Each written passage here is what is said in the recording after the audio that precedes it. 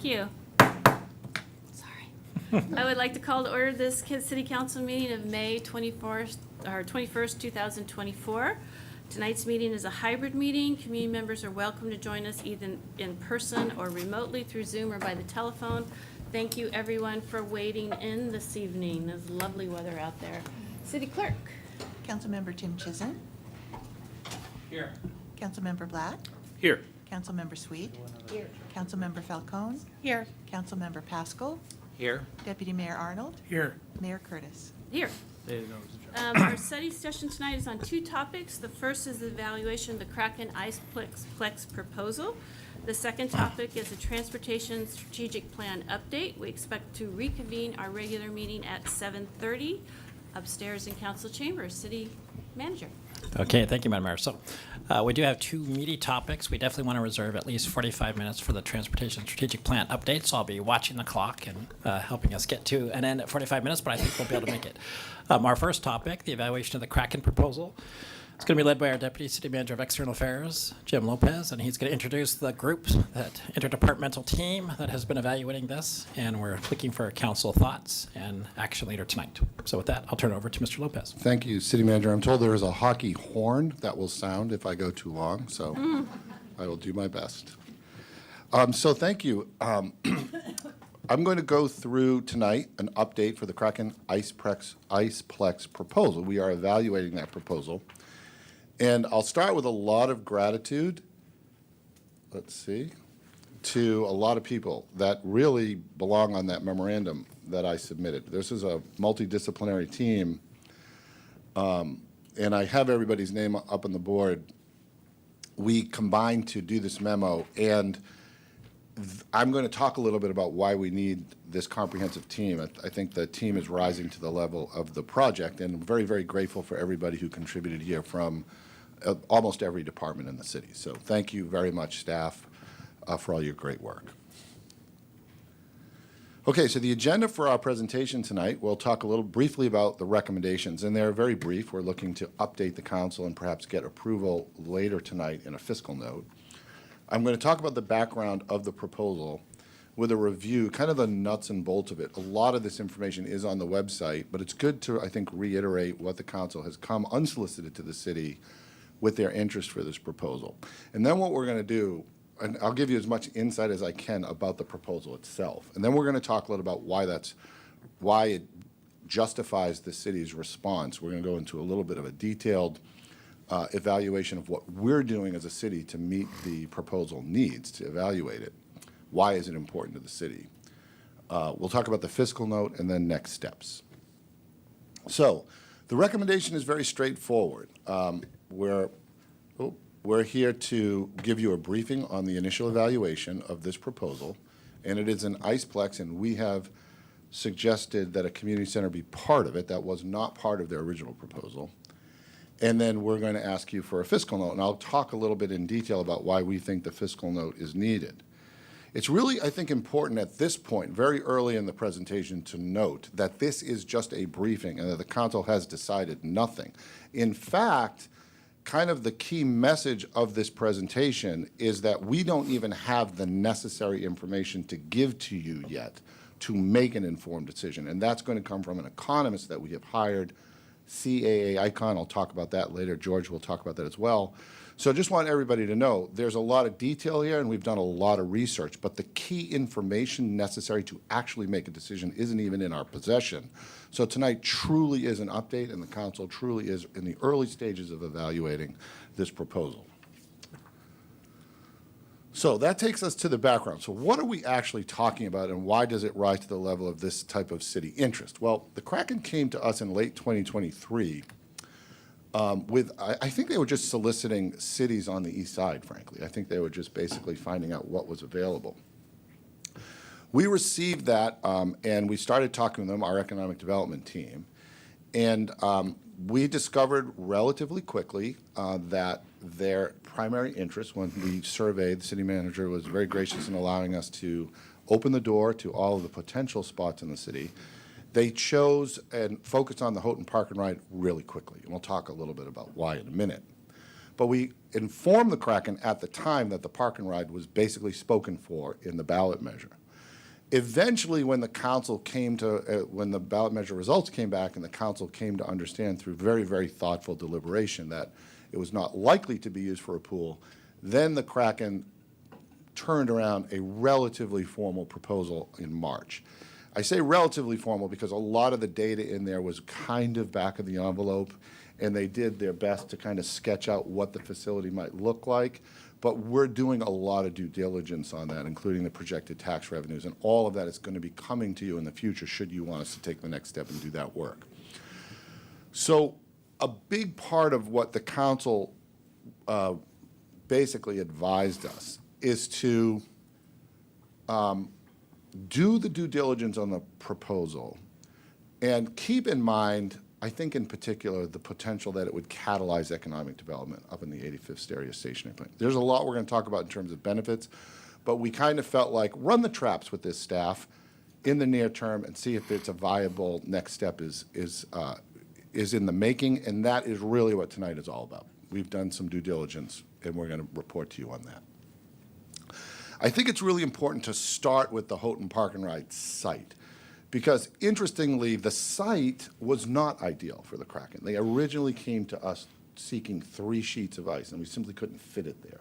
But what was ideal for the Kraken, in my opinion, this is my narrative, is that the location seemed to be kind of a Goldilocks thing, like a perfect fit, in the sense that hockey is an auto-dependent sport. And coming right off exit 17, right into this area, was very attractive to them, and I think there's close, easy proximity to Bellevue and Redmond, and this is a growth area for the team. There's a lot of season ticket holders in this area. The players live around here in neighboring cities. So I think they gravitated towards the Houghton Park and Ride right away. Well, thank you, Allison, who is here as well, Allison Zeich from our planning department. We did some analysis, and we found, this site is zoned for low-density transit-oriented development in 2023, which can include community and recreational facilities. We've, discovered that this site is well-suited for large footprints. It might not be ideal in the sense that it meets all of the use needs. Very good access to 405, which minimizes street access to street surfaces. It's relatively isolated from neighboring roads. We have discovered through some community outreach, the isolation of the area is kind of an issue, and that there may be some desire to activate it. And it is within 10-minute walking of Northeast 85th Street stationary plant. So we actually do agree that the site could have potential to activate the stationary plant.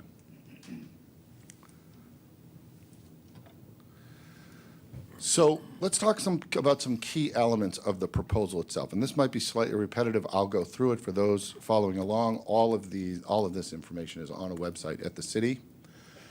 The proposal is for a 75,000 square foot arena area, and this would be 2 rinks. And it's kind of similar to Northgate, kind of not.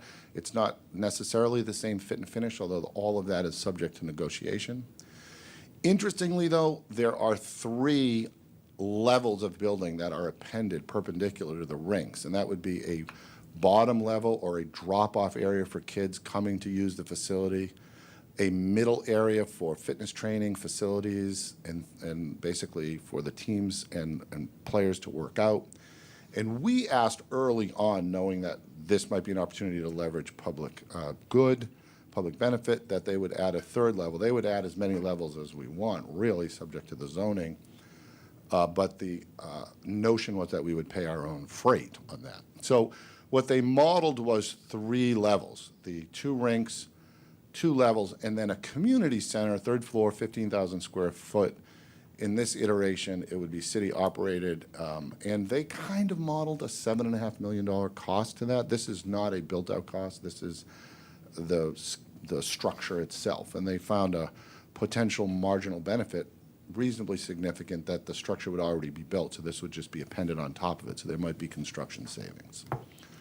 Some other key elements of the proposal: 35-year lease with a 5-year option. They're looking for $1 a year for it, so essentially the use of the site, and I believe we paid in the areas of $9 million for the site.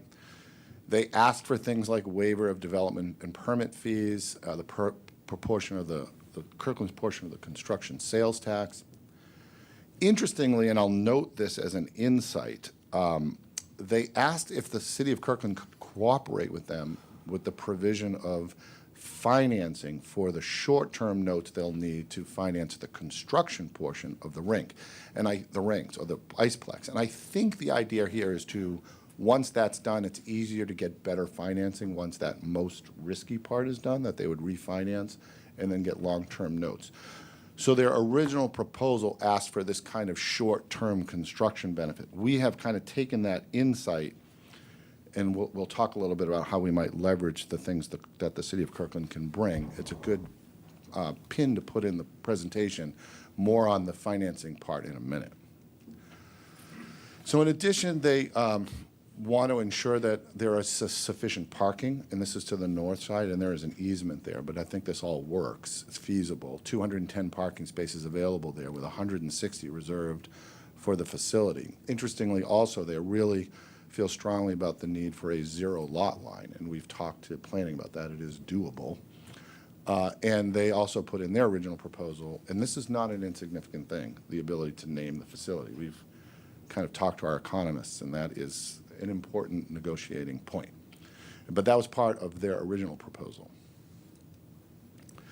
So that's the what. And, you know, I've talked about key insight that it's not ideal for them in terms of size, but I do think it's ideal in terms of location. I would say another interesting insight from the proposal itself is the Kraken has been amenable to be thinking creatively and dynamically, not so much about picking up our costs, but they acted quickly to add the recreational facility when we said so. So I think in terms of design and other creative ideas, I think they are amenable, and they have been good partners that way. I say that to give incentive for the council to think creatively. This is very early days in terms of design, and if you are so inclined, there is potential open communication about that. And the last point I would make is the Kraken has focused on the city of Kirkland. When they started, I think all cities were in play. I think now they've waived council. We had, Renton had some council that we reached out to. They waived any conflicts. They put in their newsletter that they're working with the city of Kirkland. And they've been really cooperative with the economists. So they're kind of giving us priorities, attention, I think, for this period of time. And I think that's also important to note, given the amount of resources that we're investing into the project so far. I think they're prioritizing our city. I'm pretty confident about that. So why is all this important? Why are we spending the time that we are on the Kraken proposal? Well, it starts really, of course, with potential community benefit. And in the memorandum, where all the things, for those listening, I'm talking about are listed in my memorandum. Here's some of the high-level stuff. And this is not including, for the moment, the recreational facility. So if the recreational facility didn't exist, there is the potential, even without that, to catalyze commercial development on the 85th stationary plant. We recognize that as a potential public good. We do think the brand of having the NHL here in the city as a home, it's obviously a practice facility, and their main practice facility is in Seattle, would be a brandable, positive element for the city. We do have a history. We had the Seattle Seahawks here. We think it's something that would meet the brand of the city of Kirkland, and the Kraken is what appears to be a really good organization. There is potential direct sales tax, admission tax, and parking revenue. Increased sports tourism. As we know on the TDC, the Tourism Development Committee, we're always looking for shoulder season events. Well, hockey is played in that shoulder season in the winter months, winter and fall, and added jobs during construction and ongoing operations. Now, there's also, and this perhaps is right up there with the 85th Street, physical activity. The idea that hundreds of thousands of potential folks will come through the doors for new and diverse physical activity. We are interested in that, obviously, as a city. It would be activated for a broader community benefit. Expanded access to ice arenas could, if we negotiate, be available potentially free or low-cost skate hockey programs for families of lower income. We could work with the school districts. These are ideas that we're percolating in our team. Potential for skate and hockey programs for local schools. We think the Lake Washington School District might be a natural partner here. An interesting one is that the proposal actually has us taking operational control of the entire facility between 35 and 40 years. And obviously, all of this is negotiable.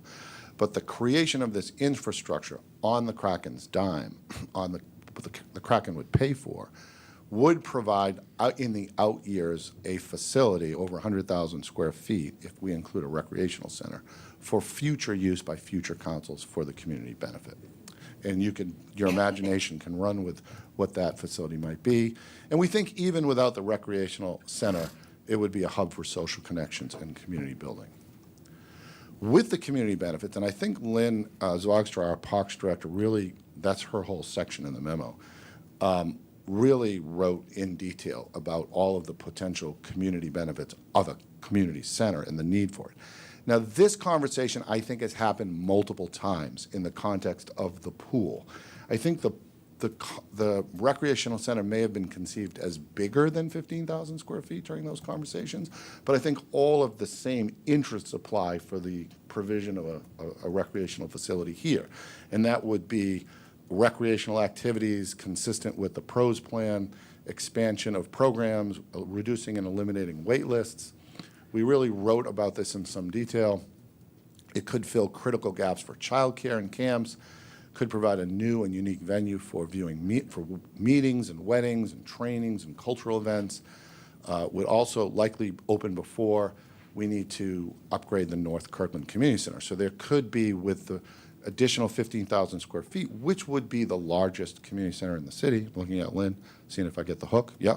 So it would be able to be, we would be able to use that kind of strategically as we upgrade other community centers. So there's a lot of demand there. Now, let me stop, before I turn it over to George to talk about some financing options. The idea and the need for the community benefit, I think, is pretty clear, and we've heard it multiple times in all of the iterations of the pool and in other forums. But everything comes with a cost, and one of the lessons we learned from the pool initiative was that there's not a lot of appetite for property tax, at least right now.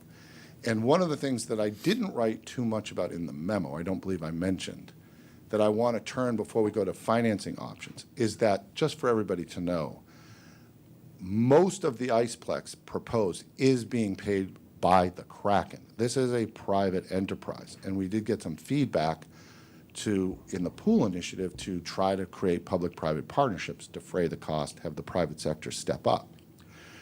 Their proposal was $40 million for their expenditure for the 2 ice rinks and the 2 levels. They did not include the $7.5 million for the city, for the recreational facility. But that $40 million is the Kraken's private burden. I'm going to turn it over to George now, because in doing our due diligence, we have reviewed their proposal for construction financing. They want the city's lower rate because of our AAA bond rating and the like. There's also the potential for using our funding to provide more value to the deal that might allow the city to create things like the recreational center for potentially moving the cost of the Kraken as well. Now, I'm not going to go into too much more detail. I'll turn it over to George, but financing options has become a reasonably big part of our research, and we'll be working closely with our economists to try to vet that out for you before we come back in the future, should you desire that. George. Thank you, Jim. So, as Jim mentioned earlier in the presentation, the original proposal from the Kraken had this $40 million construction loan, essentially from the county, that we would help facilitate. We met with staff at the county, and this is something they had discussed with the City of Seattle and the Seattle School District in relation to Memorial Stadium. Essentially, the county has pretty large cash reserves because they act as the treasurer for a lot of other entities in the area. And so they are able to provide these kind of short-term construction loans. But as Jim said, as we looked at the proposal and thought about where we could potentially provide value to the deal, as we've discussed at previous meetings, Kirkland has AAA credit rating, has excellent credit, and also has a lot of bond authority. We have a lot more geo bond authority. What we don't have is a lot of revenue to pay those bonds, which is where the Parks ballot measure came from. And so one of the ideas that we have looked at exploring is issuing bonds that could be backed by the revenues from the facility. And so this would be the city issuing general obligation bonds that would then be paid with some combination of either revenue directly to the facility or revenue associated with the facility. There are a few, and I won't go into them in detail, they're in the memo, there are a few structures that we could put around these, the Public Development Authority or some other structures. But I think the key here is that if we were to do that, to get our best interest rate on the bonds, we would have to put our full faith and credit in, behind them, which would be essentially like us issuing general fund bonds anyway, because we are backing the bonds. There's obviously a lot that would have to go into negotiating how that would work and what a development agreement and what an agreement would look like. But in theory, we with our access to better interest rates and have our credit rating, that could provide value in that bond issuance, like Jim said, that could allow us to access some of the public benefits that were on some of the previous slides. One final thing on the bonds, we met with bond counsel, and there are portions of the bonds that could be issued as tax exempt, which is where we get our best interest rates, the community centre, potentially if there was some shared space. But most likely the vast majority of the facility would be primarily private use for the Kraken. At least they would be renting it out, so it would be ineffectively for private use. And so there would be taxable bonds. And so there was a lot of nuance in there as well, but it would be a combination of tax exempt and taxable bonds. And taxable bonds come with a higher interest rate, and still likely lower than a corporate bond would be, but higher than our tax-exempt bond rate.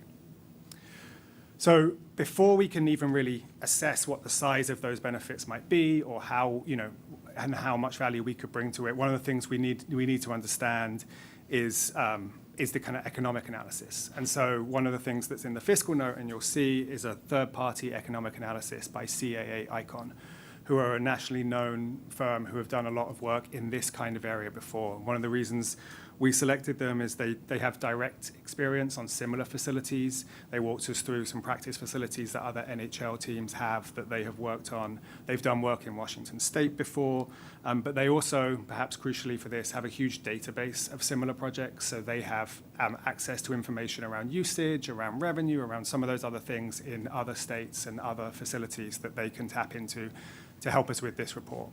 So the scope of the report, it says there, the three things that they will be looking at is evaluating market demand. That's essentially how many people would use the facility, how much might be charged for it, looking at who would use it, where the demand would come from. Would it be in Kirkland? Would it be regional?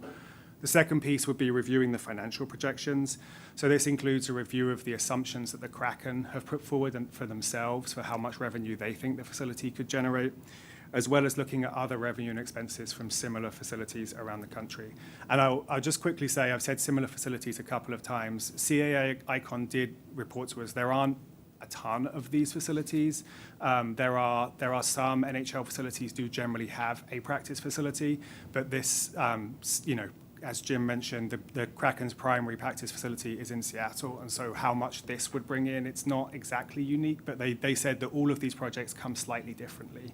And they're financed slightly differently, so it's hard to find an exact comparator. But they do have a database that includes a huge number of major league sports teams and their various facilities. And then the final thing, just quickly, would be a economic and fiscal analysis. So this is more directed to us, estimating our tax revenues, as well as trying to get at two things that are complicated to get at. One is how much of the revenue generated would be brand new to Kirkland versus displaced from somewhere else. So if somebody's going for dinner, if there was a bar or restaurant there, would that person have been otherwise having dinner downtown in Kirkland, or are they coming from another city? And then the final piece would be a kind of look at what the reputational value to the city of having something like this could be. It's more of there is some subjectivity to something like that, but their report is going to look at, how to value the idea, like Jim said earlier, the kind of brand recognition of having the NHL in Kirkland. And to be clear, and I think George alluded to this, is the revenue, we would be responsible in this one of many scenarios, but the revenue burden would be the Kraken's. Like they would be responsible with guarantees and assurances to pay the debt service of the financing. Right. In whatever we would negotiate, right? At least for the part of the Kraken, but it could be for the whole thing. Okay, so the fiscal note really is, George, maybe you could take us through the fiscal note. Sure. So The fiscal note, as you can see, has 5, and it was in the memo, has 5 separate areas. So items 2 and 3, which include CAA Icon, these are the things that have to happen as the pre-work. That's how it gets us to understanding the potential fiscal impacts of the project, gets us to being able to make some ideas, kind of assessments of where we think the public benefit might be accessed. Some of the other pieces, the additional legal financing, particularly in the community outreach, those would be as needed. So they may not be immediately used, but they would be money that we would have available if council decided to go further with the project. The total fiscal note is just under 250,000. And so the funding for it is, if council remembers when we adopted the 23-24 budget, we hadn't purchased the park and ride yet. And so we had an appraisal of $10 million, but we weren't sure if it was going to be more. And so we set aside $2 million in the general fund that we would use if the purchase ended up being more than the $10 million. As it turned out, it didn't. And so that funding is still available, and this would use some of that funding. Yeah, so just to reiterate, a reasonably significant portion of this would be deployed only if the council wanted us to move forward. So thank you very much, George. That kind of brings us to next steps, and I think we have a full 15 minutes for questions. We're seeking approval of the attached fiscal note to elect the work of the CA Icon is mission critical for the council, in staff's opinion, as to make an informed decision. So we're seeking approval of the fiscal note. We would like to return to a future council meeting with options. Now, once we get the CA Icon report back with all of the important characteristics that George articulated, we would be able to present you with options from no recreational facility at all to we pay with some funding source for the recreational facility, all the way to some financing options where perhaps we even move the burden of paying it to the Kraken, subject to a negotiated term sheet, which we would consult in pretty much detail with the council about what direction you'd want us to take, should you want us to move forward. And following council review and approval, if that were to happen of the term sheet, then we would engage the Kraken in negotiations. City manager would probably be obviously our lead negotiator, and at the appropriate time, we would begin community outreach with the Kraken. I know they've offered, should it go that far. But I think at this point, given the time window, which I think is over the next month or two, this is how it would all play out one way or the other, go or no go. And just on the fiscal note, it's the actual approval of the fiscal note is on the consent agenda, and so the discussion of it here, but to take action, there's a short memo on the consent agenda for the fiscal note. So with that, Madam Mayor, I turn it back to you. Thank you both, and thank you to the team that's been working on this. Councilmember Black wants to kick us off. Thank you, Madam Mayor. Yeah, I'll buy the first round of drinks. I did want to make sure the folks following along at home know that we're not taking up the fiscal note here. We're taking it up later at the regular meeting, as George mentioned. Really appreciate all the work that's gone into this, the presentation, the very clear memorandum. So just thank you to the entire team that's been working on this. And I wanted to start off my comments by sort of noting that we don't even have a term sheet yet.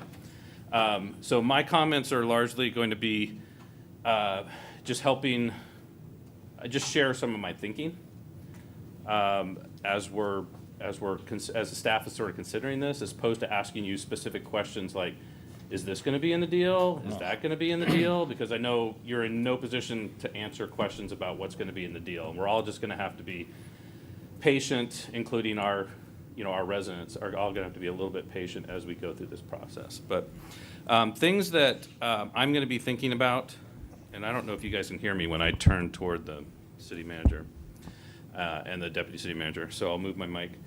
I do want to make sure at some point I understand sort of the return on investment for the city. And I don't know if it makes sense to sort of break out the initial $9 million purchase, roughly $9 million purchase of the Park and Ride from whatever debt financing we may be involved in, depending on, I mean, there's so many moving parts, right? But if we're part of the borrowing plan, then we're going to have some debt. We're going to have some debt whatever, what's the word I just used? Service? Service, thank you.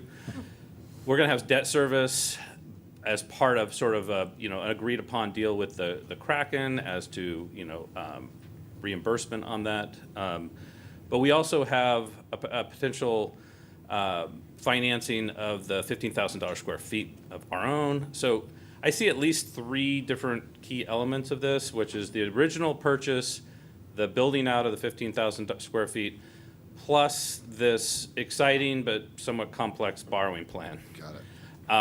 And I want to make sure I understand sort of, obviously this is going to be forecasting a lot of what George was talking about that our consultants, subject matter experts are going to be advising us on, is how to sort of predict the future and how to forecast.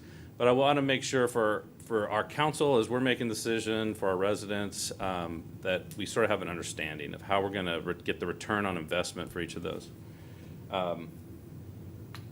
Also, an important element for me is going to be the potential community benefits and really understanding how we are going to get community benefits out of this space. I think there's so many possibilities, but that'll just be something that I'm going to be thinking about all along throughout the process, and I appreciate the information that the Parks and Community Service Department Director has already provided us in the memo, but that'll be a focus. And that'll really come down to how we are able to sort of program and use the 15,000 square foot space. I already sort of mentioned the borrowing plan, but I want to make sure that's going to be something I'm going to be making sure I understand. It's just, if we do come up with an innovative borrowing plan where the Kraken are able to leverage our ability to access debt financing at a lower interest rate, I really want to make sure I understand how that's going to play out. I already mentioned the financing of the construction, although I mentioned it in the terms of return on that investment. I'm also thinking about that in terms of just making sure I understand what our plan is if we are in our own pocket, so to speak, in our own pocket to finance, roughly $7.5 million of community space.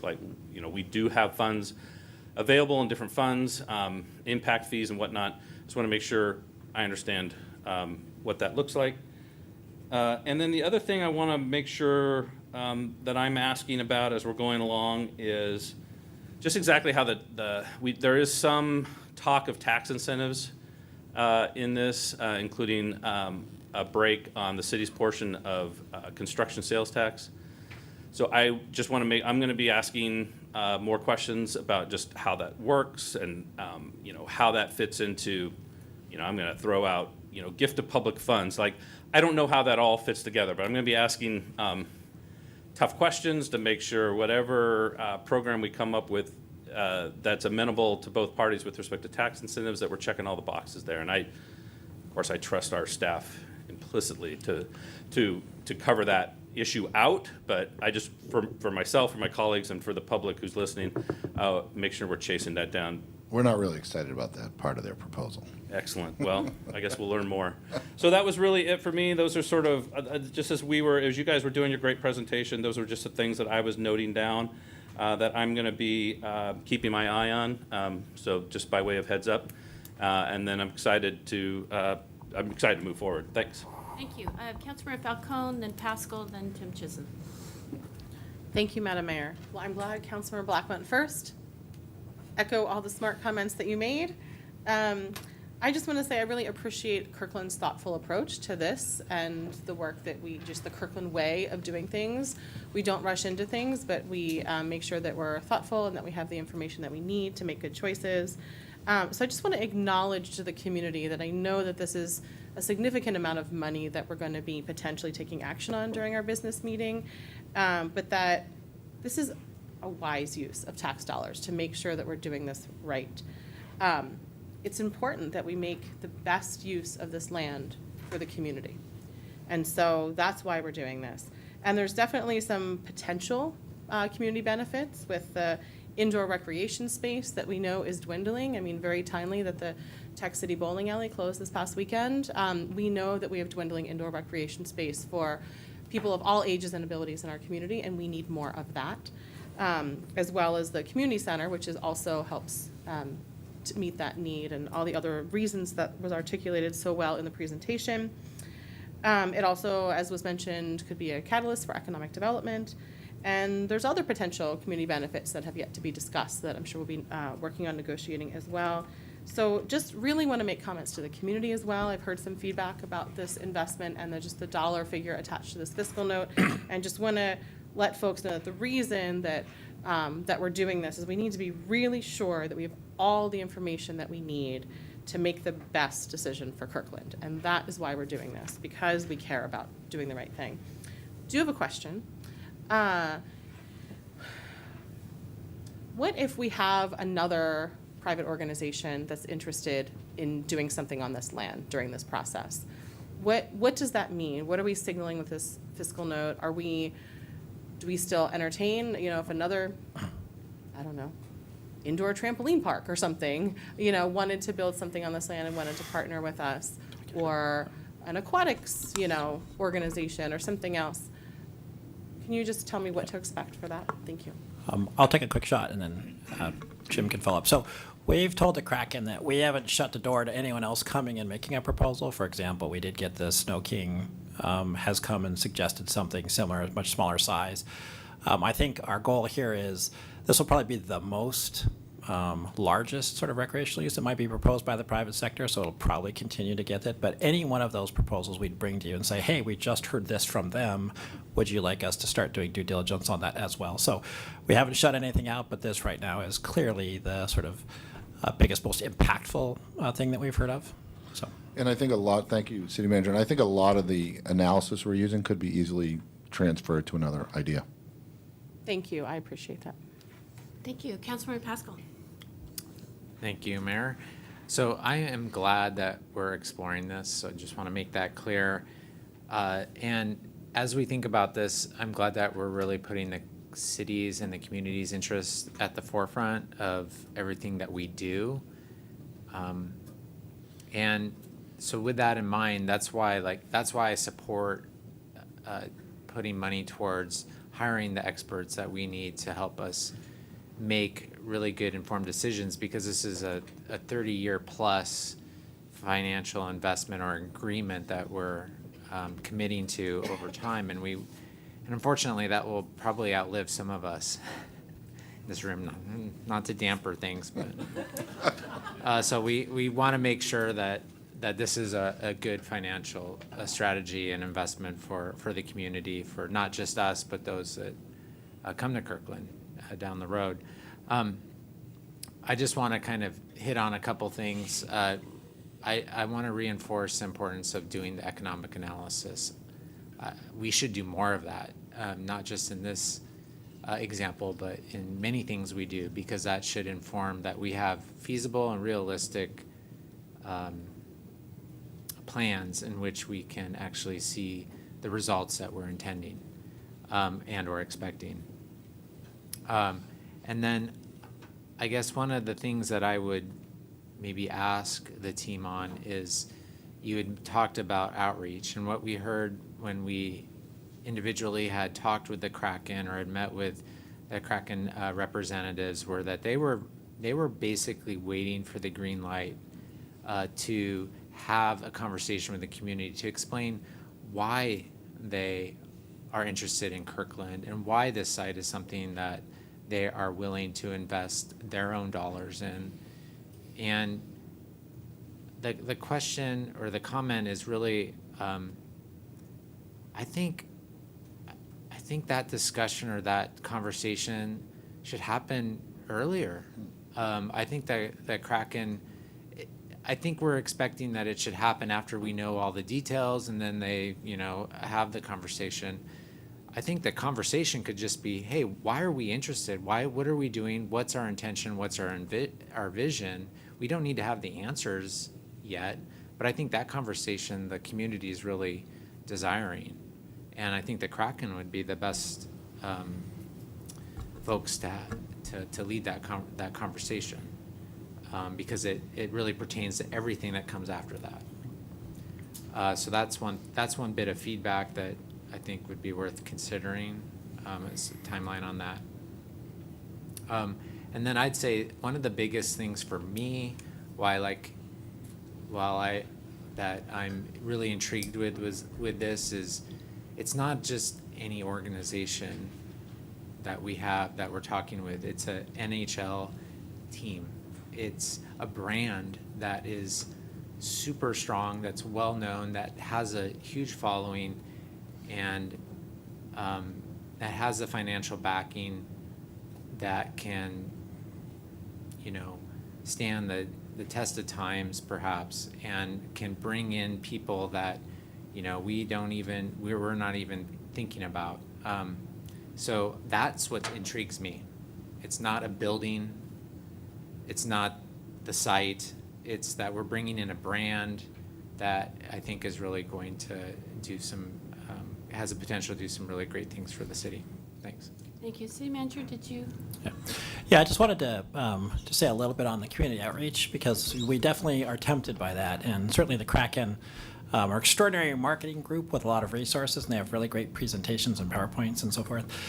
Part of the reason that we wanted to hold off a little till we got some of this is that they're enthusiastic but not always accurate, and not unintentionally. Like, so for example, saying the city's going to get all this revenue, it's going to get this B&O tax and things, and we don't have a B&O tax, right? So what we didn't want to have was a lot of people get super excited about something that us have to come in behind and say, well, actually, right? So we just wanted to make sure that as we went out together or even behind them, whatever they're talking about is something that you're also enthusiastically behind the council too, because there are some questions that we still have that we have to work out, and some legal issues and financing and stuff. We just want to make sure it's all correct. But we absolutely want to partner with them on getting out to the community. They're ready to go anytime we say so. So you're absolutely right. But that's the reason we wanted to just have a little bit of break on that before we set them out there.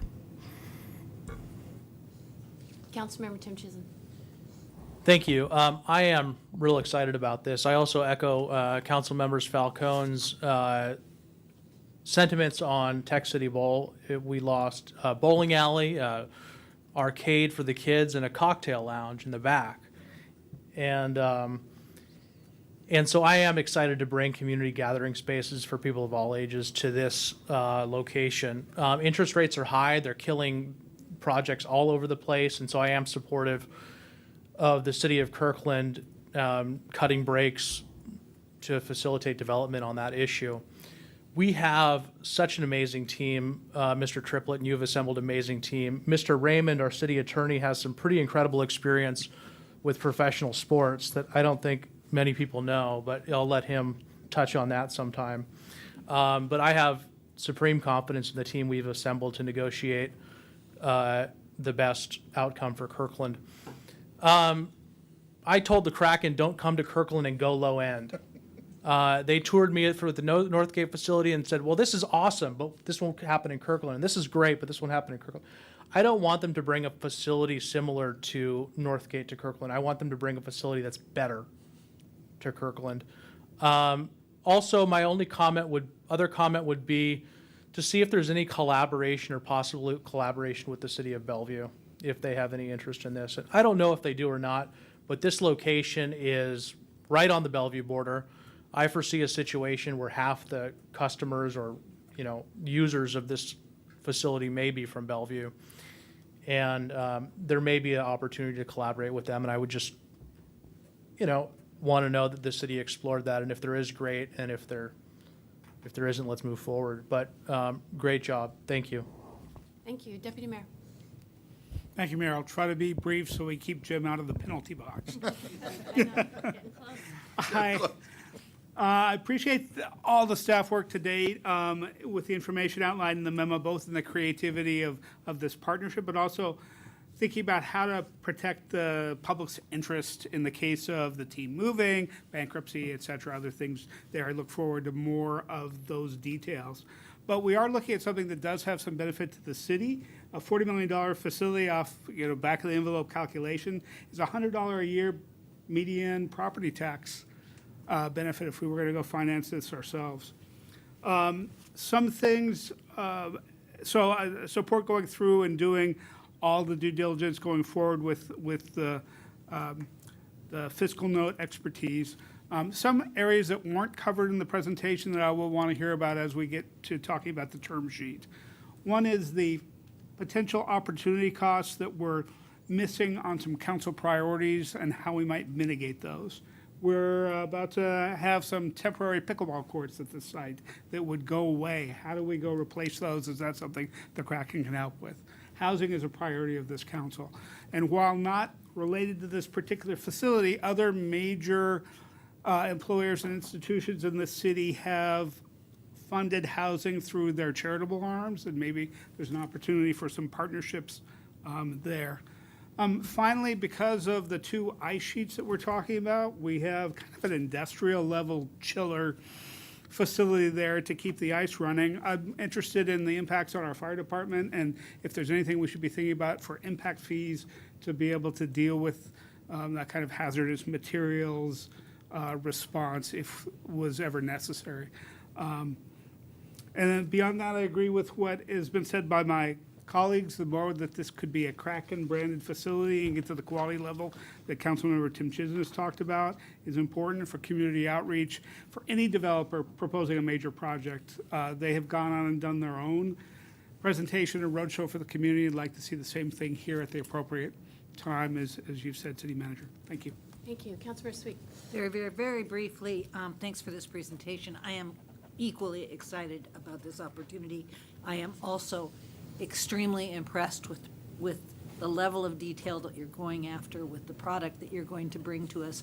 I am absolutely confident that we will have the information that we will need to move forward with a decision when the time is right. I stand behind Councilmember Falcone's word. This is the Kirkland way. Keep it up. Let's go. All right, I'm going to try to be fast. Also, so it's been said, the thoughtful, cautious approach and bringing the professionals on board, that's what we should be doing. We need to make sure we get the best deal that we can. I'm interested in if we can shorten the 35-year time frame because I don't want to be dead when this is over to the city. It'll just be a Merrill card. So, can we look at 20 years and what would be the impact of that? Could we retain the facility then? Not comfortable with giving up the naming rights. That is very high value. They've asked for a lot. That's how you negotiate. There will be some give and take on that. I'm going to mention a couple things that won't be in the term sheet, but I'm really interested in how we will move people from this facility to other business opportunities within the city of Kirkland restaurants. Could we create a Kraken shuttle that goes around? Could they create a Kraken shuttle that goes around to different business centers? What lessons have we learned from hosting the Seahawks? Did we have missed opportunities there? What sort of commitment can we get from them that the Kraken the management and the players are members of the community? Are they going to appear at our 4th of July parade? Are they going to be at our benefits? That sort of thing. Really interested in their foundation and what would be the value of it, value of the foundation to us to support our local nonprofit organizations, youth scholarships, and so forth. And when we get to the financial options, I'll need a slower walk through what we're doing. So, thank you. We're 5 minutes over, and Councilmember Black has one more. One more really quick. Thank you for letting me talk again, Madam Mayor. I think I mentioned this. I think it may be at the retreat that we had where we first had a conversation about this, but just as Mayor Curtis was talking, it reminded me with the Seahawks. I think I did suggest that maybe we just at least have a conversation with Dr. Castleberry at Northwest University, find out if there may not be any learnings from the handover from the Seahawks back to the Northwest University in that instance. It may be so completely different that there's nothing for us to learn, but worth a reach out to see if there is anything we can learn from that. If Absolutely. Dr. Castleberry and his team learned anything from that handoff. Thank you. Councilmember Falcone?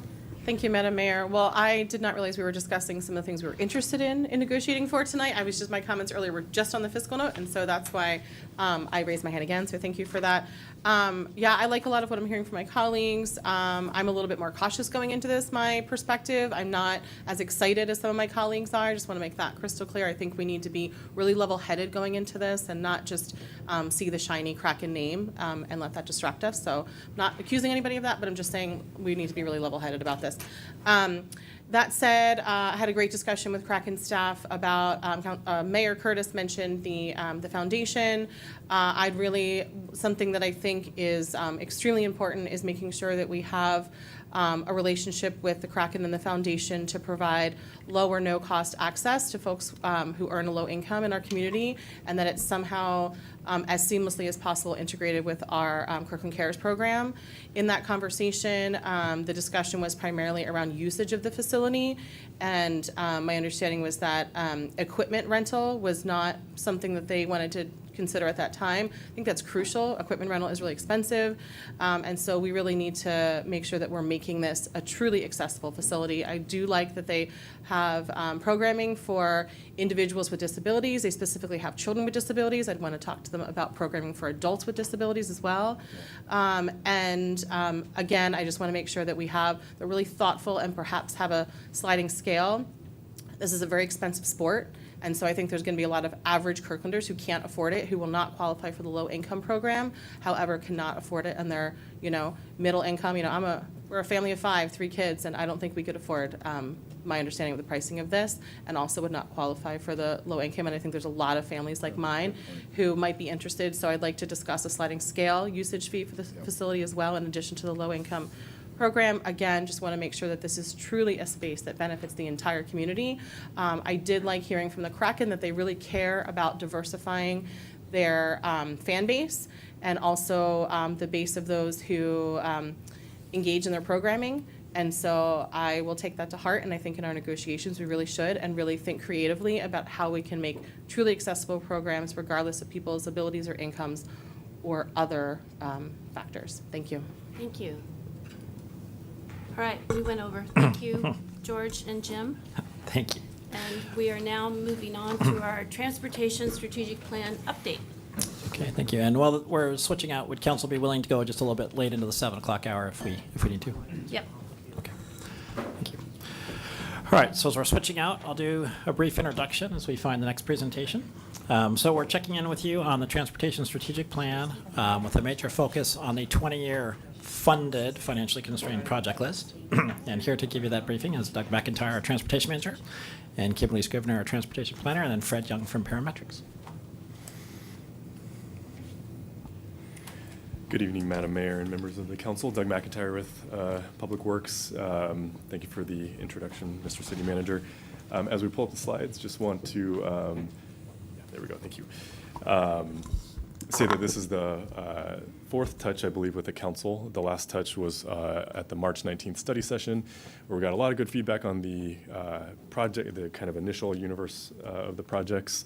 And since then, we've worked with our commission to prioritize that list and work on what we can fund in the 20-year window to create what we're calling a fiscally constrained list for the 20 years. So we'll get into that in a little bit here, and with that, I'll turn it over to Kim. Great. Thank you. Good evening, everyone. As Doug mentioned, we'll be talking about the capital facilities plan and which projects to fund within that need to be fiscally constrained. I'm going to kind of go a little fast tonight so we can get to the discussion.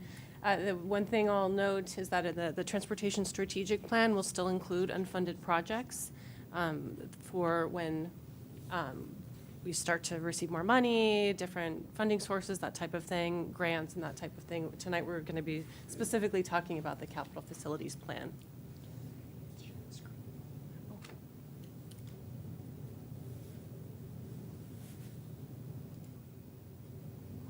We're sharing the screen right now, just for those wondering. Thank you.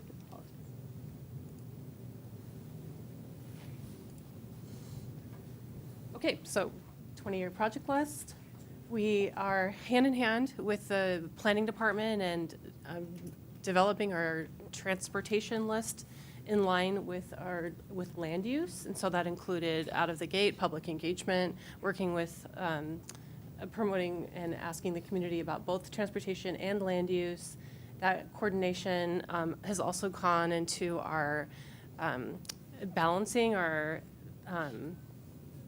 what we expect to see as impact from development onto the transportation system, and that has helped us develop the project list and what we call concurrency, which I'll talk about in a minute. So the project list development, we put together many, many plans in one long list. We want to talk a little bit about the difference between projects and programs. So individual projects are generally larger in scope. A lot of them include right-of-way acquisition. They're much better managed as individual projects, such as the 100 Avenue corridor. Programs are smaller in nature and implemented together can still help us with our vision, but allow us to be more flexible in implementing our program and our programs. And for instance, filling a sidewalk gap. And when I mention a vision, one goal in the active transportation plan is to build out sidewalks on both sides of transit routes. And so this is that ways that programs can help us build out our goals. The proposal tonight is to have more of the budget be allocated towards programs. And again, this really helps us get into this being able to address lower cost, high impact projects. We hear a lot about from the community, street lighting and crosswalk upgrades, excuse me. We, as I mentioned, the sidewalk completion program, we're working on a lot of sidewalks through the Transportation Benefit District, but there's still a lot more need on the list. The citywide greenway network is another proposal that we would like to fund, and so the projects in bold are the ones that are currently unfunded right now. The reason why the greenway network is proposed to be a program, we've built out several of our long greenways, but a lot of the other segments are a bit shorter. It's a really great tool for us to connect our bicycle system, and so that's a proposal for some of the programs. Also want to reiterate that what we're talking about tonight is not the fiscally constrained project list. We're citing specific funding sources, but there are a lot of other ways that projects get built. And so, for instance, with Metro, we've already partnered with Metro. They're funding a signal modification project at the South Kirkland Park and Ride that's underway. They'll be really working on that later this year, next year. Any new K-line projects will come in, new projects with new money, and they will get folded in. Appropriations, the 132nd crossing of a cross Kirkland corridor, those types of things. Our grants, we don't have, we're not including that in our projection out for 20 years, but we did do a little bit of research thanks to our finance team and Public Works. Jessica looked at the last 5 years. We estimated about $2 million a year, and that's averaged over that time. It is about 20% of what we've asked for, so grants aren't always successful, but we do have a very aggressive program seeking grant money and outside money. The big thing that I really want to talk about tonight, so we have a project list that we've proposed to you. Another thing that is surfaced is about looking at additional projects related to concurrency. And so concurrency is looks at, this is where this partnership with working with our planning and in the land use and the growth happens, where we look at the growth, estimate the level of trips, the trip demand based on that growth, and then we look at the transportation system and make sure that we have enough trip capacity to meet that demand. This has been a long process. These projects are not prioritized because they will be required. They do go to the top of the list, and when I say that, not that they would be implemented first, it's just that they're not prioritized, and so they weren't part of that original map that went out for public engagement because these would just be required. Originally, all signs had pointed to us having kind of a relatively small impact. However, we are starting to see some areas where that we may have a little bit more investment in these concurrency projects than we originally anticipated. We can talk about that a little bit more. Those projects are still being vetted. The reason why you're not seeing them yet, it's quite a long process. we had to wait until the land use decision was made, so we really know where that growth is happening. And then once we model the projects, there's weeks and weeks and weeks and several iterations every time we do, and a lot of quality assurance and QA/QC, and then defining the projects and then really refining them. And so that's why there's a little bit more there's less information about those, but we did want to talk about it tonight. So in terms of this project list, these are the funds that we're talking about tonight. $317 million over 20 years. Again, council, you could choose to add grant money, some, projected revenue for grant money. That's kind of part of the conversation. And so right now, we are looking at more of the money going to programs, and then the 128 remaining for individual projects to meet that, underneath that 20-year revenue. We're able to fund the top 12 projects. There is still some money remaining, that around $15.5 million. That money will likely go to those concurrency projects. We're hoping that that'll cover them. There is a lot there. We might have to churn the list a little bit more, or refine the scopes of some of the existing projects. And so, but tonight what we're really looking at, well, I'll get into that in a minute. So the cost estimation, where we've refined costs. There are 10 projects that are, where we've taken a deeper dive into the cost estimate to make sure that we're being more accurate. We couldn't do that for all 430 projects plus the 1,600 sidewalk gaps. Fred's team, and I'm sorry, everybody, apologize we didn't introduce Fred, our consultant, just worried about time and dove right in. But their parametrics team has done an excellent job going through our 430 projects. And then they're doing a deeper dive on these 10 to just make sure that we're getting accurate costs as much as possible. We talked about project prioritization already. This was based on the goals of the plan. And there were originally the 430 projects that went out for public engagement. I won't revisit this because we talked about this at the last study session, but generally, what we've heard overwhelmingly from the community and in all of the various stages of our public engagement is that people are really looking for pedestrian safety.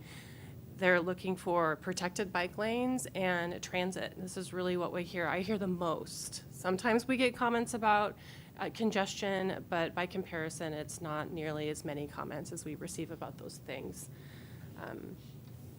And then I will mention that regarding the pedestrian safety, that is where our programs come in. The added sidewalk completion, the crosswalks, the lighting, those are really important, and that really addresses that one. It is daunting to see only 12 projects that are the highest scoring on the list, but if I had to handpick a number of projects, these are good ones, honestly. If our prioritization process is working, we're connecting our centers. I do want to talk a little bit, it's a little challenging to demonstrate how we're building networks, so we've been asked a lot to do that. And so these are just some of our major projects. And so I turned off the existing bike facilities, but for bike facilities, for instance, I mentioned that was one of the things we've heard a lot from the public. In 20 years, people would be able to take a protected bike facility all the way down to 100 into Totem Lake. There's a little gap that's not funded, but essentially through the village where we have the protected bike lane, the Gateway project, people can use the connector bridge to get on the Cross Kirkland corridor or continue on protected bike lanes all the way down 124th.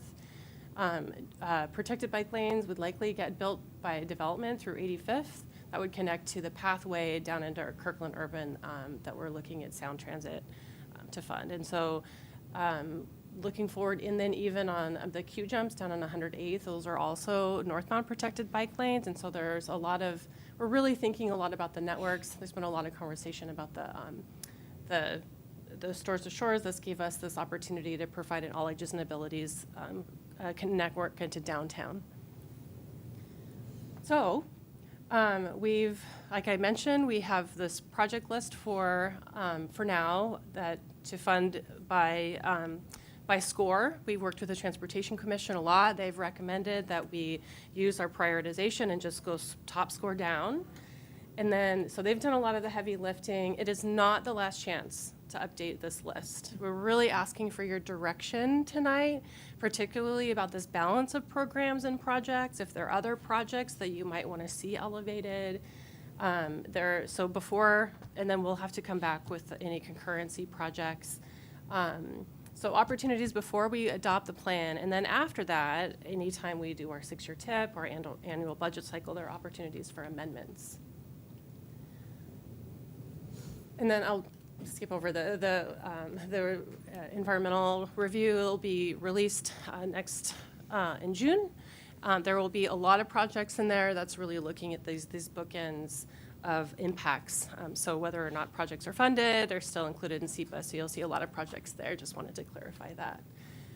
And that, I'd like to open it up for discussion, Madam Mayor. Nice job. Thank you. No pressure. And Fred, I noticed you have your own name tag. That means you're a long timer. Yeah. All right, Councilmember Tim Chisholm. Thank you. As we move forward with a lot of these projects, I'd like to know your kind of thoughts. We're more than 10 years removed from the annexation of Kingsgate and Finn Hill. And I'd like to know just holistically if those two neighborhoods are basically have been brought up to a similar level of servicing as the rest of Kirkland. And if not, I'd like to see focus on those two neighborhoods to ensure that they're adequately serviced. There's still a lot of needs in the north end, but we have spent quite a lot of investment in the north end neighborhoods, Finn Hill and Juanita. It's interesting, I was digging through our CIP, very thick CIP document, and there's a breakdown by neighborhoods, and these neighborhoods get quite a lot of investment compared to others, and so we're really working on that. And they're pretty fairly, even though in these top 12 lists, there's other projects like all of the implementing the Juanita corridor study and the 91st, I shall not say Goodwill, I will not say Goodwill. And so there have been quite a bit of investments already that are already planned. Okay, thank you. Thank you. Who's next? Councilmember Falcone and Deputy Mayor. Thank you, Madam Mayor. I'm going to discuss something that was in the memo that perhaps was not briefed on much tonight, but I was, again, really happy, as I always am, and several of us are, when you have a table of council comments and how you've responded to them. Just thank you so much. That makes reading the memo and preparing for these meetings so much easier. You save us hours of trying to watch the old meetings and what our comments were and compare it to the memo. So thank you for doing that. I just want to say a huge thank you. That makes a world of difference. I was really excited to see some of the things in there. The response to, for example, my question about the including traffic calming in the speed limit study. Thank you for that. That's really crucial to make sure we're not just, that we're actually decreasing vehicle speed and not just decreasing speed limits, right? As we all know, traffic calming is a really important part of that, and not just, enforcement, which is not nearly as effective as we know as actual traffic calming measures. So thank you for that. Really happy to see that. Happy to see that, things on the complete street ordinance updates, on micromobility, on having early community input on projects. It sounds like that's still like a plan that's being developed as to how we're going to do that. I notice it just says you're kind of working closely with the CIP group. So I would love an update, even if it's informal, just on like what that's going to look like, just to make sure it's something that we hear a lot. We've heard a lot and continue to hear a lot from the community on. So just want to make sure that that's really happening in the way that we're, that's beneficial to the community members that we're hearing from, who will be the users of these improvements. So just want to keep track on that. Thank you for the, updated language in the plan, the reprioritization of neighborhood centers and not just regional, but like the small businesses within the neighborhoods. Thank you for that. I'm really happy to see under outreach, the action to conduct outreach with a larger pool of community members and not just our Kirkland residents are very, very important and of course always included in our outreach, but also expanding that to folks who exist in Kirkland, who work here, who are students here, et cetera, and who may want to live here in the future or for transportation, already use the transportation infrastructure. One thing I know that I don't see a lot of us really taking advantage of, that's I think a really good resource, is our labor in the city. There's a lot of unions that represent, our school teachers, our custodians, our cafeteria workers in the hospitals and the schools, nurses and other healthcare providers, bus drivers, et cetera. There's plenty of unions, and I don't see that a lot in our public engagement strategy, and I think that's a really valuable resource that we could tap into to have these conversations, to have that.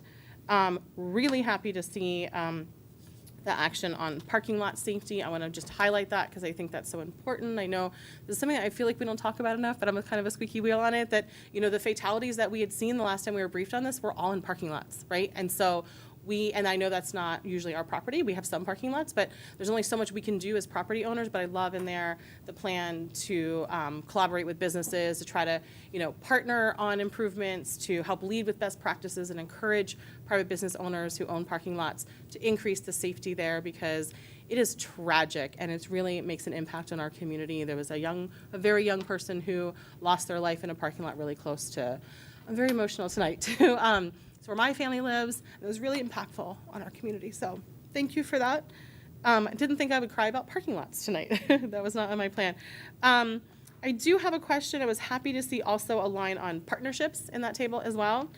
And I would like to hear a little bit more about that, or at least just mention potential partnership ideas. I recently, Councilmember Tim Chisholm and I recently were speaking with a business owner in downtown Kirkland, who expressed his business is adjacent to the marina parking lot. And he shared that some of the business owners there have been talking kind of informally about potentially partnering amongst themselves to improve the sidewalks there, like redo them or fix them, because they realize we've all probably had conversations with business owners and community members about those sidewalks there. And so I just wonder, what our mechanism would be, or if we can explore potential mechanisms and partnerships. I assume that's what that means, and it sounds like in the table that we could partner with folks in the community to actually get transportation improvements built. It doesn't all have to be done by the city, especially if it's not prioritized high enough. It's not going to happen for a very long time. If there are interested parties in the community, for example, these business owners that want to partner, and that we could help make that happen sooner for them, I'd like to see what that could look like. And yeah, just thank you for that. I really appreciate the presentation and really appreciate, again, the detail in that table addressing council comments from multiple meetings that we've had. Thank you. Deputy Mayor. Thank you. Thank you, Kimberly and Doug, Fred. This topic is always daunting because we have $315 million of projects and another $800 million that we're not funding here. And I really appreciate the thought and the Transportation Commission's work to get to the priorities that we have. You've listened to our feedback. We're completing some work on some corridors. And I think that's the right thing to do. So I don't have any feedback on that. But that $800 million is a lot of good projects there, a lot of good projects that we've heard from the community about. And I'll highlight a couple that we've had in council meetings over the past year or so that are unfunded, like Washington Promenade. All the work on greenways around Juanita High School that may be part of the Juanita Public Pathway. All unfunded. 19th Avenue sidewalks are not funded on this. We're doing a lot of work around the station area that has improvements there that get us down to about 6th Street, but we haven't talked about how to connect from 6th Street on Central down to at least 3rd, if not all the way down to Lake Street. And so those are a number of really important things that aren't funded. And that's not even talking about my highest long-term priority, is saying, how do we fulfill the vision of the Cross-Kirkland corridor?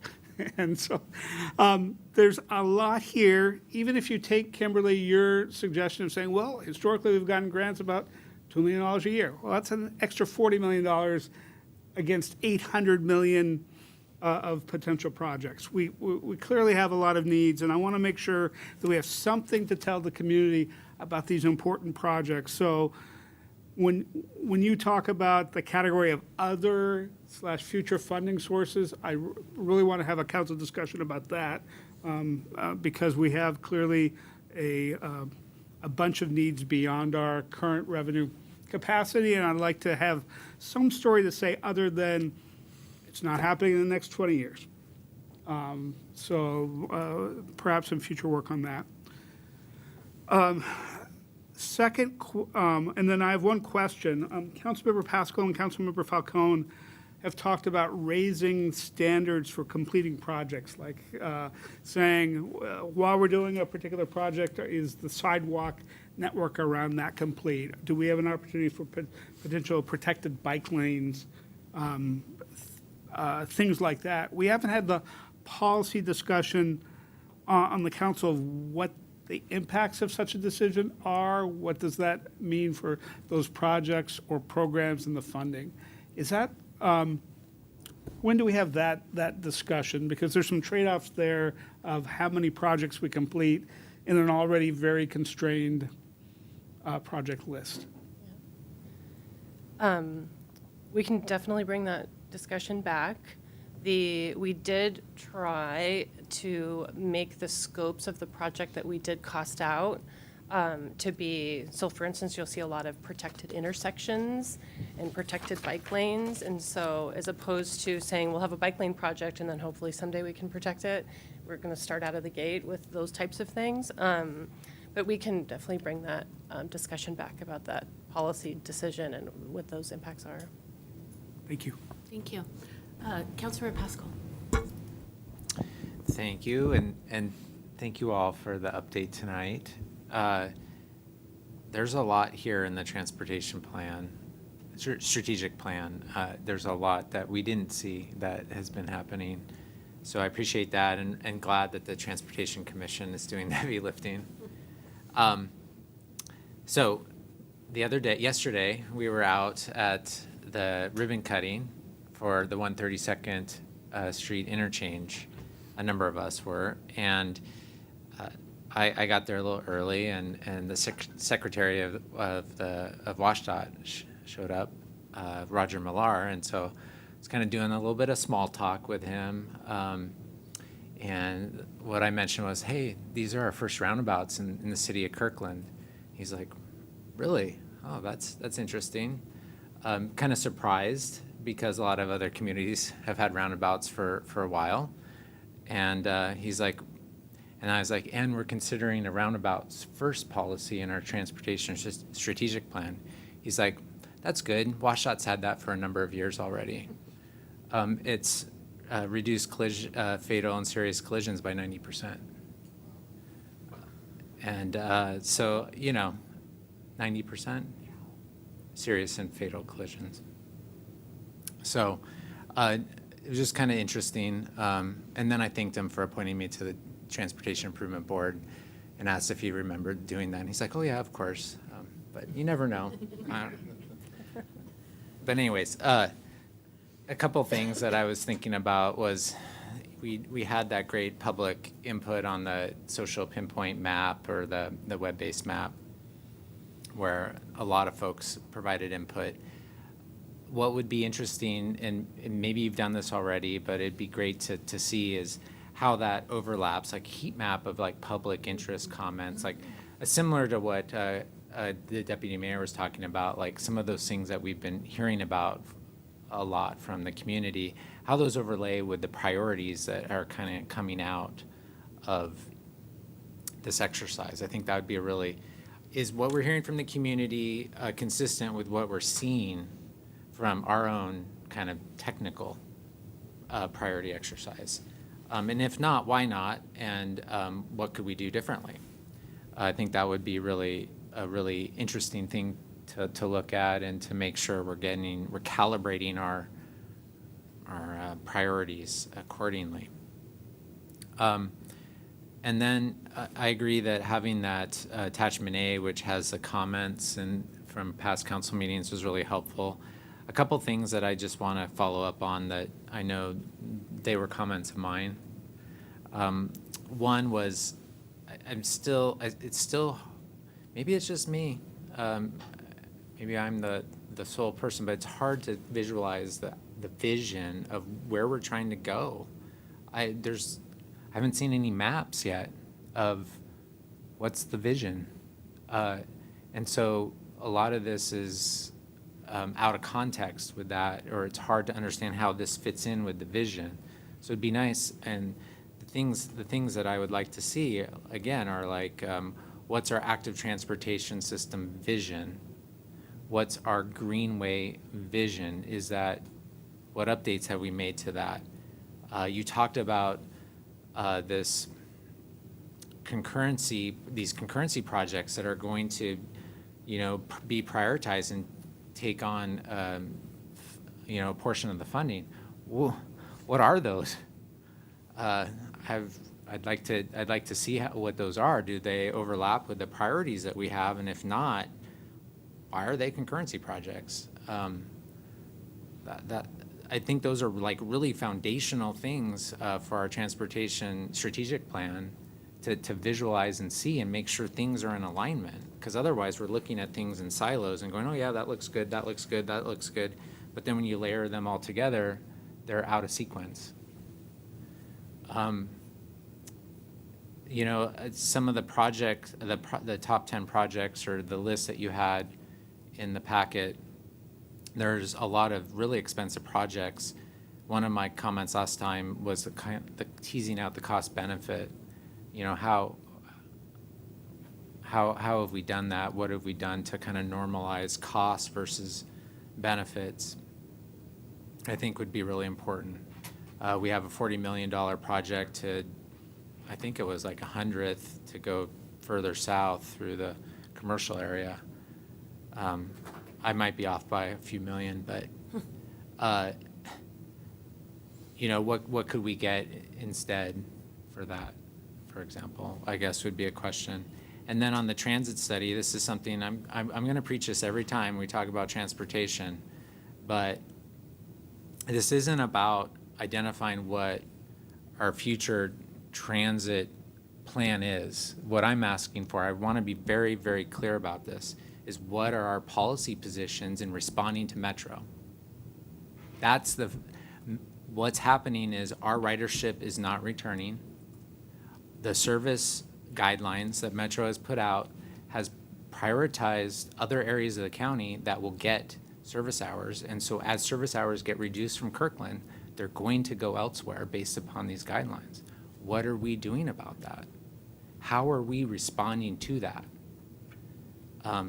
Metro Flex has been being used very, it seems to be popular in Juanita. It's not rating as well against other areas of the county. There's a chance the county might pull that. What is our response to that? How are we going to address that issue? And then with the Northeast Mobility Plan, which was implemented the day before, COVID essentially occurred, that basically prioritized bus transfers over, one-seat rides. As Metro pulls back service and service hours and frequency, the whole kind of mindset of transfers starts to break down really, really quickly. So what's our response to that? So it's a response to Metro. It's not, here's Kirkland's transit plan. It's how do we respond to these things? And how do we do it effectively? And how do we do it in a way that, we have a good case to be made? Because every city is going to be trying to make the same case, right? So I don't know. I think that the last thing is the one other item that I talked about was categorizing projects into different policy buckets. So what are the top 10 projects if we just prioritize, if we really focused on safety? What are the top 10 projects if we just focused on mobility? What are the top 10 projects if we just focused on land use and sustainability? Are they different? Are they the same? Those are kind of things that I would really.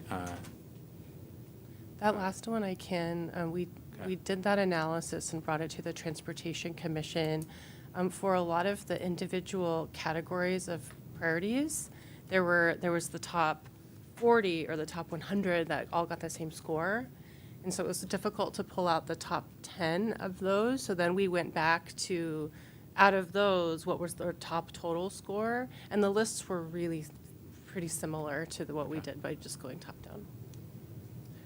And that's Yeah, why the transportation. Okay, that was helpful, because, yeah, I did see a summary in there that said Transportation Commission agreed with scenario 1, and then I was like, what's scenario 1?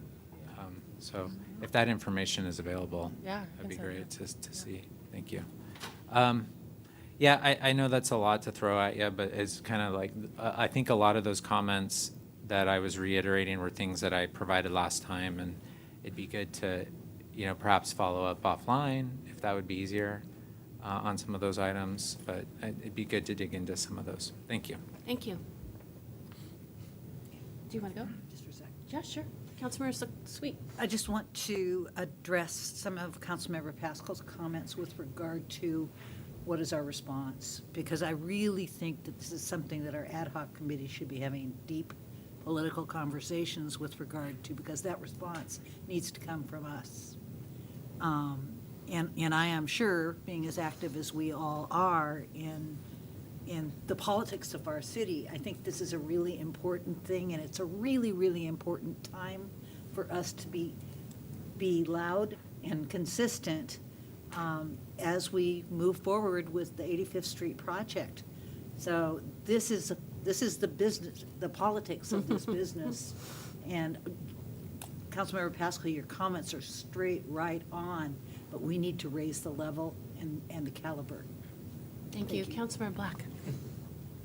Well, since we brought it up, so I guess I really appreciate Councilmember Pascal's comments, and I think having having the discussion, really figuring out what our policy responses are. Metro's getting tired of hearing the same thing from me, and they just heard it again this week in another conversation with some of their leaders. But it's really the question of the return of service and where that needs to go and what need to be the Metro's priorities. And Metro making sure that they're coordinating with cities, coordinating with our vision of a complete community well served by transit, and not locking in years and years and decades of socioeconomic land use, locking it in for another generation by making the wrong decisions about transit. So I keep hammering that home. That's the one the drum I keep beating. But it should be part of a more comprehensive plan for what our message is to Metro on the type of issues that Councilmember Pascal raised. So I appreciate that. Thanks. Councilmember Falcone. Thank you, Madam Mayor. I agree with what's being said, yes, to all of that. I just want to know more, perhaps offline, I'm concerned about item number 5, like spending $29 million on widening 124th Avenue to 5 lanes. That's something that I know I've expressed in previous meetings. I have serious concerns about us continuing to widen our roadways, especially as we talk about wanting to be a more walkable, bikeable, rollable type of city with really connected neighborhoods. That is, gets us to the opposite of that. And so I have concerns about that and our process to how that got in the top 10, number 5. And that's a lot of money, and that could go to a lot of other projects that do help us meet our goals of being more walkable, bikeable, rollable city. Thank you. Thank you. On that point, Yes, real go quick, we do have the complete streets policy. So anytime we are widening, as you referenced in that project, we're adding those facilities for the other modes too. So it's not vehicular only. Absolutely everything we're doing is multimodal. Deputy Mayor. And one other clarification on that project, because I know there's been some confusion on the community, if anybody's listening on this. We're not talking about widening 124th for its entire length. This particular project that Councilmember Falcone talks about is from 85th to 90th, Yeah. part of the station area. Thank you. Thank you. So all great comments and feedback, and a lot of what you heard in the last study session. So I know that you understand there's a hunger for more context and more conversations about strategic thinking and planning, and I have to strongly echo the transit conversation and the fact that we need to be all beating the same drum every room that we're in. So thank you for this. And anything else? Yeah, just one note about the next steps. I think it's important. So we are working towards the draft plan. We actually have our hearing with the Planning Commission at the end of June. And so the project list, we can continue to evolve it. In fact, we are still refining elements of it. But it will be put into the project list within the draft plan. And so if there are additional comments about specifically changes to make, we will certainly welcome that. I think with regard to the project list, we want council to feel like they have the steering wheel on this. And so please continue to let us know if there are changes to be made. But absent any specific changes, we will continue with that list and keep moving. Thank you. I like the steering wheel pun. Very good. Just City Manager. real quick, in response to Deputy Mayor Arnold's question, maybe Doug, could you just speak a little bit to how the TSP will speak to future funding and funding sources, which is not part of this project list part, but we will be talking about those options later in the plan, right? Oh, yes. So there are required elements of what we must do for transportation planning. They come from the Growth Management Act, the GMA. And so we do have to identify the funding sources. That's why we're creating the fiscally constrained project list. We have to be realistic. We have to show that we can reasonably afford these reasonably costed projects. And so if there are changes to that, we have to have a conversation in our plan about that. And if we are unable to achieve any required projects, we have to explain why. And so there's a whole element of the fiscal aspect that we will have in the plan for GMA purposes. So just wanted to know, I think it's a good thing to note. Is that Mr. City Manager? Okay, thanks. That's it. Anything else from either of you? Anyone else? All right, we are going to conclude our study session. We'll be back at 7:30 for our regular meeting up in council chambers. Thanks, everyone.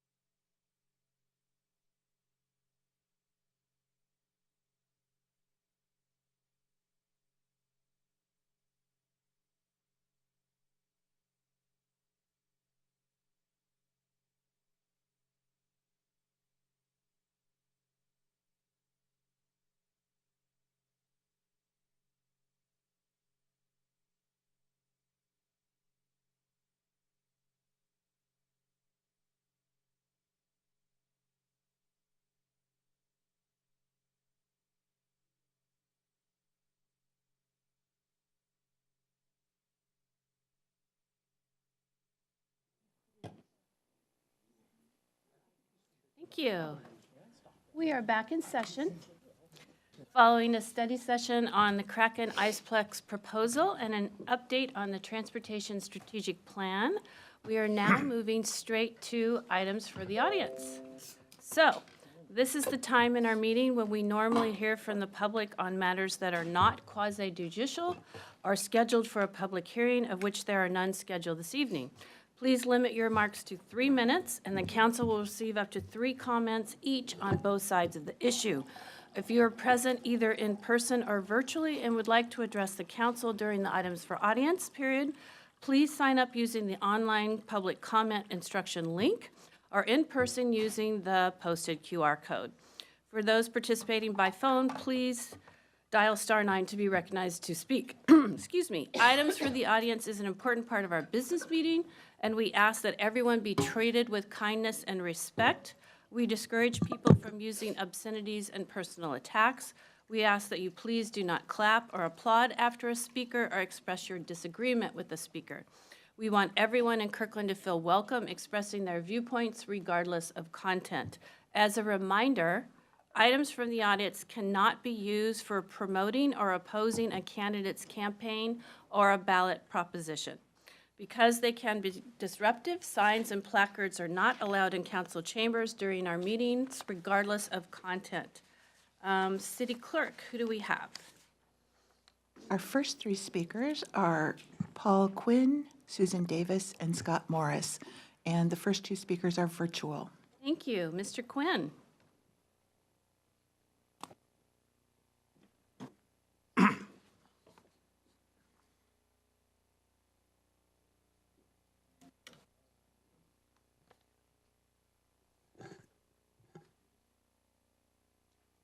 Mr. Quinn, go ahead whenever you can.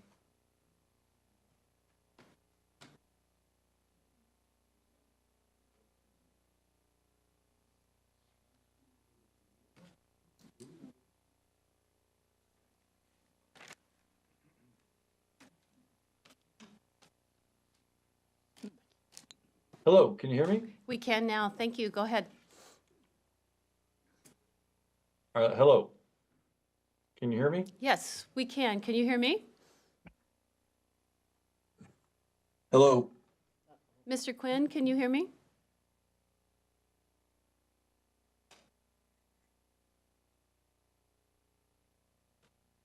Okay. I think you've got me now. We do. Go ahead. Can you hear me? Okay, so I'm going to think that you can. Okay, good. Hello, Mayor and council members. My name is Paul Quinn, and I live in Sammamish. I'm speaking to you as an individual that cares about recycling and composting and reducing what we send to the landfill. Let's start with a reminder from a King County survey of trash sent to the landfill, which showed that 2/3 of what is sent to the landfill can be either recycled or composted. So 2/3 of our trash, as you know, you've heard me say it, is actually not trash. I have provided you with 3 handouts in an email on May 11th. Let me begin by clarifying that diversion rates mean the percentage of disposed tonnage diverted away from the landfill and to recycling and food scraps composting. The first handout reflects disposal numbers. It's got charts on it and numbers, and it's updated now with year-to-date March this year. As you can see in Table 3, our diversion rate is lower in the first quarter this year versus last year's first quarter. And as importantly, Kirkland's diversion rate has declined since 2021. The city needs a new approach to improve diversion, and I have a proposal that will do just that. King County is offering grants right now for innovative recycling and composting projects. I provided you with a handout that has a completed grant proposal to provide smart disposal to a city to be named. Let's make that city Kirkland. I need a city partner to apply for this grant with me, and then we can provide single-family residents with direct personal feedback and education based on their own disposal habits. Let me tell you what smart disposal is. Smart disposal weighs each container emptied by the hauler for each single-family home. This system, through then receiving a postcard mailed to each resident, will provide data specific to their address, including a landfill diversion rate per pickup and a trend line over time and a comparison to a group of neighbors. I provided an example postcard as a separate handout. This system helps us move from a toss and forget mindset toward making better choices. We all know that feedback through measurement works because our water, electricity, and gas are all metered and help us to moderate our use. Smart disposal effectively meters our actual use of the disposal utility. During the pilot, the city will bear no cost, as the completed grant request I've provided you covers all costs. The city of Kirkland and its hauler will be my partners on this project. This grant partnership request has urgency, as the King County grant application must be submitted by May 29th. The people in the city of Kirkland want to live sustainably. Join me with smart disposal, and let's get our diversion rate moving in the right direction. Thank you. Thank you. Mr. Quinn, can you hear me? Our next speaker is Susan Davis, also virtual. Ms. Davis, go ahead.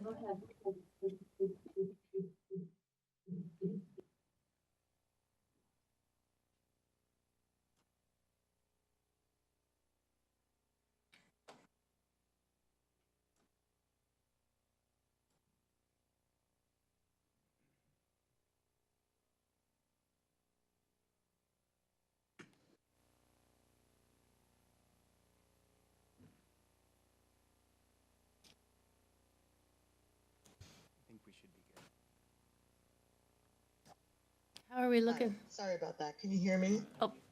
Yep.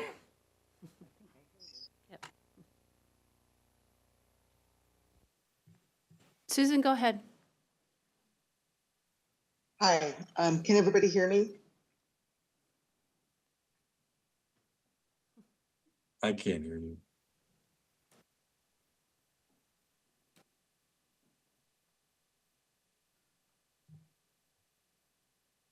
Susan, go ahead.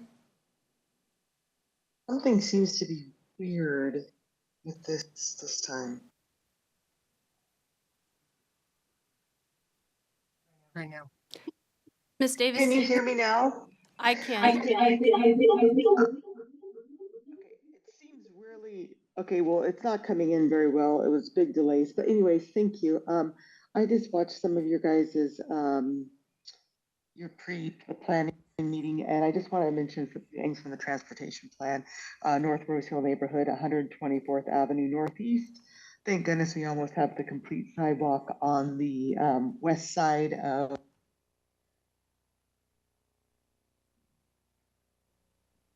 road. Fortunately, at 124th Avenue Northeast and Northeast 100th, which is just a very busy street, and on the west side of 124th Avenue is a bus stop. It has been built out just for the sidewalk to do a crosswalk across. Unfortunately, the last year I've been asking the city, when are we going to get that? She's muted.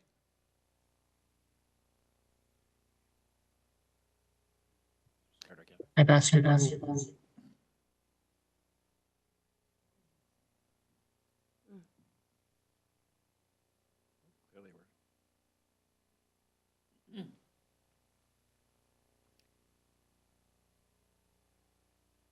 Is she still speaking? Can we tell?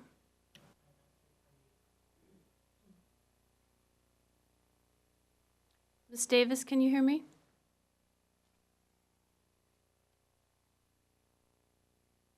Yes. Yeah, but she can't It hear me. makes so- no sense to have it. The route is horrible. You could turn off on Cross Kirkland corridor if you're coming from Heritage Park. How many people even visit Heritage Park? They don't. And it just seems like a really bad investment. But at the same time, we see it as this is a way that you guys are saying you're doing a public transportation improvement. But what we really need is not that. We need more bus service. We need sidewalks. We need more crosswalks. But we're getting this greenway that's going to go up Slater, which is a road that people are constantly speeding on. It doesn't have many street lights. The plan does not show to have more street lights installed. Going now, thank you, to the Kraken, to wanting to put this facility in. As a business owner or a person that would be doing something, the Kraken are going to 200% come out ahead on this. what they're wanting us to help finance. They're wanting us to give them a tax break. They don't have to pay sales tax on their construction, all of this stuff, all for paying $7.5 million for 15,000 feet of community space. I'm sorry, but you guys could hire these consultants for $250,000, spend more of our tax dollars. They will probably come back with whatever they think the city council wants. I'll tell you right now, being a resident for 24 years, 2 thumbs down to having the Kraken rent that and that current projection of what they're going to give us and what we're going to have to give them. Open community space or something else there that would be better use of it off of the freeway is more important than having the Kraken build there. And I really hope that you guys really think about that, because we're going to be living with this for 40, 80 years. And I don't think that we should be using this public property for this. Thank you. Thank you. And I will follow up with Ms. Davis and let her know we didn't hear everything and ask her to email us with all of her comments. City Clerk, I think I have Mr. Morris next. Yes, followed by Troy DeSeta. Welcome. Good evening, Madam Mayor, Deputy Mayor, council members. My name is Scott Morris. I live at 11184 Champagne Point Road in Finn Hill. I'm also on the Finn Hill Neighborhood Alliance Board, and following up on a letter that we sent to you last night on several of the matters on tonight's agenda relating to Finn Hill, I just wanted to focus on the Holmes Point overlay ordinance, on which you'll receive a briefing later this evening. I think, as you may know, that ordinance was slated for updating and revision as part of the Finn Hill Neighborhood Plan. It reached council in 2018. Council decided to defer consideration of the proposed amendments until the citywide tree ordinance could be revised. And we're here 6 years later, and the staff has said that they don't see an immediate need for amendments. We don't oppose that. And I think everybody needs maybe to take a little breather from tree ordinances for a while. We understand that as well. I would just like to say that the aspiration for Finn Hill is to have enhanced tree canopy coverage, not less. And we think it can be achieved with improvements to the ordinance. The staff has pointed out a number of important issues that are yet to be addressed in that ordinance that we think are worth exploring. And it's not necessarily about enhancing tree protection in the development context, which is important, but also, I think, taking a look from the perspective of homeowners who might want to change some things in their backyards and giving them a little more flexibility in a way that makes sense. And the ordinance should be looked at from that perspective. We would just hope that the council would guide the staff to put this on a work plan within a specific period of time. And our letter had said 25, 26. That may be too late, but certainly in the next work plan cycle, we would like to see this given a priority and a definite completion date. Thank you very much. Thank you. Mr. DeSeta?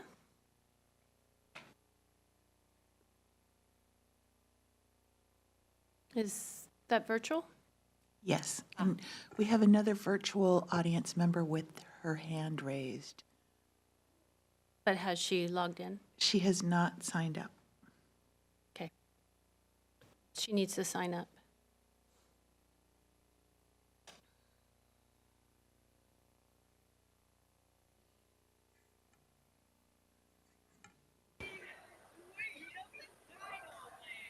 Mr. DeSeta?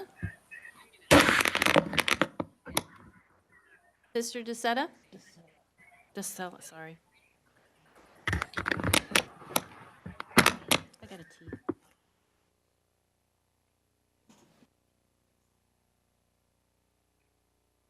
Can you hear me? He's muted now.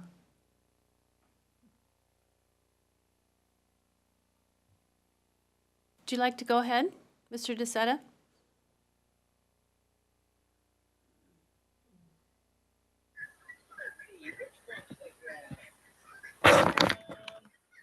Mr. DeSena. Hi, I'm not sure if you guys can hear me. This said the panelists would like to unmute me. In the case that you guys can hear me, my name's Troy DeSeta. I'm a resident on Finn Hill, on Big Finn Hill Park. And City of Kirkland is talking about acquiring the road along Northeast 140th Street and Northeast 140th Place, and putting it up to code. My concern was with my house, there's a wetland in the backyard, so it's built basically on the road. So in order to, make the road safe, you would have to move it out a little bit or widen it and into the park property there. So it's not an easy task. And there's also power lines along the road, which are in the roadway.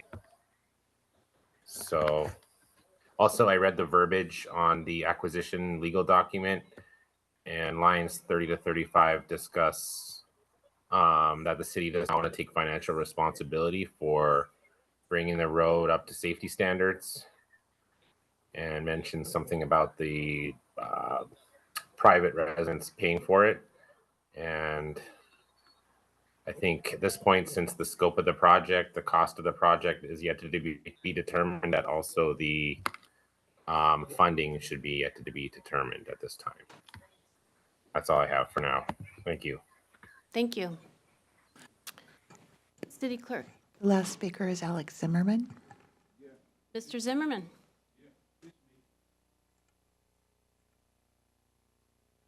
Hi, my name Alex Zimmerman. Yeah. Go ahead. Yeah, my name Alex Zimmerman, yeah. I come from Redmond, you know what it means, and 5 minutes late over 7, and they told me, yeah, time pass away, you cannot speak. I come to you, you have new rules, only after 7 you can register it and speak.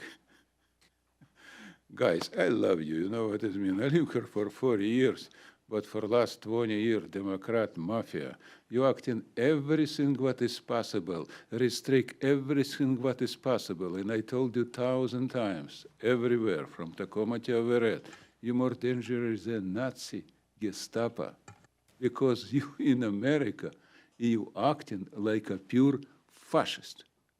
I don't understand why you make so many restrictions. You all freaking idiota? No, you're not.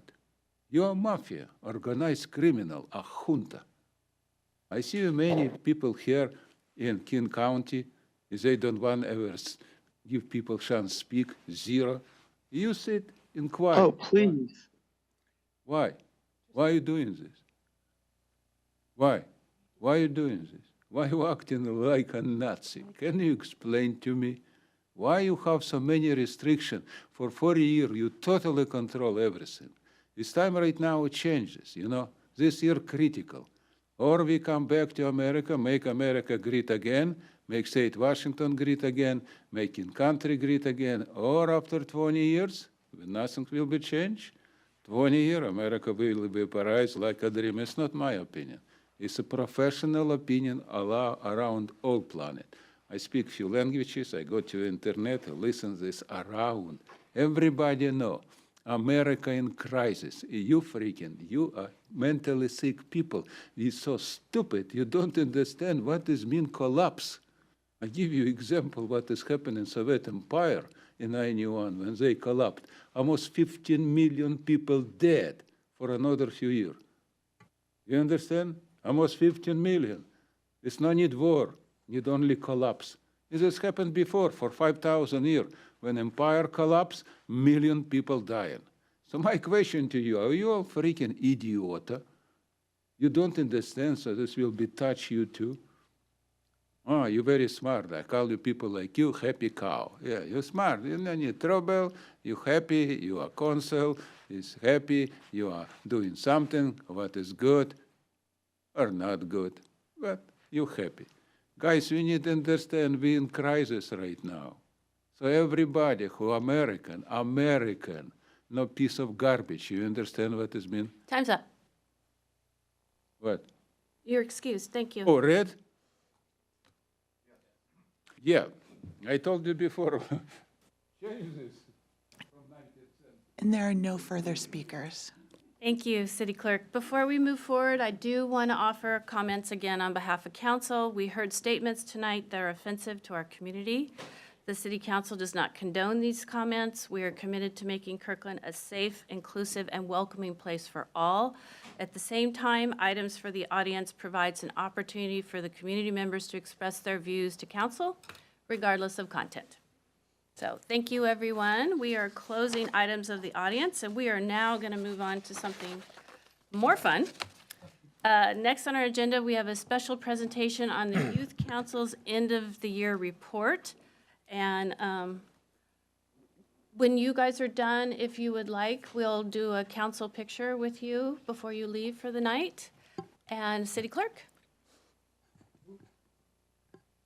Oh, City Manager, sorry. I'm happy to defer. Yeah, Kathy, you're in charge. Thank you, Mayor. So yes, we do have a very special presentation tonight. The Youth Council is going to give us a report on their 2023-2024 activities. Program Coordinator Reggie Schukaber is going to introduce the Youth Council leadership, and they're going to take turns making the presentation. So, Reggie. Hi, Mayor and Deputy Mayor and Council. It's a pleasure to be here. I usually don't speak very much because they speak for their own work, so I'm going to hand it over to them, and we appreciate your time. Yeah, good evening, Mayor, Deputy Mayor, and council members. Thank you so much for having us here tonight. We are going to kind of give you guys a little presentation on all the things we did this year, and we hope you enjoy. My name is Eleanor Knight. I am the co-chair of the Kirkland Youth Council. I'm Sophie Lamberis. I am the Youth Summit Coordinator of Kirkland Youth Council. Hi, sorry, my voice is already loud enough. My name is Anna Petrigal, and I am another co-chair of the Youth Council. Hi, my name's Sid, and I'm a big projects manager. Hello, my name is Shreya Damodaran, and I'm the Community Service Coordinator of the Kirkland Youth Council.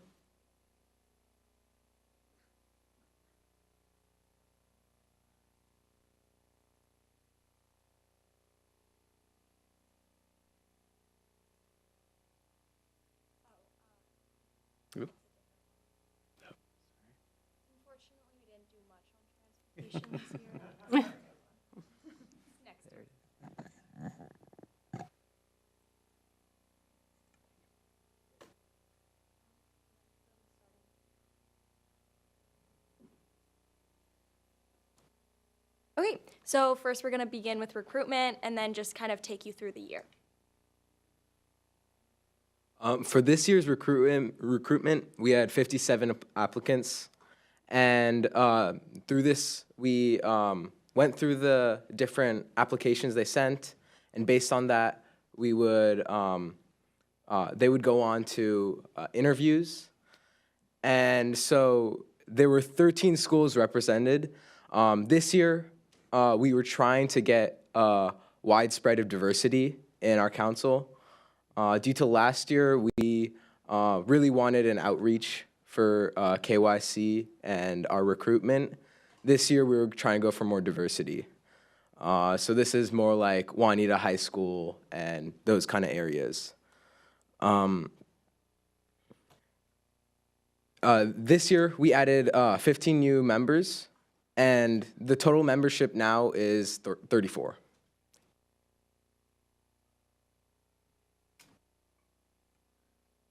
Oh, perfect. So moving on to, and I'll talk about this slide along with the next slide, but some of the smaller stuff that we consistently do every year that just helps improve the youth, our youth community in Kirkland. And the first one I'll be talking to is mini grants. So each year, there are $8,500 set aside that we can use for these mini grants. And so kind of the process for an organization to go through, you probably know it all, right? You're all in the city, but yeah, they'll apply to us, and each one is youth-oriented, so each program is directly going to help youth in our community. And as a council, we spend many hours looking over these applications and really taking time to make sure, the money we're giving away is going to programs that will, truly help youth in a way that we see needs to be represented in our community. So a lot of those organizations are athletics, arts, academic school clubs, multilingual library materials, cultural events for youth and families. And usually we give around $200 to $1,000 to each of these organizations because we want to split it up evenly and fairly. And we, like I said, spend a lot of time making sure that these programs are, being funded how we think the youth community would appreciate and would like to see. So for the 23 to 24 school year, we awarded 13 different programs with these funds.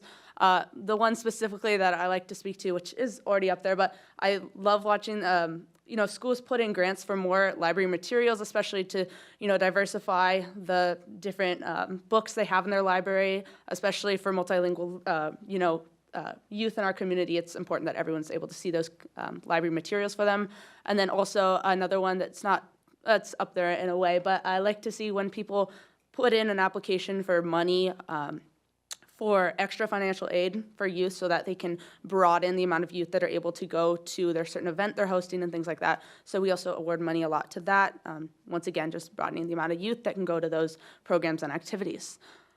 Moving on, I will talk about our Student Teen Traffic Court, which is what we host down at the police station by Hood Meyer. So, it's by youth for youth.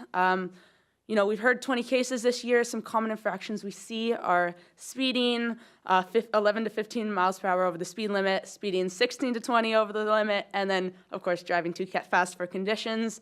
Us as youth, sometimes, the thing I think that's great about Teen Traffic Court is that, we're all learning, we all make mistakes, and so I think that giving the opportunity for youth to not have a speeding infraction or just an infraction in general remain on their permanent record for a long time is really important, especially since, like I said, youth, we make mistakes. It's important that we actually get to learn from them. And so I think that this program that we host is really important in doing that. And this year I've seen a lot of impact go into helping youth, learn from their mistakes, especially with our words of wisdom we give at the end and things like that, helping youth move forward and learn from the mistakes. And we do have one more hearing set for this 23-24 school year, which we are looking forward to. So we kind of reinstated our meetings with the superintendent and Kurt this year. It's been a real pleasure being able to meet with them quarterly. Today we actually had a superintendent meeting with Dr. John Holman at like 4 p.m. And today we talked a lot about sports and how funding is distributed throughout sports. Lake Washington High School actually added girls flag football this year, which we thought was really cool. And John Holman said that the reason that they did this is because there is fewer participation among females in sports. And so while adding this sport, it really increases the participation and the amount of people who do the sports, school sports. We also have quarterly meetings with Kurt. We have a lot of fun. We discussed the homeless initiative, and which was really interesting to hear all the statistics and gain a lot of insight on where they're doing homeless shelters and what the city is doing to kind of advocate for homelessness. We have also talked a lot about K-Tub, which is really exciting because K-Tub will be, I think, reinstating in September. And that's really cool because I remember back before COVID, I remember going to K-Tub when I was younger, and then it's been years without it. And so it's really cool to see how everyone is kind of working together to make this happen. E-bikes are a thing that is becoming more and more apparent on the roads, and they go quite fast. And so we talked a lot about kind of e-bike safety and how those safety rules kind of go along with just general bikes because they are moving so fast. We thought they should have slightly different rules. We also had a lot of people from the city attend our Kirkland Youth Council meetings, and we gave some insight on like the comprehensive plan, the Juanita Kingsgate neighborhood plan, It was going to be the aquatic center situation at the Park and Ride, and then a bunch of like human services grant applications.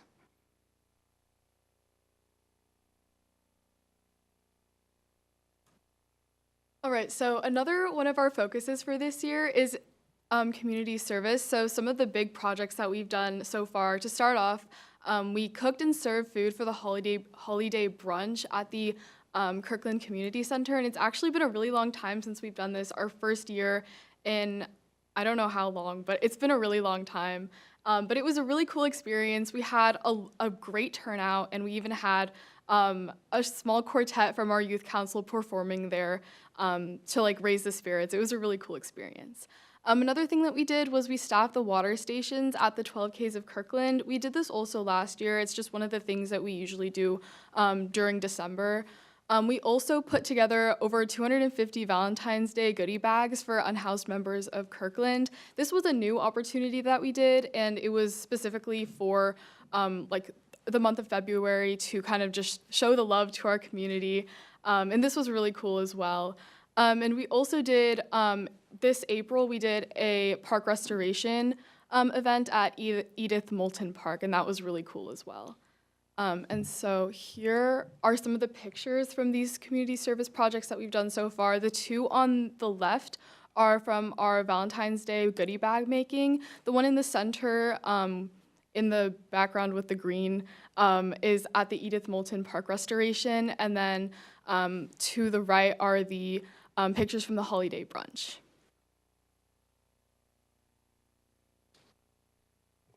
And then one of the big projects that we did this year was the Youth Summit, which is something that we spent multiple months as a council planning and deciding the theme of. It was a really interesting way of understanding what students who go to school in Kirkland want to see, and this was really a big opportunity to just get feedback from people that we could then take as a council and apply to our future endeavors.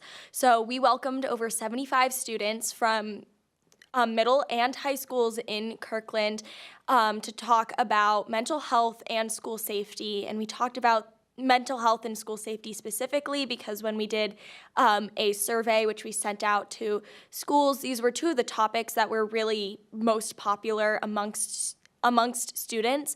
There's been a lot of conversation lately around these things, and we felt that it was really important to get youth perspective, especially on school safety, because that's oftentimes something that's really talked about from the perspective of adults and staff in the building, when there's really a lot of students who are impacted by this as well. So we were very lucky. We were able to partner with Lake Washington School District on transportation, and they provided that to us for free, which was very incredible. We also partnered with the Lake Washington Institute of Technology, thanks to our city manager, Kurt, who was able to get us in contact with the president of LW Tech. And that was really incredible. They provided the facilities to us for free as well, which really allowed us to use our budget on food to make sure, and again, to put more emphasis on school-provided transportation to make sure that it wasn't a barrier for students to attend.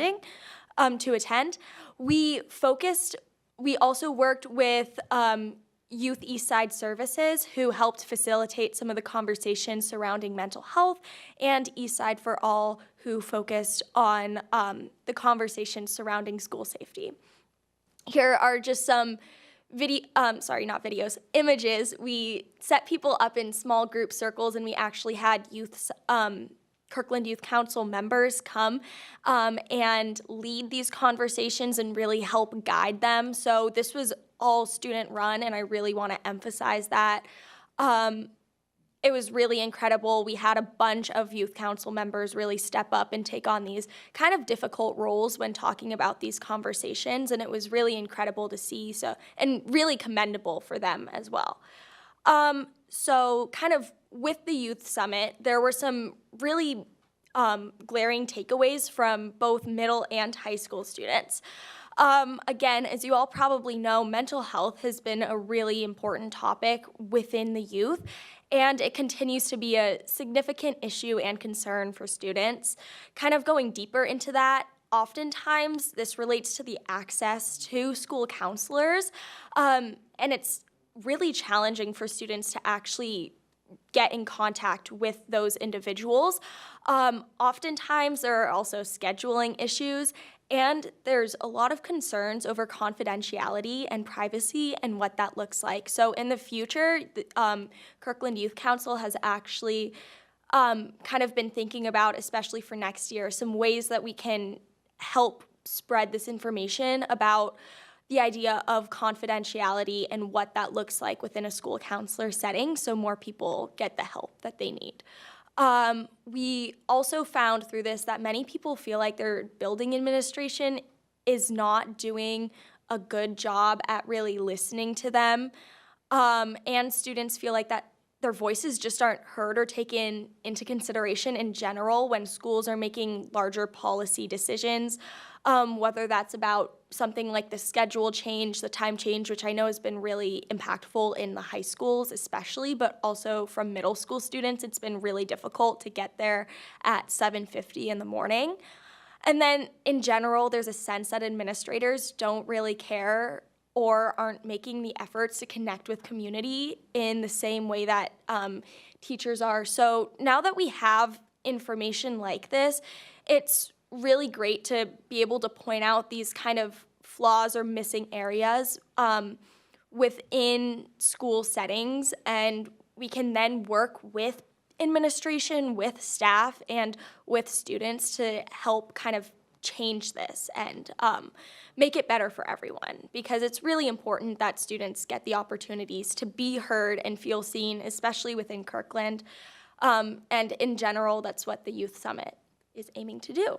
And with that, that was pretty much our year in a nutshell. So if you have any questions, we are open to answering them about kind of what we do and who we are. Thank you very much. Councilmember Falcone?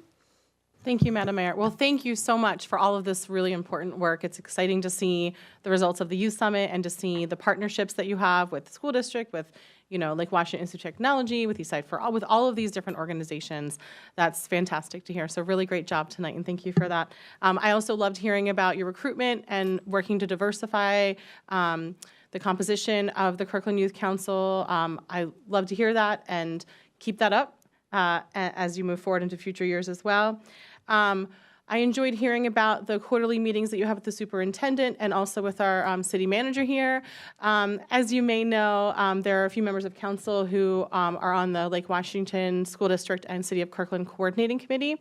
And that's a meeting where we have both staff, including the superintendent and our city manager, as well as some other staff and school board members and a few city council members as well during those quarter meetings. So I would love, if it's okay with my fellow coordinating committee members, to invite you to attend one of our quarterly meetings in the future and to hear, to brief the whole group about what you're working on, and also just for you to have the experience to have some of your members experience one of those meetings. So I would love to extend that invite.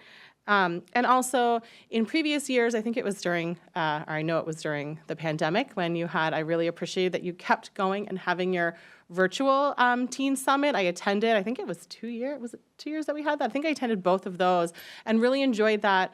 And I would love to see an invitation for us in future years as well to attend the Youth Summit. We're, very aware of, the presence of grownups and, council members in the room. So maybe if there's like a big session and not one of the small sessions where our presence would kind of change that environment. But we would love to, I know some of us would love to attend that and just see firsthand some of the cool stuff you're doing. Thank you. Yeah, of course. That would be fantastic. Councilmember Tim Chisholm? Thank you for your presentation. I would be interested in learning more about your traffic ticket program and how that's going. I've seen a program called Alive at 25 that's done in the city of Bellevue, and seen a lot of really tragic cases of teenagers driving poorly. So I would like to learn more about that program perhaps at another time, but thank you. Yeah, definitely. And just to clarify, the student traffic court program that we have specific cases that we are allowed to take, and then there's stuff that's like, quote unquote, out of our jurisdiction, if you will. So oftentimes we're really only focusing on like those speeding cases and minor accidents, so nothing. This is the city of Kirkland? Yeah. Through the Kirkland Municipal Court? It's through the Kirkland Municipal Court, but it's been, from my understanding from my peers, it's been a really great opportunity for students to get that, to know what it means to be driving recklessly without having that permanently impact their record for perhaps the rest of their life. So it's a good middle ground, but I think it would be great to have more conversations about that too. Very interesting, thank you. Thank you. Deputy Mayor. Thank you. Eleanor, Anna, Sid, Shreya, Sophie, very, very impressive presentation. Thank you for all your work throughout the last few years. It's really always amazing to see it as you go and present what's happened. From the Youth Summit, everything that you had as a key takeaway is something I think all of us look at this and say we'd like to do something about. Most of your comments were focused on things that might be school administrative, but if there are pieces where you had mentioned K-Tub, that there are supplemental services as we relaunch that program, it'd be great to see how your ideas on how we could coordinate.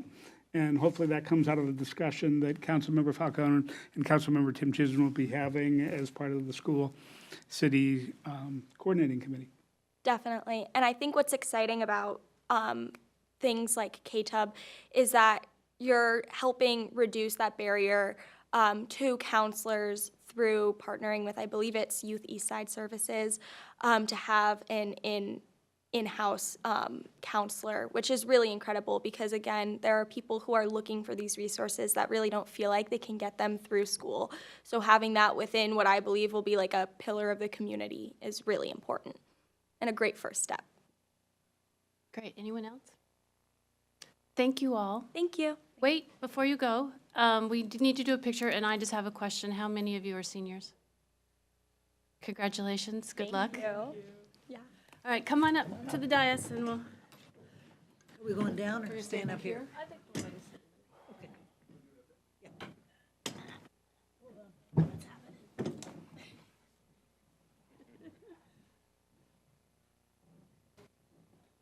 Yeah, you get to come up on the Yeah. big stage. Nice to see you. Nice to see you. Thank you. I got to be up here, so. Well done. You're gonna get. We'll figure it Oh, am I? Okay. Yeah. Thank And you. we'll stagger kind of in between your shoulders. Let me know if I'm like in somebody's. Keep on coming. I mean, I'm not particularly tall, but I'm wearing my really work nice. shoes today. We'll just like kind of tiptoe, Yeah. you know, like keep our heads in the best way. Yeah, in the middle. We've been here so long. Where's your dad tonight? He's watching. Yeah, I hope not. Other window.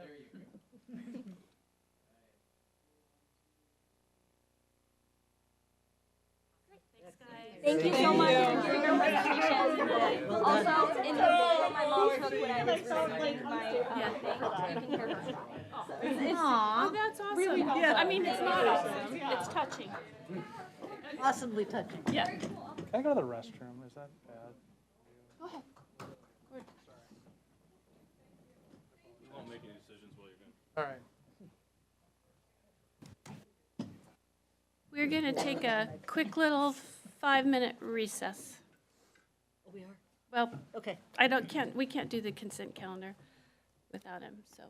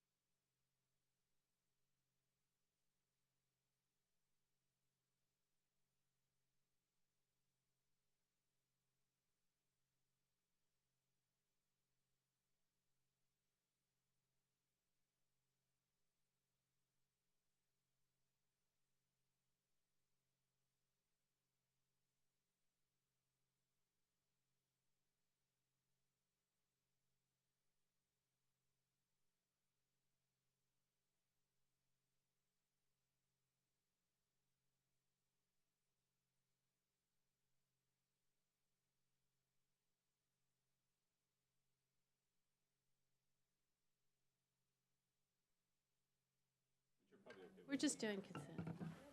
Thank you. We are back. We are now moving to the consent calendar. Before we have a motion, I'd like to ask Deputy Mayor Arnold to present the audit of accounts and to highlight any proclamations, which I don't think we have. Thank you, Madam Mayor. We had payroll in the amount of $4,359,198.66 and bills in the amount of $7,594,334.21. We did have a proclamation on the consent calendar tonight, Mayor. The mayor, on behalf of council, proclaims this week, May 19th through the 25th, as National Public Works Week in Kirkland. Public Works Week highlights the foundational and often behind-the-scenes work of our public works staff across a variety of disciplines who together help keep the city flowing, functioning, and flourishing.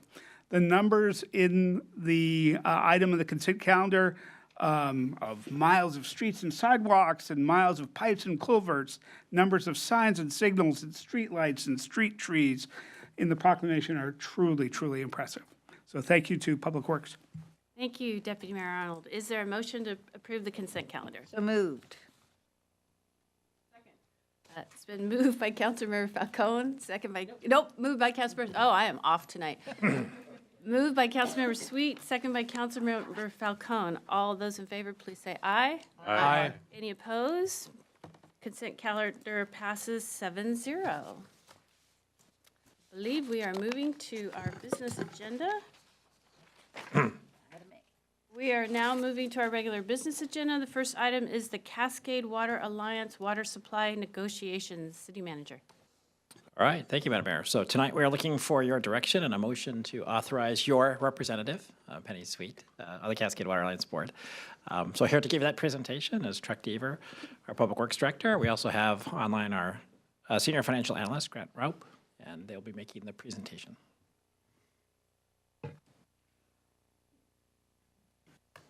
Soon. It's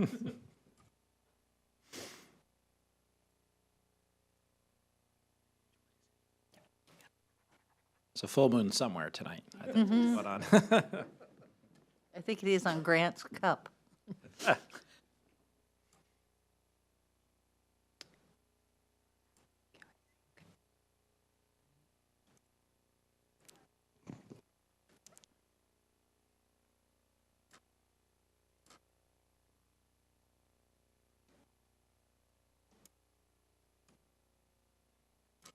And good evening, council members. Mayor Curtis, excuse me. So I'm here tonight. If you recall, back in February, March, there were a couple of presentations regarding the Cascade Water Alliance water supply negotiations that are occurring, and alas, here we are. Time to make a decision about how to provide guidance to Councilmember Sweet on how to vote for these water supplies. So if you bear with me, there we go. Today, I just wanted to briefly run through an overview. You've seen it before. This will just be a quick refresher on what CWA is and what we're trying to accomplish today. Just a little bit of background, again, on the negotiations, a high-level proposal review, and then talk a little bit about membership charges related to if we go with one particular option or other. And I'm also joined today by Grant Raup, who is our Senior Financial Analyst for Public Works, and he's been attending all these meetings and been part of this conversation. So just as a quick reminder, the Cascade Water Alliance is comprised of 7 member agencies, Kirkland being one of them.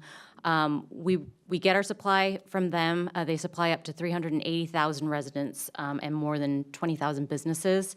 It was formed back in 1999, as you are aware. Councilmember Sweet is the chair and a longtime member of CWA, and Councilmember Pascal is the alternate. CWA currently purchases all of its water from Seattle Public Utilities. The block of supply is expected to decline in 2039 or after 2039. So to prepare for that, CWA purchased Lake Tapps Reservoir in 2009 to plan for future water supplies. The projections on building out lake taps is expected to take 20 years and cost approximately $2 billion. So given that timeline, in July of 21, the board for CWA authorized their staff to start looking into negotiations to use available water in order to bridge the supply until lake taps could be built out as needed. So a little bit about what they were looking for these negotiations. They wanted to be able to extend out the contract supply for 20 years or longer. It would defer potentially the development of lake taps. They wanted a supply that would be reasonably predictable cost-wise and flexible in its contract terms and quantity of water available to the users. So possible further extensions would be mutually beneficial and a possible partnership opportunity for assets of regional significance, really looking to regionalize the water supply in the Puget Sound area. So after 2 years, probably plus or minus, SPU and Tacoma Public Utilities proposed contracts that would allow Cascade to do just that and defer the development of lake taps. So there's been a lot of conversation, as you know. We shared with you back in February and in March the proposals provided by Seattle Public Utilities as well as Tacoma Public Utilities. Since that time, Tacoma has sweetened their deal a little bit. And so the new numbers are, as you see here, a 25-year guarantee, which is more than was originally proposed, an average of 24 million gallons a day with a peak of 35 through 2064. The rates would actually be significantly lower than Seattle's. Payments would be based largely on water usage, but it's about 20% below Seattle's rates. If we were to develop lake taps versus what the savings would be if we went with Tacoma, we're looking at nearly $300 million in savings versus developing out lake taps by 2042.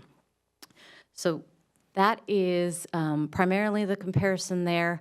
Grant is on to explain this further, but they did some projections based on if we were to move forward with Tacoma Public Utilities, and these are the member charges, which account for approximately 38% of the city's water utility budget. So as you can see here, they did some initial projections for all CWA members. And 2025, preliminarily, it'd be a 3.5% increase. In 26, it'd be a 3.5% increase. They did look further into Kirkland's specific charges.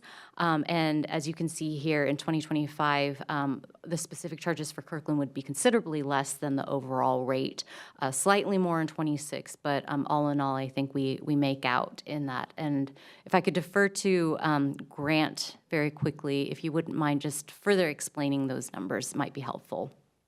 Yes, so correct. So in the staff report we provided at the time, what we had was the overall membership increases that they projected, which was a 3.5, 3.5, and 25, and 26. Last week, they provided us with preliminary numbers based upon their preliminary budget. So these are subject to change as they go through their rate setting process. But based upon our demand share, our share of their admin costs and our share of our conservation programs, as well as a true up for 2023 charges, our actual rates end up preliminarily being 1.55 in 25 and 3.82% in 26.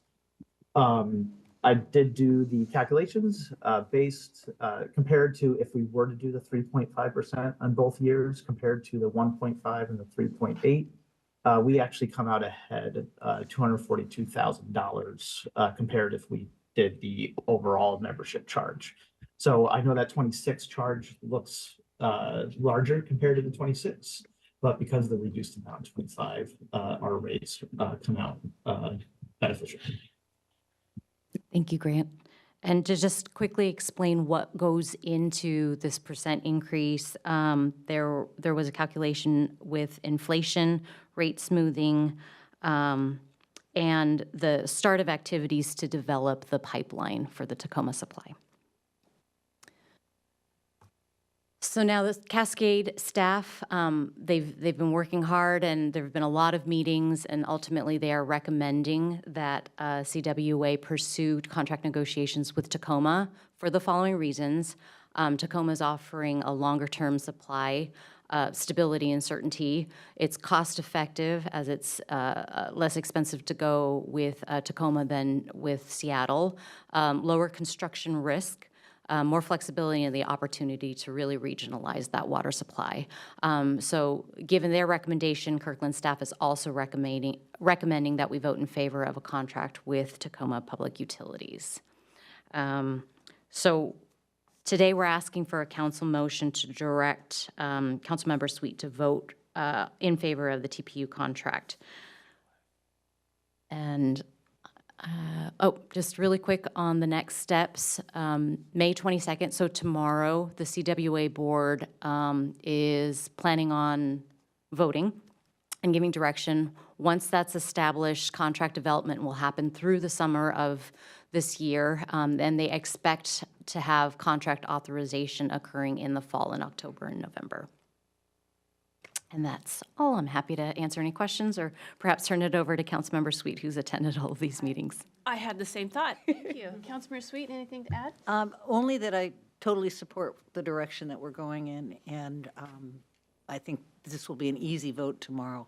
What I wanted to just speak to briefly is that I was out of town in Kettle Falls, but Angela Burney and Mary Lou Pauley, on behalf of Cascade, met with Mayor Harrell in Seattle just a week ago, Monday.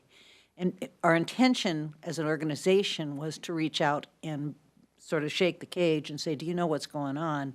25% of your membership is getting ready to leave the organization. He was well-staffed. I mean, it was a small meeting, but he was staffed, he was aware. There is the sense that Seattle will be needing the water that we will be freeing up down the road in order to serve the influx of new customers that are coming in by way of everything.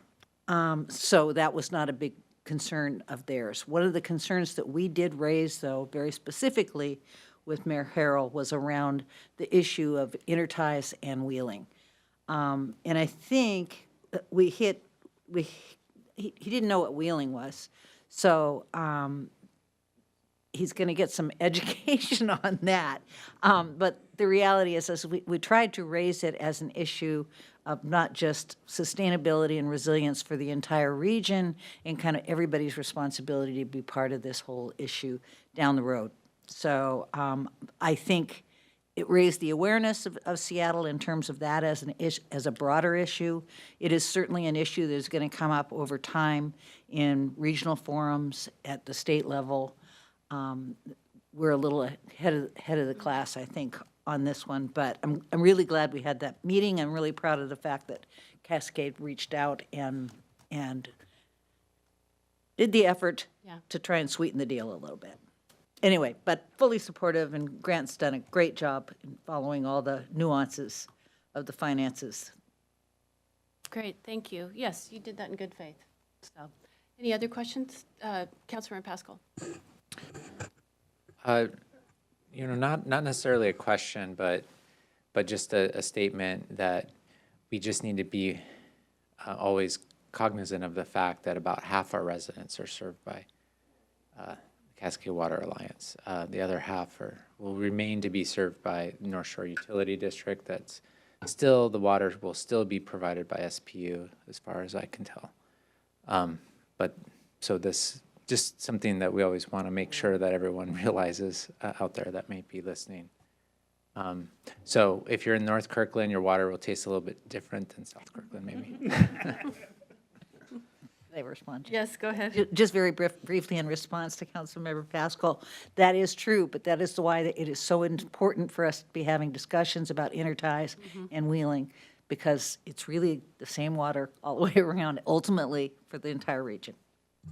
Thank you, and thank you for your hard work on all of this. It's appreciated by all of Kirkland. Any other questions, comments? I would love for someone to make a motion to allow Councilmember Sweet to vote tomorrow. You can make the motion.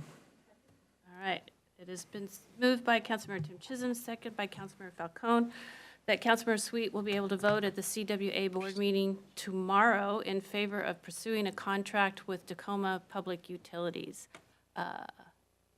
All those in favor, please say aye. Aye. Aye. Any opposed? Motion carries 7-0. Thank you, Truck and Thank Grant. you. Okay, our next item is a briefing on the Kenmore Ranch parcel purchase and sale agreement for public right-of-way. City Manager. Okay, thank you, Madam Mayor. So this is a item for update and information, not action tonight. So we wanted to first bring this to you. It's been a while since we've talked about it, and wanted to make sure you understood everything, and then we're going to be bringing it back to the June 4th council meeting for final action. I do want to highlight that should the council have questions about liability, we would suggest a small executive session either at the end of this council meeting or at the June 4th council meeting. Otherwise, all the other topics, any other questions you might have, we want to have you raise them tonight. Thank you. All right. Hi. Hello. Oh, and I forgot to introduce our special guest. So, John Starbird, our regional projects manager, and also joined by Truck Deaver, will be making the presentation. So, Mr. Starbird, welcome. Mayor Curtis, Deputy Mayor Arnold, City Councilors, and Mr. Triplett. As the City Manager said, this is only a briefing about a potential property purchase. We're not asking for formal action this evening. Because I have a few more slides than usual, I have about a total of 13. I want to give you a roadmap of where we're headed so that you know the outline. We'll have a map of the area, a brief history of the plat, recent actions that have been taken by the city, and I have some images that I'll try to move through apace so that we don't waste too much time on them, and then some next steps. The Kenmore Ranch area is in the northernmost portion of Finn Hill. It is east of Juanita Drive. Its northern boundary is northeast 141st Street, and its southern boundary is Big Finn Hill Park. And in this map, the north is at the top, and I'll make reference in the future, or later in this presentation, about the southern, middle, and northern roads. Kenmore Ranch was created in unincorporated King County in 1964, and it has about 64 single-family parcels. What is unusual about this plat, and really the reason we're here tonight, is that for a reason we don't understand, the road network, that also includes the utility network, was created as a private parcel, not as public right-of-way or an easement held in common by the property owners, but a parcel that could be owned by an individual. And what that means is the property was taxable, was taxable, and a complication of that further is that the property isn't developable and can't generate a revenue. So over time, a succession of property owners have acquired it through county auction, have stopped paying taxes, it's been foreclosed upon, and the cycle repeats itself with it being auctioned on the courthouse steps to another private property owner. In mid-2022, the county informed the property owners of Kenmore Ranch that it was going to be going to auction again. And that generated a variety of opinion. Some members of Kenmore Ranch addressed the city council at that time, and the city requested of the county executive that the auction be postponed until we could figure out next steps. The city attorney and Public Works met with the community in October of 2023 about their options. A legitimate option is to do nothing, and there are property owners there who say they've been through this cycle for decades and it rolled off their back. We put on the table the option of forming a homeowners association to purchase the property and make improvements to their degree of preference. Realistically, forming a homeowners association, because at this point it would require 100% participation from all the property owners, isn't a realistic option. We discussed some of the options of forming a local improvement district to make improvements. Those improvements would need to be to the city's standard. We strongly encourage the property owners to contact their own legal counsel about the steps they should take in the future. What we learned from that public meeting and future correspondence was there is a great diversity of opinion among the property owners there, and we were finding it difficult to find a path forward that would meet the needs of that community. Some images. This is the neighborhood immediately to the east of Kenmore Ranch. It was developed maybe 35 years ago as opposed to 60 years ago. It is now a City of Kirkland street acquired through the 2011 JFK annexation, and the city recently resurfaced that. It has sidewalks, rolled curbs. It looks like a typical neighborhood. Kenmore Ranch, by contrast, has a variety of different improvements, levels of improvement. You'll see on the left, that is Northeast 141st Street, which is a Kirkland public right-of-way and road, and maintained similar to other roads in that neighborhood. The center one shows that there's, in some of Kenmore Ranch, it's paved, in some not. The picture on the right showing that on Northeast 140th Street, there's no pavement at all. This is the center road, Northeast 140th Place, paved, no sidewalks.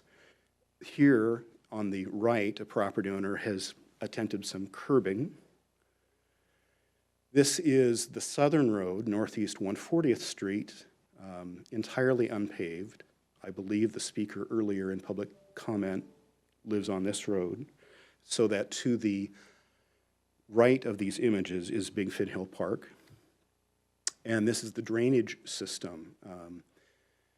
On the left, you'll see sort of the contrast. There's some of the area has some piping for the drainage. The left image also shows that in this case, it goes into a drainage system built by the property owner that's fairly detailed and nice, but in contrast to the rest of the system. The center image shows where a tributary to Denny Creek enters into a pipe and goes into a culvert under Northeast 140th Place. The image on the right shows the continuation of that tributary as it moves south toward 140th Street. If the city were to acquire this right-of-way, if it were to purchase it from the county and declare it right-of-way, in the area of road maintenance, we would add it to our system of maintenance responsibilities. We would do sweeping if there were paving there. We would do pothole repair, both on the paved and unpaved portions. We would do vegetative maintenance. With regard to the storm and surface water maintenance, there's some concern that anything that is buried in that plat probably has reached the end of its useful life. So there would need to be some investigation about what to do about the storm and surface water system there. Staff knows that there have been previous flooding issues in the neighborhood in the past because it's a private road network and a private culvert. The city has not responded to those events. Were it to be public right-of-way, we would need to. With regard to transportation engineering, we're not aware of any standards relating to unincorporated or roads that were developed in an unincorporated area that then become a part of the city. Development review engineering is a little bit uncertain because, as you know, we want new properties that are developing to develop their frontage to the city's standard. In this case, there isn't a city standard really anywhere in the plat, so there might be need to be a series of latecomers agreements or other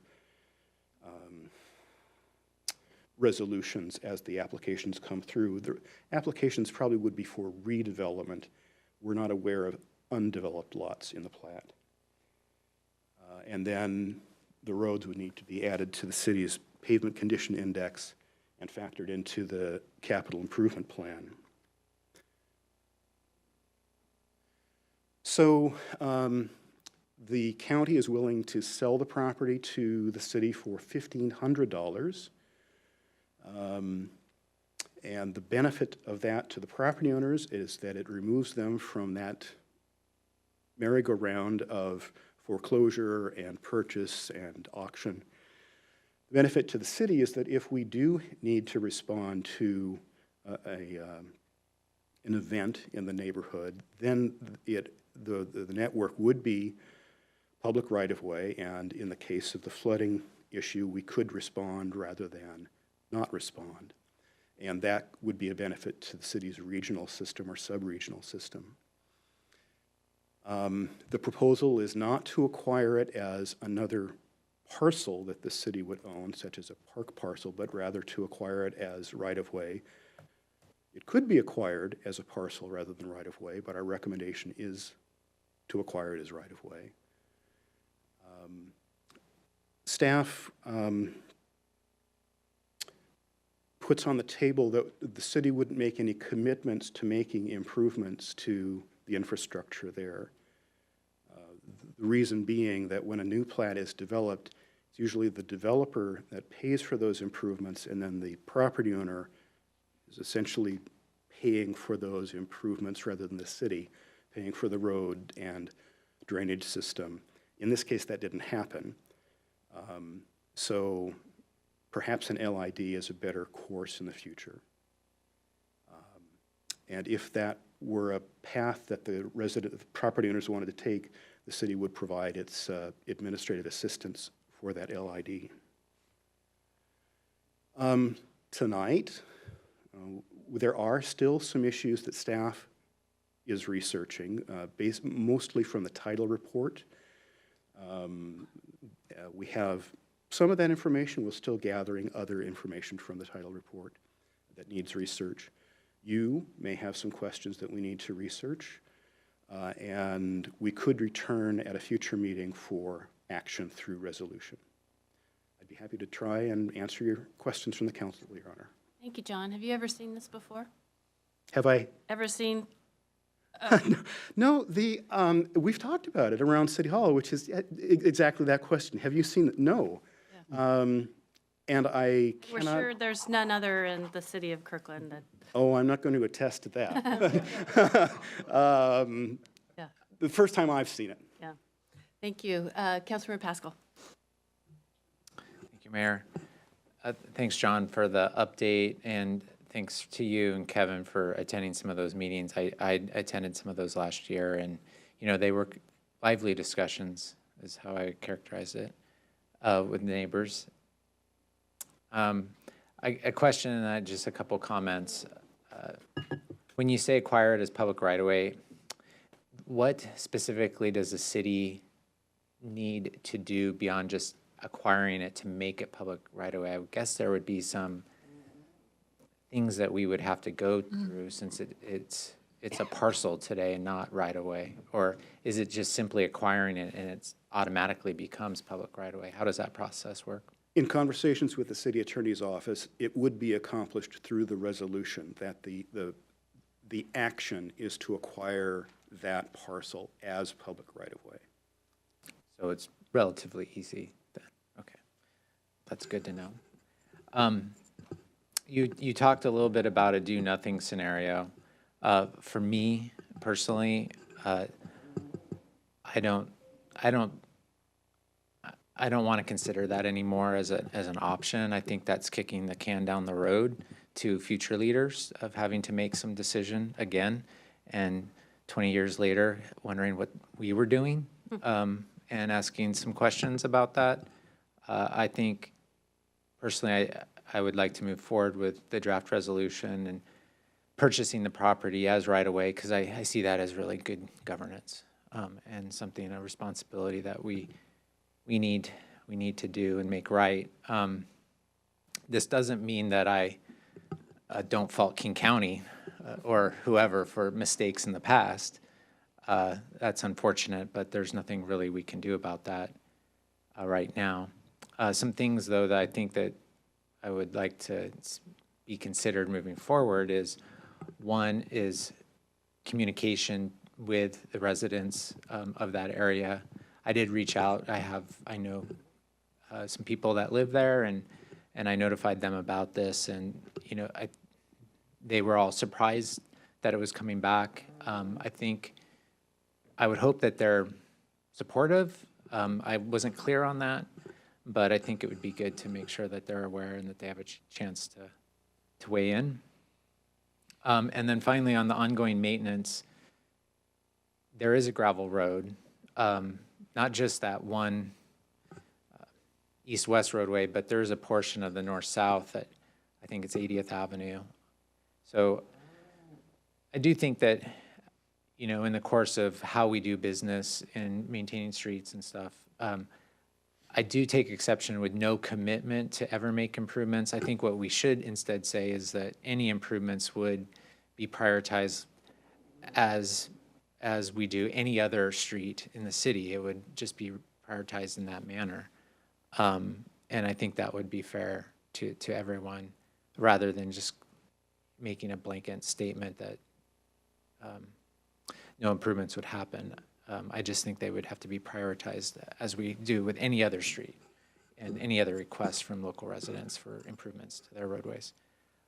So that's the only thing that I think would be good to kind of talk through and maybe consider as we're talking with the residents about that.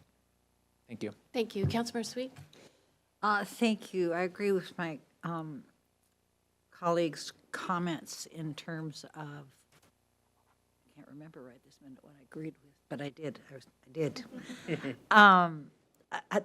One question, are there any undeveloped lots?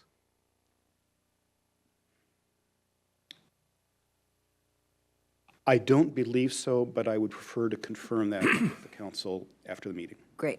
And are there utilities undergrounded?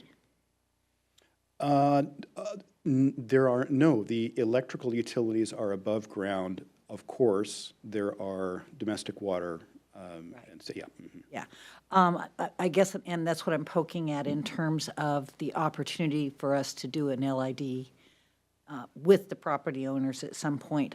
That seems to me to be the only way to avoid adding this to the $800 million that we were looking at earlier today. So I think it's the issue of prioritization, and that's where I strongly agreed with Councilmember Pascal. I don't want people to feel that we're making a contract to suddenly go in and fix roads that we haven't had any responsibility for forever. At the same time, I think we need to be reasonable about safety and those kinds of issues.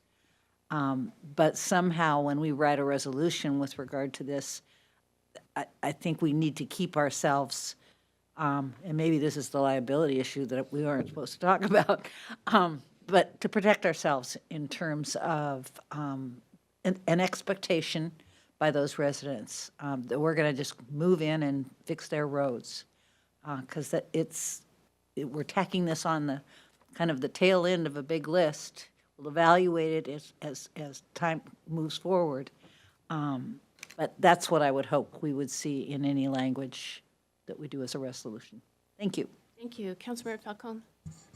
Thank you, Madam Mayor. I agree with Councilmember Sweet that, encouraging as much as we can for the property owners to, partner with the city in forming an LID in the future is what makes sense. As you mentioned earlier, the price of these improvements was not built into these homes. So it's kind of like, those property owners got a discount because they didn't have to pay for that infrastructure that most property owners in Kirkland have. And so I do think there's a path forward, and I'm hopeful that there's a path forward with the LID. I think that's the most appropriate path to make improvements in the future, and I hope that we can bring our neighbors there along in that discussion. Thank you. Thank you. Councilmember Black. Thank you, Madam Mayor. Well, actually, Councilmember Falcone really made the point I was going to make, so thank you. I agree with what Councilmember Pascal said, what Councilmember Sweet has said about this being the right thing to do at this time. So I support this decision. We're righting a wrong. It's not our wrong. I pinned it on the original developer who was able to sell homes in Kenmore Ranch at a slight discount because that developer had to spend less on the infrastructure that a normal developer would. That means, you know, as Councilmember Falcone already articulated, that means there's a bit of extra value in some baseline in those properties. Some of those original purchasers are now moved on, and they basically took that value, whatever it might have been, and they're now enjoying it in Florida. And so, there's a certain number of homeowners there that, bought their homes at fair market value, and whatever incremental value existed because of the savings on the infrastructure investments that didn't happen, that's now gone. So I do think it's right to right a wrong. I do think it's important that we emphasize that by purchasing this at public right of way, this goes right into our overall prioritization for improvements of transportation facilities throughout the city. And I really do think an LID is something we really have to look hard at, because despite the fact that this is the right thing to do at this time to fix this, longstanding wrong, it's not obvious to me that the burden necessarily falls on all the other taxpayers throughout the city of Kirkland. So I do think we have to take a hard look at the prioritization and an LID and how we fund improvements in that area. So thank you. Thank you. Anyone else?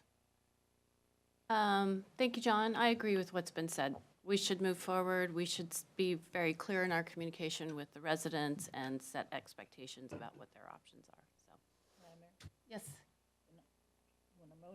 I don't, it's a draft. We're It's a draft. not looking for action tonight. Okay, But thank you. I'd love to make one, but. I would like permission to call it the wrong of way until we get back to it. Yeah, following up on Councilmember Black's comments. Madam Mayor, I'd like to make a motion that we call it the wrong of way. Thanks. All right. Thank you, John. Thank you, Your Honor. Guys, do you want to move to 5631, or would you like to take your break now? Okay. Councilmember Sweet has recommended a break. So we are going to take 10 minutes. You want 15? We're going to come back at 9:10. Okay.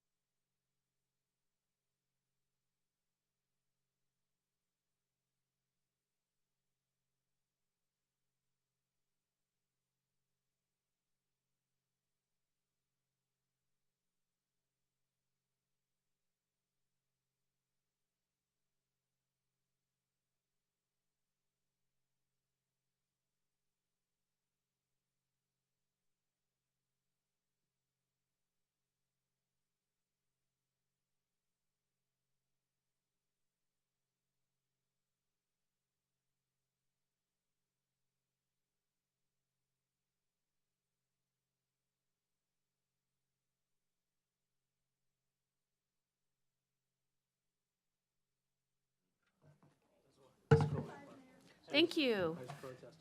We are back from a quick break, refreshed, rehydrated, ready to go. We will now have a discussion on proposed resolution R 5631, declaring the city's commitment to addressing homelessness. City Manager. All right, thank you, Madam Mayor. So this is our third discussion of R 5631. We made some significant revisions in response to council feedback, which we hope to get your comments on. Here to give you that presentation is Carly Jorger, our Senior Management Analyst, and Jen Boone, our Human Services Manager. Thank you, City Manager. Good evening, Mayor, Deputy Mayor, and members of the council. We have a revised version of your resolution 5631 for your further comments and amendments tonight.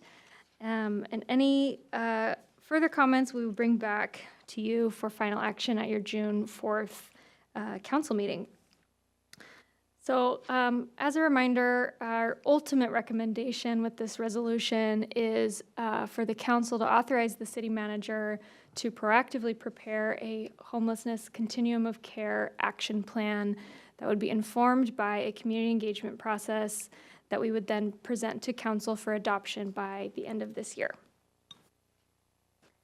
Now I'll turn your attention to the key revisions that we've made based on your comments at the April 16th and May 7th study sessions. The first is we significantly reduced the whereas statements to provide for more clarity and focus in the resolution. We also expanded section 2 on stakeholder engagement and added to the list of key stakeholders, and also made clear that we'll be using a variety of tools to get the best feedback we can from our different stakeholders. We also revised section 4 to make clear that these are elements that will ultimately inform what goes in the action plan, and that these are not separate policy decisions that the council would be considering outside of adopting the action plan. And then lastly, we heard from the council interest in staff clarifying the problem statement for why staff is recommending we take a proactive approach to addressing homelessness in Kirkland. And so on that point, I can share that there are two key reasons we're recommending this that stem out of this goal that the actions we are taking to address homelessness in Kirkland are creating a future where homelessness is rare, brief, and non-recurring. And in order to do that, we need to compassionately support the folks that are living unhoused in Kirkland today, and also prepare the organization to address a sudden influx of folks living unhoused if we are to experience that. And as a reminder, all of this is in the broader context of the continuum of care shown here at the bottom of the slide, which recognizes we have to make investments at every stage of this broader process.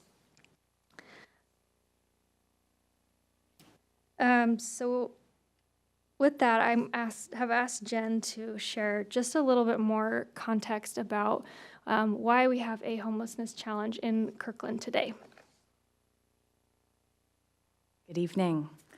So we are going to talk a little bit more into why unsheltered homelessness is increasing in our region, in Kirkland, as well as a nation. So overall, the combination of limited affordable housing supply, constraints around shelter capacity, as well as court decisions leaves the city in a really challenging position to support folks who are unhoused with both compassion and accountability. Despite the dedicated resources that Kirkland City Council has allocated, we are still faced with several constraints recognizing these different limitations. Data from Eastside shelter providers, our own city data, the point in time count that you just received from KCRHA, all point to the fact that unsheltered homelessness is increasing. And a lot of our providers are stressed in being able to meet the dynamic changing needs as folks are looking for different programs and different access points in order to receive services. We also are starting to see that there are not programs that are viable or suitable for different population and household types through having the city's first homeless outreach coordinator. So when I talk about viability or suitability, I want to direct your attention to these photos. So on our right, we have our safe parking program here in Kirkland at Lake Washington United Methodist Church. In order to be eligible for this program, you have to be a family or a woman living in an operable car. So if we have someone who's living in an RV or maybe a couple or a single man, they would not be eligible for this type of program even if they do have a vehicle. On our left, we have our family shelter, which kind of operates in a larger shelter capacity model countywide. They are regularly at capacity, so even if there is a family in Kirkland that is experiencing homelessness and they're interested in shelter, if it's full, that shelter does have to turn them away and direct them to the countywide access line. When we talk about viability and suitability, that's kind of what we're talking about, some of the tension points here. So also, as I've mentioned in previous reports, we're also seeing a skew in homeless population being older. Folks are experiencing episodes at a more frequent rate and for longer episodes, which leads to them presenting with more complex needs that a lot of our providers are struggling to meet. So things like mental health, behavioral health, that they have not been able to have on staff before. And they're starting to see these increasing needs, which is leading to, again, not really being comfortable recommending folks to shelters or other programs if those programs are not able to provide those wraparound services that those folks need. So all of these factors contribute to a higher inflow into the system. So more folks are entering homelessness for the first time than those that are exiting. We talked about this in previous discussions. So a lot of our programs do really incredible work. They just can't keep up with the demand due to these different challenges. So what does this look like in Kirkland?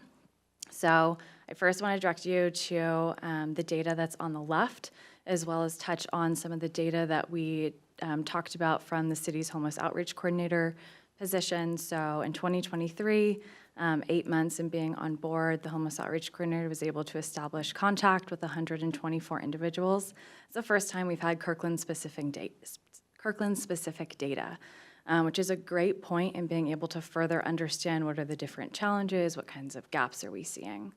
We also are able to understand the regional lens through KCRHA's work. So they released the preliminary report in 2024, which showed a 23% uptick in unsheltered homelessness from the previous count. Of course, this is not sub-regional specific. We do anticipate getting those numbers in the coming months. But if we use this report as a proxy, we can assume that unsheltered homelessness has most likely increased in East King County as well. I also want to note that KCRHA has been really transparent that the methodology used for this count is most likely still an undercount overall compared to the need that providers are reporting as well as other systems in healthcare and behavioral health. There's also the qualitative aspect. So we've gotten some questions around what is the homeless outreach coordinator seeing every week? What is the community seeing? What are we hearing as a staff? So I want to direct you to these photos here on this slide. On our right, we have a shopping cart. This picture was taken 2 weeks ago. This is an individual that demonstrates with very high complex behavioral health needs. These are her belongings that are here in the parking lot. We also have the RVs that are up on 126th in Totem Lake. This is the kind of uptick in visible homelessness that staff are seeing, that the community are seeing, and yet a lot of our programs that we have available are not able to address the need that community members are seeing and that staff are trying to support in real time. So all of this is compounded by recent court decisions that direct jurisdictions to limit us with the ability to move someone in a public space if there's nowhere else for them to go. Currently, we don't have RV safe parking available. So if we ask these RVs to move, they would have no designated place to go. It would most likely pop up in another neighborhood in Kirkland, which kind of brings us back to square one. So with our shelters regularly at capacity, with our folks that are presenting with more chronic needs, as well as people, not being able to apply or transition into affordable housing due to the huge demand there is no somewhere else for folks to go. And so what we're looking at, what we're asking direction on is, recognizing how we connect folks that are in these situations with the proper resources and support they need so they can identify a more long-term, suitable, stable situation for them. That comes to being prepared. In the interim, with the establishment of the HEART team and kind of recommendations from the homeless outreach coordinator, we've been able to identify and implement several tools that have been able to offset some of these challenges and balance that compassion and accountability in the short term. And if Kirkland experiences significant uptick like some of our neighboring jurisdictions have, we would not have the resources or the policy direction to respond with that person-centered lens and kind of holding that compassion and accountability in a way that we would expect the Kirkland community to hold us to that standard. Great job. Thank you so much, Jen, for a little more context about why we have a homelessness challenge in Kirkland and in our region today. So with that, we can focus in on some of the key revisions that staff have made to your draft resolution 5631. So this language here, I'll go through each section is the updated language that's in your packet, and I'll just highlight some of the new additions and key changes. So in your section 1, we removed that the action plan would be presented to council for consideration and adoption by the end of the year, recognizing that this is an incredibly complex topic and the council may, after receiving the report, may want some more time to process through some of the issues. Section 2, I have highlighted here some of the additions, mostly just for clarity, but there are two I'll draw your attention to. Letter G is a new addition. We heard interest from the council that staff build on the learnings and best practices from other communities that have been successful with policies and programs along the entire continuum of care. And then the last one, letter I, we also heard interest from the council that we identify short, medium, and long-term funding strategies both at the local as well as the regional level. Section 3 covers stakeholder engagement, and so the highlighted section here has the expanded list of stakeholders to engage, and also clarifies that we'll be using other public education and engagement tools, such as town halls and public forums. And then the last section we made the most revisions to make it more clear and concise, that these are actions that staff will take to ultimately inform what is in the action plan. Not proposing that council take any separate policy decisions other than when we bring the plan back to you all for consideration. The new item here, letter B, still directs staff to pursue some of the work that we've talked about in the last two study sessions so that we can do the research needed to bring a very thoughtful and robust action plan to you all by the end of this year. So the mechanism we're proposing to do that through is the budget transmittal through your issue papers that you often get on other topics. So next, just briefly on the next steps, so we have time for your comments and discussion this evening. We'll bring back this resolution for council action and also have a draft framework of a community engagement plan for you all to look at on June 4th. And then if the council takes action to adopt the resolution, staff will then begin the community engagement process. And thank you to Jen and Darcy. We are all here to answer any questions that you have. Thank you. Thank you both. Council? I know you have questions and discussion. Councilmember Sweet. I don't actually have any questions. I think the lack of community engagement in the last several days is an indication that we've hit the mark a lot more appropriately than it has worked for folks before. I think that you guys have done an amazing job of capturing the need. Thank you, Jen, for doing your additional presentation tonight. That's all very real stuff. And there are many, many, many more pictures that we could put up there to demonstrate conditions throughout the city. So I'm ready to move forward with this, and I hope my colleagues are as well. Thank you. Councilmember Falcone? Thank you, Madam Mayor. Thank you so much to both of you for your presentation tonight. I think you really clearly laid out why this is necessary for us to move forward with this work. So thank you both for that, for the very thoughtful excuse me, edits. One proposed edit I have is to section 2, item D, that you have on slide 10. This was an idea that I had brought forward. I just want to reflect the comments that I think Councilmember Pascal mentioned at our last study session, that it doesn't necessarily need to be a phone line, or it could be a phone line and, I don't know, I just want to explore, maybe it's, you know, an item under our Kirkland or something else. I just want to make sure it's really accessible for folks, and some folks who may have anxiety or other reasons that they may not feel comfortable making a phone call or may not, you know, be able to, that there's another, so maybe a dedicated line of communication or something like that as language. There would be great. Thank you. Great. Thank you. Anyone else? Councilman Tim Chisholm, sorry. Thank you. Thank you for your hard work on this issue. I know it's been a, you know, is a contentious one, but the work you're doing is really important. I appreciate the draft resolution. We're getting much closer to something that, you know, I think I could support today. The community engagement piece, I hope that that moves forward. I hope to see a town hall at some point.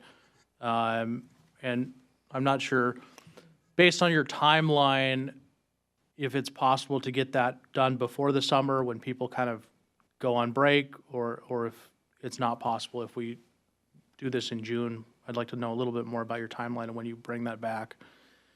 I want to thank David Walbrecht and Carly and anybody who participated in this flyer, the making of this one-page flyer. It is super clear about what we're doing and what we're not doing. And what we're doing is developing an action plan to address issues of homelessness, community engagement to inform the action plan, city council consideration of the draft action plan by the end of 2024. And what we're not doing is opening parks to homeless encampments. We're not opening new shelters near primary schools. We are not taking in Seattle's homeless population, and we are not advocating for a tiny home or village at the Houghton Village PCC site, and we are not currently exploring a ballot measure. I think that flyer is super clear. I hope we get it in the hands of our neighborhoods. I was recently at the South Rose Hill Bridle Trails neighborhood meeting with Councilmember Black, and we had many questions on this topic, and I wish I had this flyer with me because it is crystal clear as to what we're doing and not doing. The only other comment I would have on the draft resolution or in your work in general is to, when you do, and I don't know that this needs to be included in your draft resolution, but when you do intakes, I would hope that the HEART team identifies who veterans are and who they are not, because they may qualify for extra benefits through the Veterans Administration for some federal benefits that would not be available to some people. Thank you. Thank you. Councilmember Pascal. Thank you, Mayor. So I'm not going to repeat the comments I made last meeting, but if folks are interested, they can watch last meeting. But I do want to state that I agree that we absolutely need to explore what we can do to support our unhoused residents and transition them into more stable housing, but also offer those services that some of them will need to get back on their feet. My interest is really making sure that what we do here in Kirkland is like right-sized for Kirkland. That's specific to what we think has the greatest chance of success here.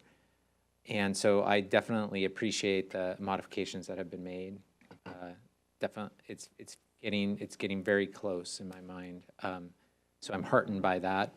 But I do want to offer some additional comments. One, on section 3, which is really about the community outreach part of it.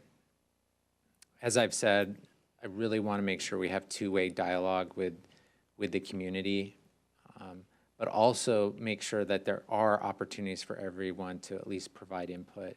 And so what I'm thinking here too is there might be a situation where we would want to allow for a public hearing type of situation, especially if we're considering major policy changes down the road. So I just want to kind of keep that door open. I know it doesn't say that, but perhaps that's something that could be flagged or identified in your draft public engagement plan or framework that you'd be coming back with next meeting. On section 4, I like how you added issue papers around some topics, around gaps and potential responses. You know, one of the things that I talked about last time was building from other success stories or learning from how others have approached this, what has worked, what hasn't, what are some pitfalls that we need to watch out for. And I think some of that was mentioned in section 2, but well, I guess what I'm looking for is an issue paper on that.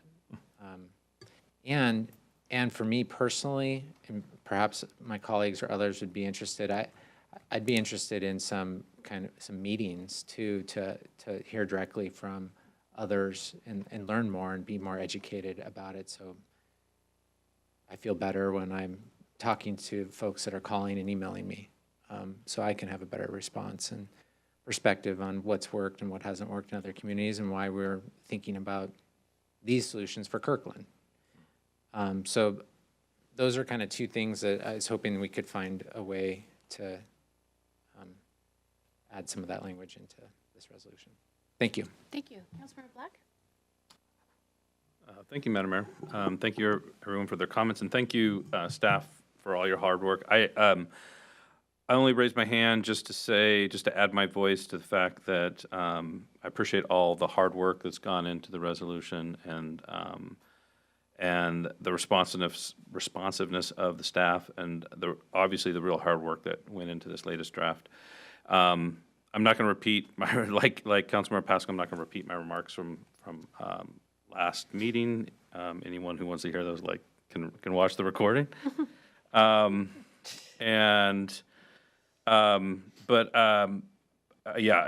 I will be supporting us moving forward with this form of resolution. So I appreciate it. I guess I do have one question for City Manager.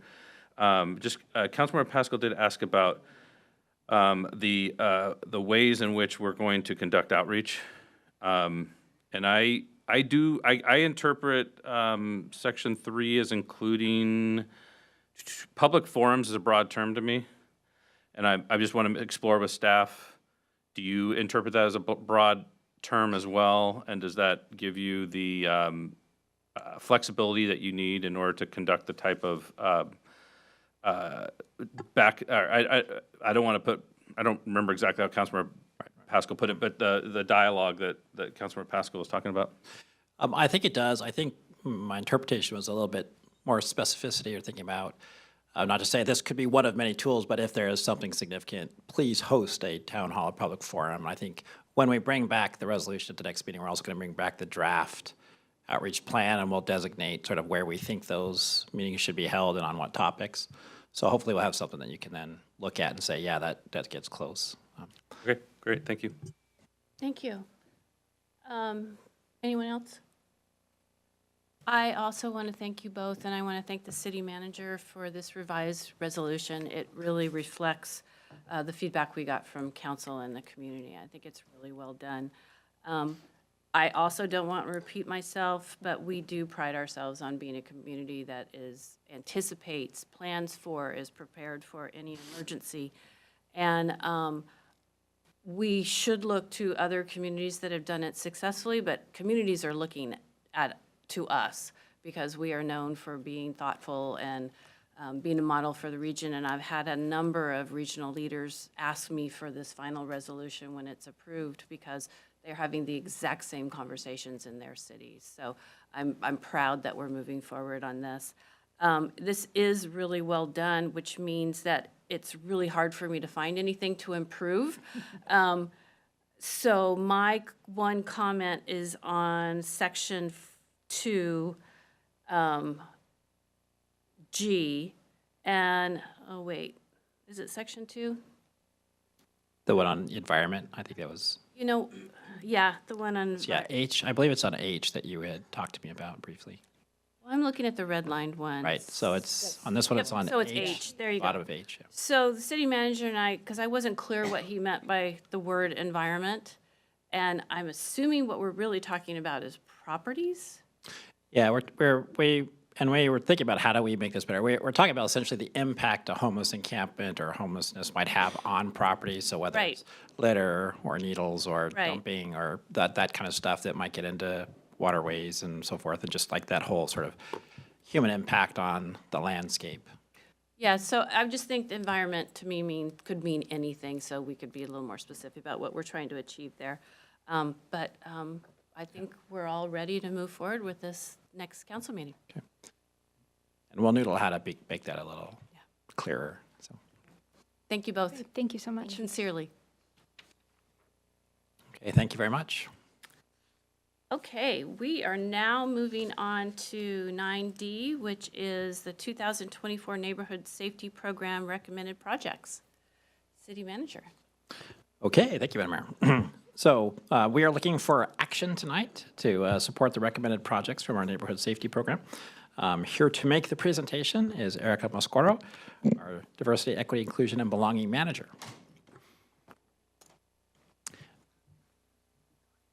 I'd also like to give a special thanks to Erica throughout this, because as you know, this was started when Don Robinson, the Senior Community Outreach Coordinator, was here, and he left, and so Erica took this across the finish line, along with a lot of help from folks in Public Works and others, but I really appreciate her shouldering it and taking it to the end. So thank you, Erica.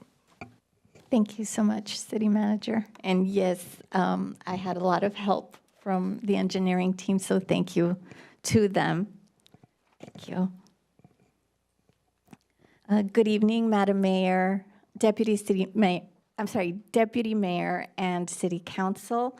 As our City Manager said, I'm going to be giving you an update on the 2024 Neighborhood Safety Program. And then following, we're going to ask, staff respectfully asks to ask City Council to approve by motion the recommended Neighborhood Safety Program projects for 2024. So first, a little bit of background. The City Council authorized the Neighborhood Safety Program, here on after referred to as NSP, to help re-energize neighborhoods through partnerships on capital project implementation. In 2014, neighborhood leaders worked with city staff to develop and implement the pilot neighborhood safety program, and in June of 2014, the City Council authorized the implementation of the ongoing program. Now, the NSP goals. The goals are to provide incentives for neighborhood participation, address safety needs, foster neighborhood self-help and build a sense of community, increase collaboration within a neighborhood between neighborhoods and within city government, leverage funding with match contributions and other agencies, and collaborate with businesses, schools, parent-teacher student associations, and other organizations such as the Cascade Bicycle Club, Feet First, and the Kirkland Greenways, and create an equitable distribution of improvements throughout the city. Funding background. Funding for the Neighborhood Safety Program. Since 2014, the NSP funding level has remained the same at $350,000 per year. Of this, $150,000 per year is dedicated funding from the pedestrian and bicycle safety allocation from the 2012 street levy. Historically, the Walkable Kirkland initiative provided the remaining $200,000 per year to the program budget. The Walkable Kirkland initiative was created through one-time funding that ended in 2021. To replace what had been provided by that initiative, the council approved the use of school zone speed camera program revenue for the 2021 and 2024 NSP programs. The capital improvement project here on after referred as the CIP update adopted in December 2023, the only revenue dedicated to NSP from 2025 through 2028 is $150,000 per year of street levy funding. As part of the 2025 through 2030 CIP development, staff will work to identify an ongoing source for the remaining $200,000 for future NSP program cycles to maintain the $350,000 annual funding. Current funding. The total projected cost of the recommended 2024 projects is $225,337. Staff is recommending that the difference between the 2024 funding amount of $350,000 and the projected expenditures be retained for contingency. So the difference is $124,663. The final savings may be a change depending on annual cost to deliver the projects and will be finalized with the accept work memo at project completion. This is the 2024 NSP schedule, and I know that you saw this on your packet, so I won't go through all the dates. Next, review and prioritization using the Transportation Strategic Plan criteria. The neighborhood leaders and staff work closely each year to continuously improve a prioritization process that adheres to the Transportation Strategic Plan, TSP criteria for funding safety improvements. The TSP criteria includes improved safety, link to land use, connect to the cross-Kirkland corridor, make connections, connect to transit, community input, costs that are likely to receive grant funding, and as DIB manager, Title VI. Our scoring process, here is the process outlined. Projects are reviewed by the NSP staff project team as well as the neighborhood panel of representatives from the neighborhoods. The technical score is the first part of the project score and the specific sub-criteria applied by the NSP staff team to each project. The second part of each project score is from the neighborhood panel, which uses a set of criteria based on neighborhood benefit, community benefit, and project partnerships.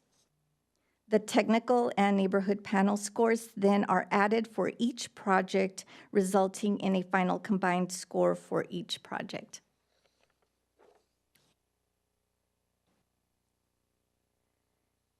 Here we have our project recommendations. This year, the project recommendations did not exceed the funding program budget.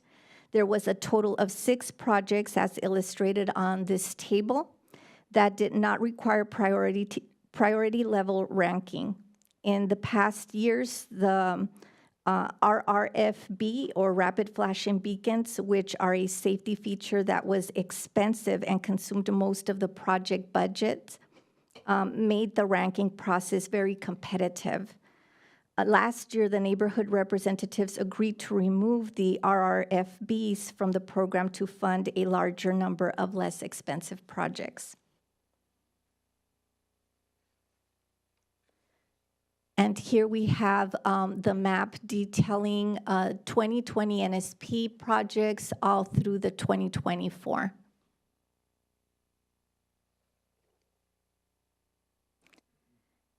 Here on this last update slide, we have the status of prior NSP projects, that top section showing the 2020 NSP projects that are complete, and then the second half, the list of the projects for 2021 and 2023 that will be advertised together in mid-June. And that's all I have as update. Are there any questions? Council. Deputy Mayor. Thank you, Madam Mayor, and thank you, Erica, for the presentation.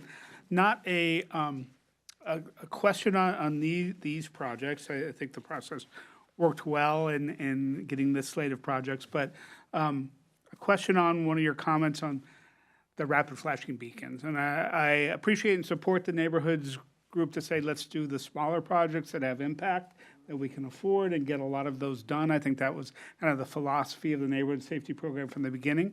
But if you look at the history here, rapid flashing beacon crosswalks were very much in demand safety improvement that I think we'd like to continue to do and to expand. So I am wondering how we get this done, and if there's any staff recommendation, or if this is something where we should do an issue paper at the budget on how to have a rapid flashing beacon program.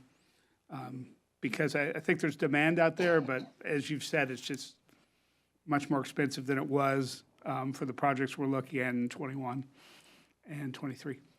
Absolutely. And I think it's a good idea to look at cost again, because certainly cost has been going up on everything. So that might be different from last year.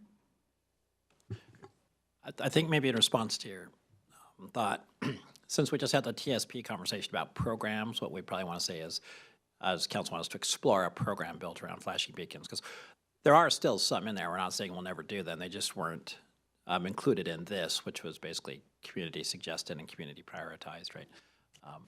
But if we did that, it would, as you saw, it would compete with the other $300 million of projects. However, it's also one of the places where you can then talk about, as additional revenue or something, part of that. So if the council would like us to draft it as an issue paper for the budget, that might be the right place to do it, or we could also maybe do it as part of the TSP suggestions. But I would say probably one of those two documents would be where you'd want to talk about it, and not in the NSP. Do you want that feedback now? Sure.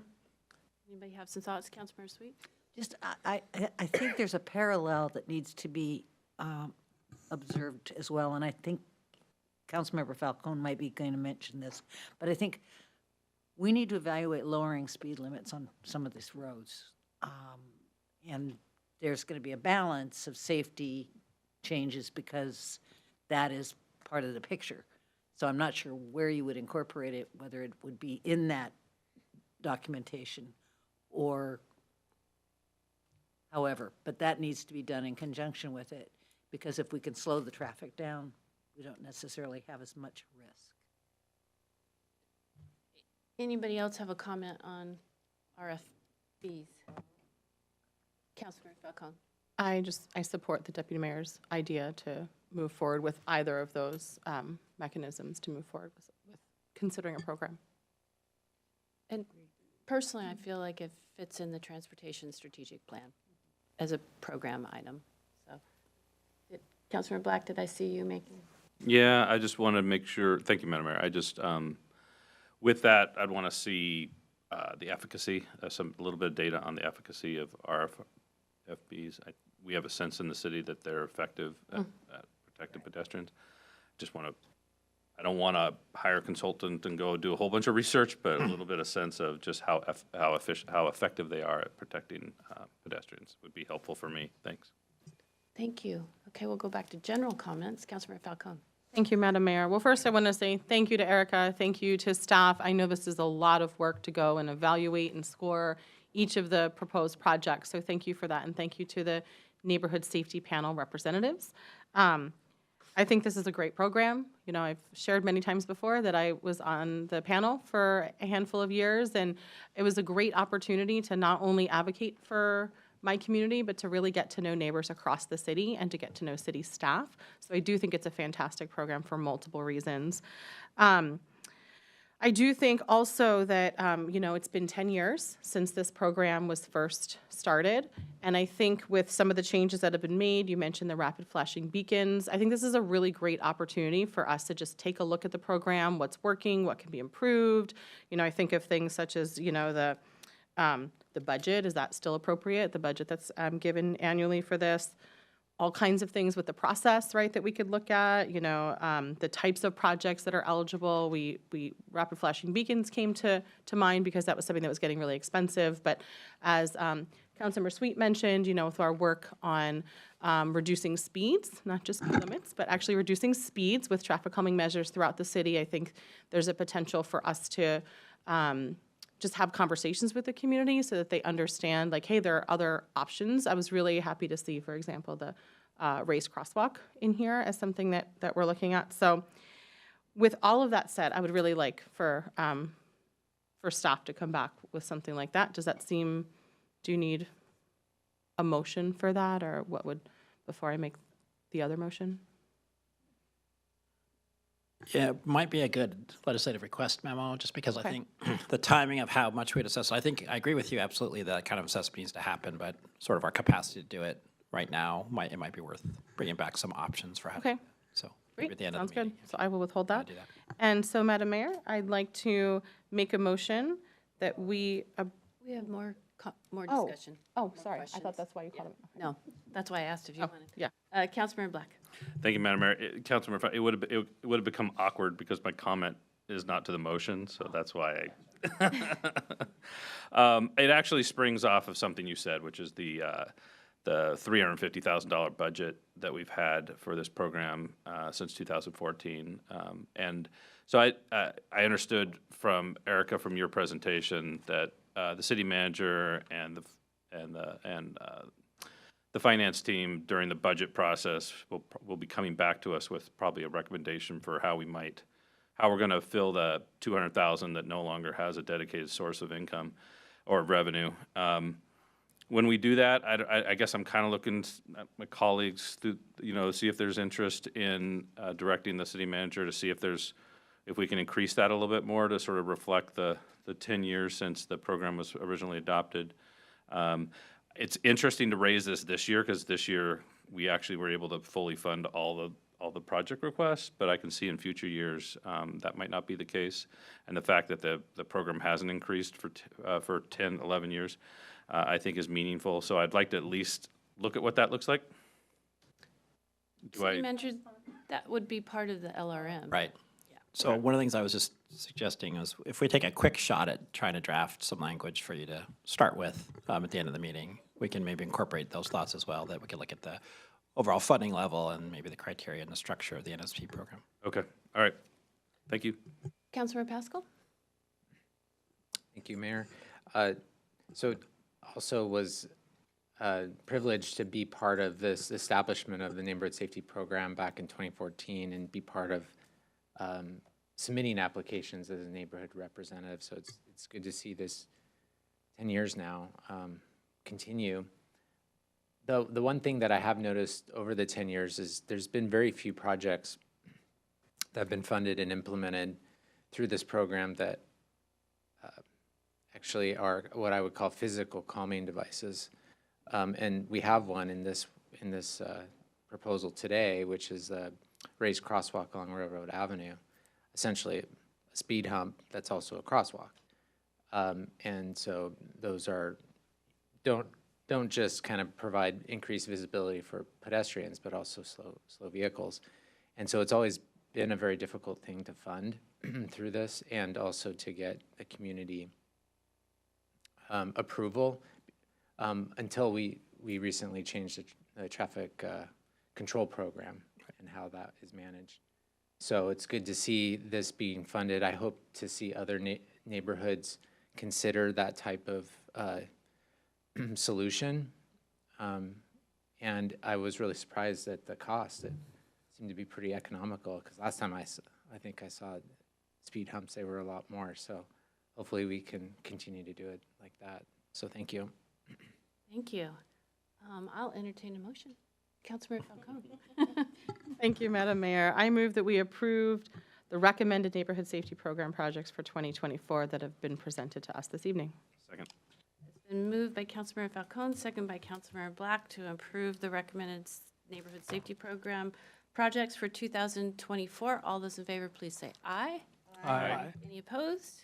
Motion carries 7-0. Thank you, Erica. Thanks so much. Well done. You can hand it back to Daniel now. Okay, we are moving on to, oops, turn the page here.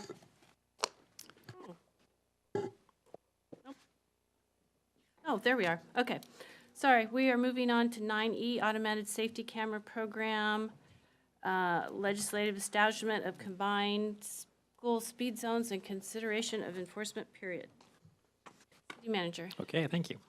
So, like the Kenmore Ranch, we're proposing that the council take this for consideration tonight, get a briefing and background, and give us your comments and feedback, but we're not looking for action tonight on this topic, since it's a little bit complex, and it's also about student safety. So we have a couple folks here to make the presentation. Our Police Chief Sherry Harris has generously come in from her conference at WASPIC because she has some thoughts on this, obviously from the police department's perspective. Also, Darcy Eiler is our Senior Assistant City Attorney, and Jennifer Palmer, our Traffic Engineering Supervisor, are here to make the presentation.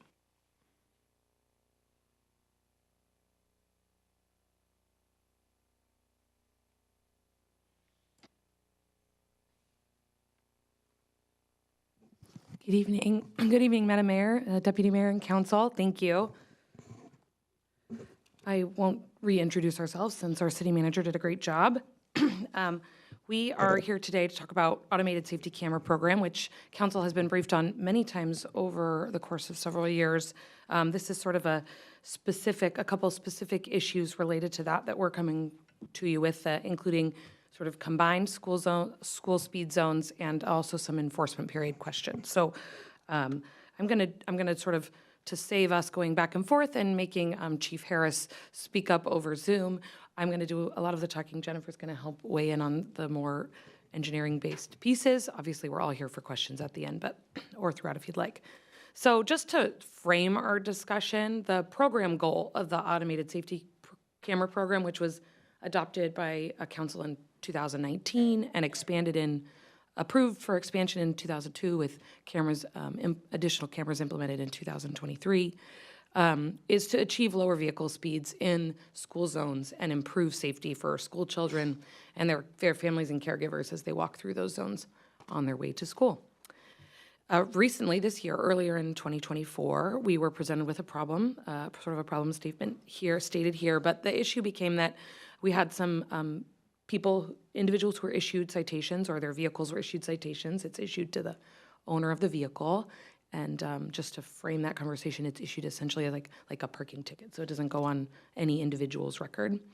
We're challenging their automated camera enforcement based on the time that the citation was issued. So they were speeding in the area. They were speeding in excess of the flashing beacon posted speed, but they were challenging the area because specifically on 84th Avenue Northeast in Finn Hill, the time period that it was operating was during the Finn Hill Middle School period, which this school year, Lake Washington School District modified all of their times for school. So it sort of impacted the enforcement periods for automated safety cameras.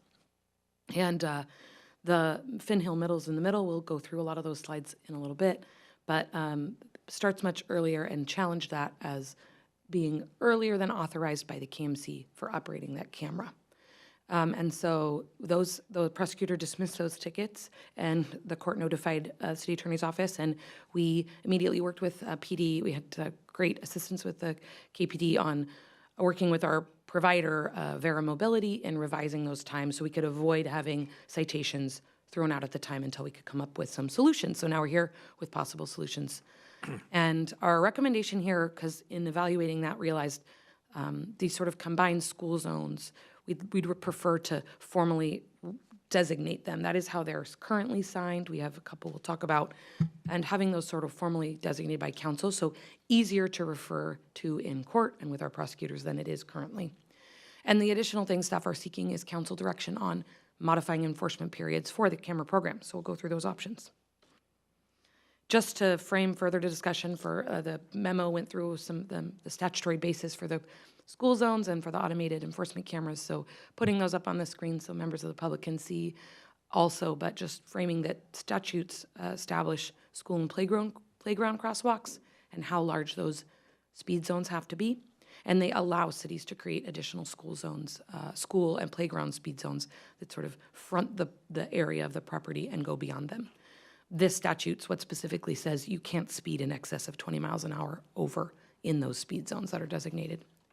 And the reason we're here more and have our terrific transportation engineering team here is that by state regulation, those school and playground crosswalk zones can be extended beyond 300 feet based on a traffic engineering study, which was included in your packet. So now I'll turn it over to Jennifer. Thank you. Hi there, good evening.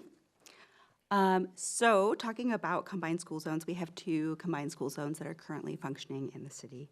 We delineate these school zones using signs, which are placed per the Manual on Uniform Traffic Control Devices, the MUTCD. These signs are standardized in size, color, and message. As we'll talk about in the coming slides, the school zones are delineated a certain distance beyond the school boundary. So there are some areas of overlap.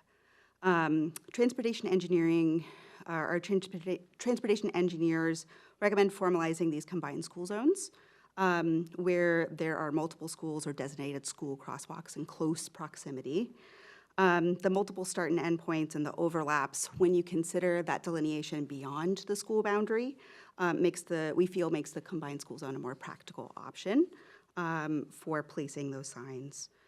So looking at the Evergreen Hill combined school zone, so this one's on 132nd Avenue Northeast, and it includes the Kamayakan Middle and John Muir Elementary property frontage, approximately 1,580 feet in length.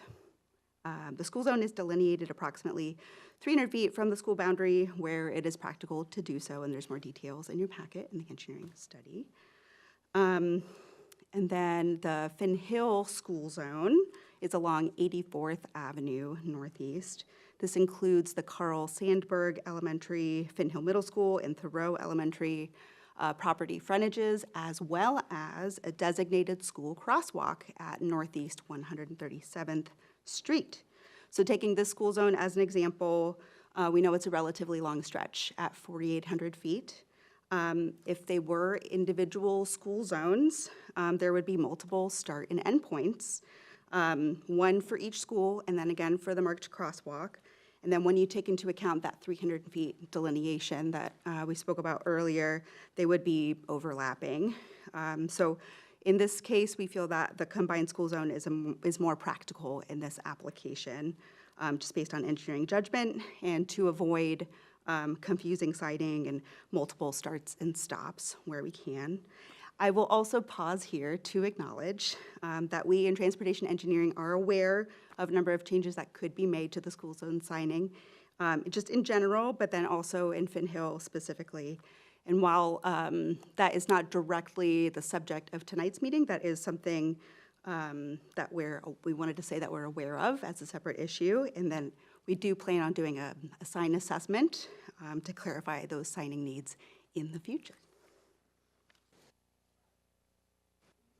Right, so that was our sort of summary of the combined school zone issue, which is not directly, it sort of overlaps with the automated safety cameras because we can have school zones there and have enforcement even if the cameras aren't operating. So turning now specifically to the automated safety cameras, Kirkland code on camera operation time is stated up here on the screen, and the sort of last couple lines of that is the important part here for purposes of those citations and being able to allow those to continue through court, is that right now the code says that they'll operate 1 full hour beginning 30 minutes prior to the start of each school day and for a second full hour beginning 30 minutes prior to the end of each school day. And no specific school is mentioned. So when we have several schools in an area, this becomes complicated, especially when their start and end times do not overlap either not at all or not very much. So the schools presently with Lake Washington School District don't have a lot of overlap, depending on which of the areas you're in. And just to give a brief sort of summary here of the camera operations, this slide to the left is from Vera Mobility, sort of providing a informational graphic about how the cameras operate. It essentially, a radar, 3D radar triggers the camera. So it never takes photos of anyone driving by that isn't speeding, and it only is taking photos of those speeders when it's in operation, and or when we have it designated to be operating. And then as soon as the radar triggers, it has a reading that's over the speed limit, over the designated speed there, it triggers the camera and the video to both activate. The camera takes a picture of the car twice, and those images provide a more clear image of the license plate and show the sort of quick distance. And then there's a video that's provided as evidence of the violation, and that's provided to the citation recipient if they request that video footage. So here's an example on the right of one of the photos from the John Muir Kamaikan Middle area driving northbound. And it shows, you can see the flashing beacon is always shown in the video so that we can see that it's operational, and it shows the vehicle. And a note here on the screen, just to give a maximum distance of the camera is 100 feet away, depending on if there's other field conditions that would impact that, a turn or trees or something in the way. So the maximum distance, 100 feet. So as I noted the problem statement, I'll first state that pre-February 2024, in January, up to January, until recently, the traffic safety cameras in Finn Hill were operating during the start and dismissal times for both Finn Hill Middle and both elementary schools. So we sort of had them north end and the south end at different times operational, I think. And so the table on the right shows those start and dismissal times presently, the current Lake Washington School District calendar. So earlier council memos that had talked about those start and end times had, the times from pre-last year. So that's just providing that information about school start times. And then currently in March, the traffic safety cameras in Finn Hill were operating at the north end by Thoreau Elementary only for an hour, 8:50 to 9:50 in the morning, and in the afternoon, 3:20 to 4:20. And then at the south end, because those elementary schools have different start times, from 8:10 to 9:20, and then 2:40 p.m. to 3:40 p.m. And you can see with the table and the difference in infractions issued in the operation period, that in January there were 23 citations issued over a period of 3 days. And the reason for the operational issues were that the camera wasn't operating for much of January.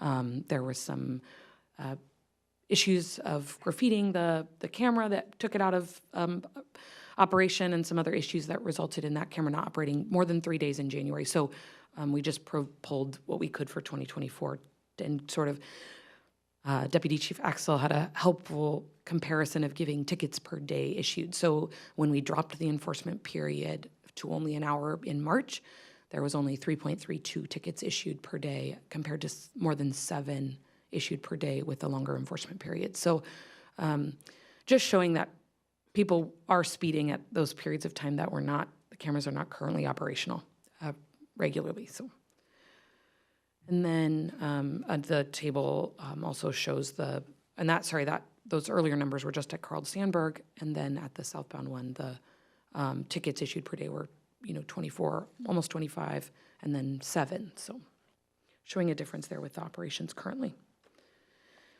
And then I think Jennifer's going to speak to this. So one of the questions that we had, which we asked and tried to answer, was whether school kids are actually really present in the combined school zones. So to help answer this question, we performed what I'll call an informal study, where we just observed people walking through, and we found that yes, there were people walking and rolling and bicycling through the area. So the table on the slide here, we looked at the intersection of Thoreau Elementary during the Finn Hill Middle School drop-off and pickup times. And we found that approximately 34 people per period were present.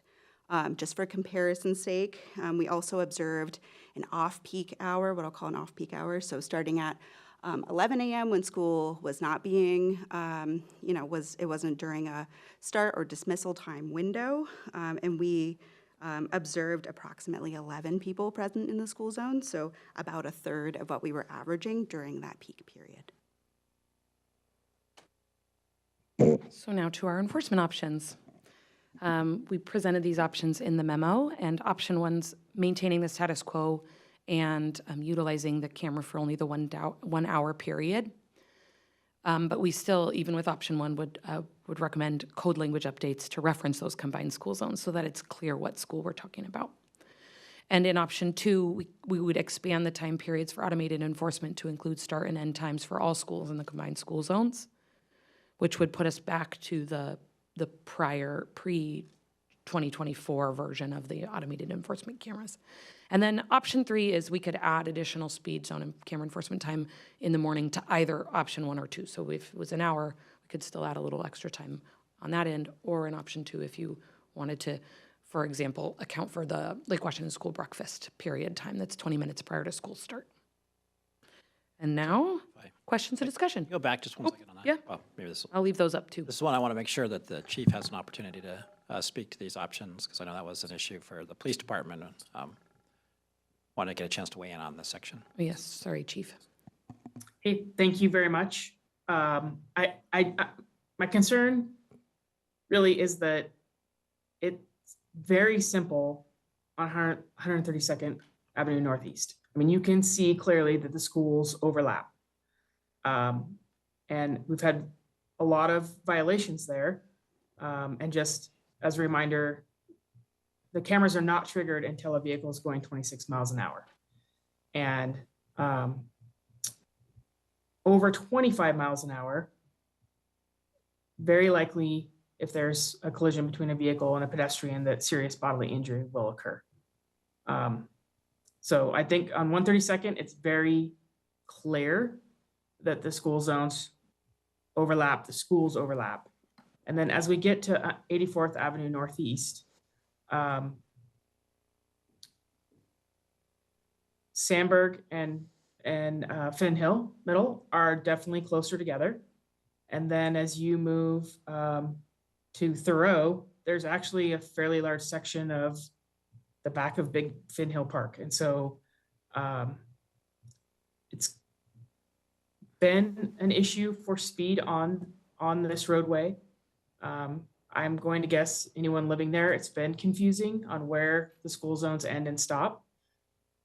We, on purpose, through discussions, council had chosen to put the cameras at either end of all three schools, and the violations would occur as you enter the school zones. My concern is just that when we get close to, and Darcy, correct me if I'm wrong, but when we get close to 2.5 hours of camera operation, we should consider cameras at Finn Hill Middle. And I just don't feel like the public, and we haven't gathered any community input on this, but would not necessarily support such a long school zone time on 84th. And unfortunately, that typically is then they believe that the police department is doing this long, lengthy enforcement time, and maybe just as a money grab, not to try and keep speeds down below 25 miles an hour and that serious bodily injury. So that concern is expressed on option 2, right, which is if it stays for the entire time of both schools. That's the expanded time. Right, City Manager, Chief, I'm trying to, so you're recommending option 1? I think it's a little bit more of a hybrid in that, like on 132nd, it makes sense. The schools are so close together. It makes total sense. And I'm just not sure that on 84th, that makes the same, that it's that clear. Okay, I don't want to put words in your mouth. So we'll have more discussion. Councilmember Sweet. Just a question.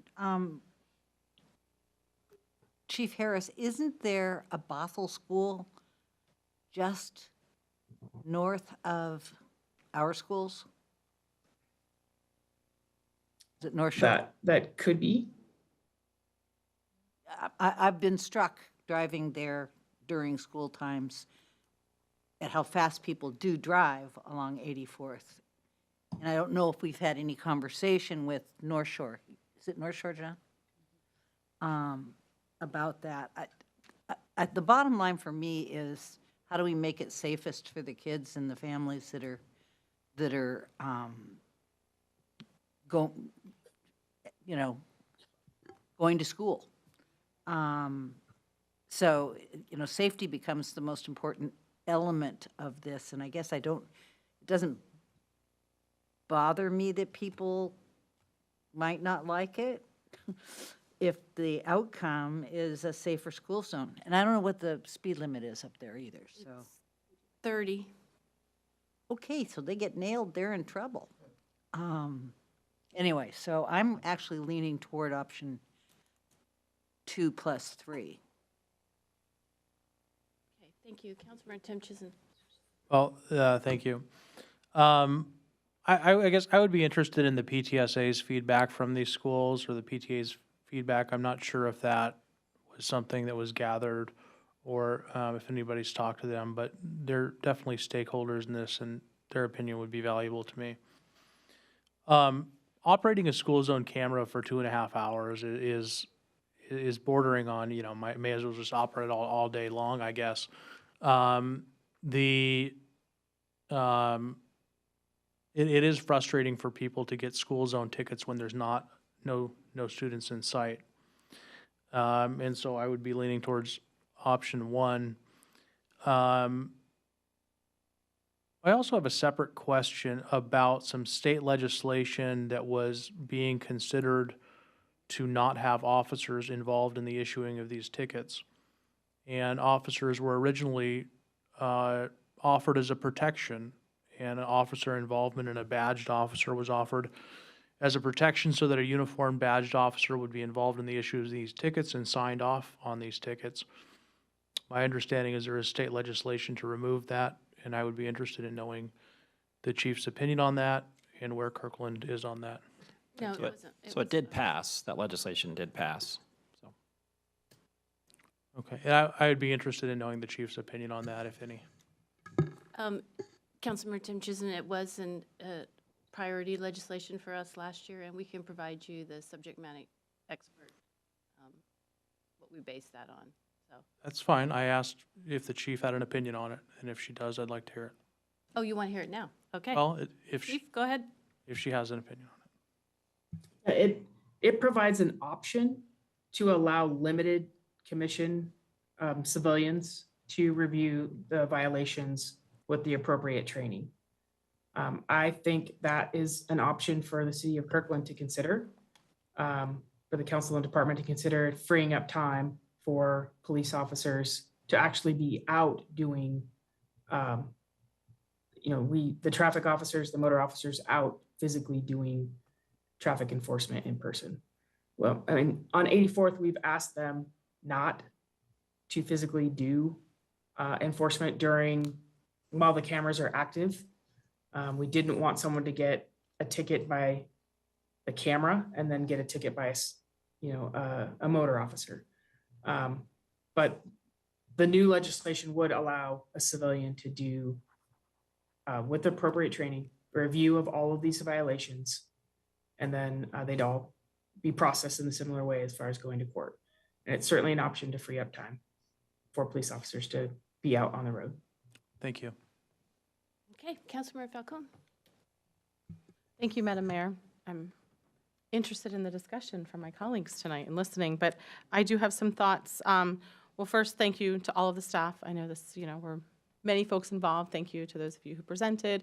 Thank you for those of you who have now gone out. I've gone out on a couple of, tours around Finn Hill over the past few years, looking at this issue, most recently with some of our fantastic staff and Councilmember Pascal, and had KPD officers there as well to really look at some of the specific issues there. So thank you for that and for taking this seriously. As was already mentioned, our goal in my mind is just laser focused on keeping kids safe, full stop, and whatever we need to do to make that happen. Right? And so I think that's the messaging to the community. That's, the guiding principle on the decisions and that we're making, and my thoughts on everything tonight. I agree with some of Councilmember Tim Chisholm's comments. My thought was, have we spoken, not necessarily with the PTSAs, but with the school administration at the different schools? For example, in option 3, I assume that if we had a combined school zone, at least up in Finn Hill, that would, if we go with option 2, that option 3 would pertain to the middle school there, since that's the earliest in the morning, tacking 20 minutes on before the middle school starts. I also think of other things, like after school, I know Thoreau Elementary is the last school to let out, and I know some students, at least historically, have walked home from aftercare, and so I think we should look at not just breakfast in the mornings, but, hours after the school hours at the latest release as well up at Thoreau Elementary. So, and I think some of that would really come out in conversations with the school administration, and as well as the crossing guards and the after-school care providers and other partners that I think that the administration is great to have a conversation with the district, which I hope we had, but also specifically building administration. I just need to say for the record that there are 5, I've said this before, there are 5 schools up there, not 3. There are 3 school campuses, but there are a couple of additional schools housed on those campuses. This year, they currently do have, they've finally adjusted the times to align. That has not always been the case. I was a student at the Environmental Adventure School, and it did not necessarily, the schedule did not align with Finn Hill Middle School in the past. And so just to be mindful of that moving forward, who knows if that's going to be the same. So let's just make sure that we're including the 2 choice schools that are up there on those campuses as well as part of this. I'm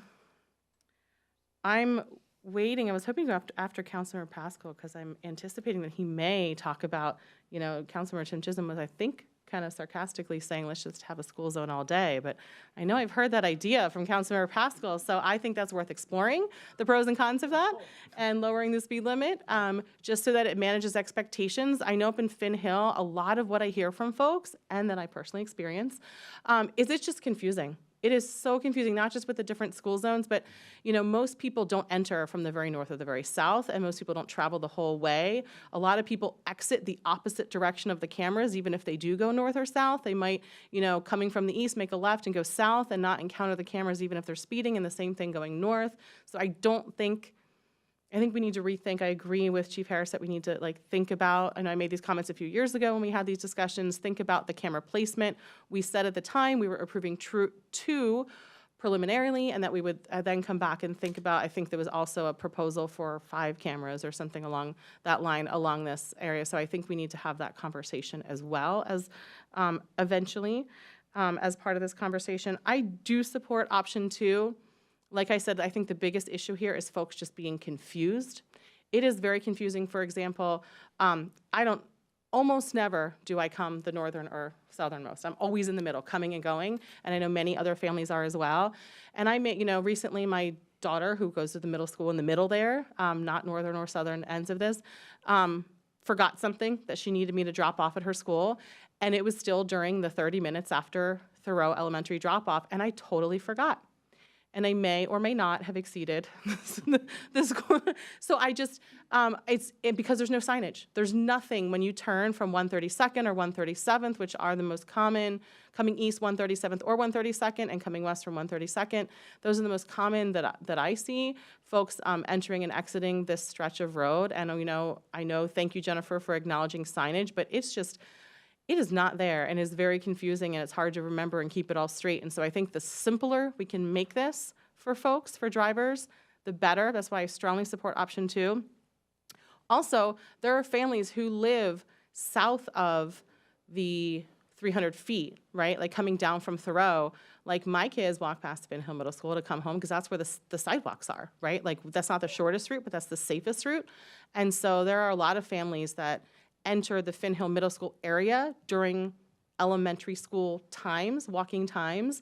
And so I do think it will help keep those children safe as well. So simplicity and just the complexity of where people live and where the students are walking, I think is really important here. And per your counts too, even during the middle school times for folks up by Thoreau Elementary, I think it's not just restricted to that area. So I do support option 2 and option 3, and talking with school administration to see if there's an extension on the end of it. I don't know if Councilor Pascal is going to say it or not, but I do support exploring school speeds, throughout the day, and having just a consistency there for folks. I think that makes it easier. And we're not just talking about the Finn Hill area here, right? And we're not just talking about these 2 areas as far as the signage and the confusion. I think we need to look citywide at our signage, where we have flashing beacons. There are some schools that don't have any flashing beacons, and it's, confusing. There's confusion in the community as to, the signage for, its speed limit is 20 miles per hour when children are present. Like, what does that mean? If like a teenager's walking home from their friend's house at midnight, is that when I have to go 20? Like, there's just not really crystal clear signage or understanding within the community. So I think signage and I think education. So I didn't see a communication piece here with the community in addition to signage, that whatever we decide to do, we need to have a really clear communication. I know not everybody who is driving in this area lives in that area, but a big portion do. And so we can at least educate those folks. I think that'll be super important. And also, you talked about on the one slide, I think it was slide 8, that had the image of the camera, and the maximum distance was 100 feet. I'm interested in also knowing the minimum distance. I know that has to do with the angle, but I've heard concerns, a lot of concerns from community members that the camera is actually in the at least at the northernmost part there, the northern camera, going southbound. The camera comes before the school speed limit sign, right? And so, and we saw that when we walked there. And so I just would like to be able to answer with a good level of confidence to those community concerns that in fact there is a minimum distance that exceeds the difference between those two signs, because we want to ensure that folks aren't getting a ticket for speeding really close, not quite when the school zone begins, right? Since the camera is before that. So let's make sure to look at that. And I also, I agree with what has been said about, traffic calming measures and reducing speeds, not just speed limits, throughout the city. I also think this is my last thing. The beginning of the memo, at the background, it says, quote, Washington law requires that vehicles travel no more than 20 miles per hour.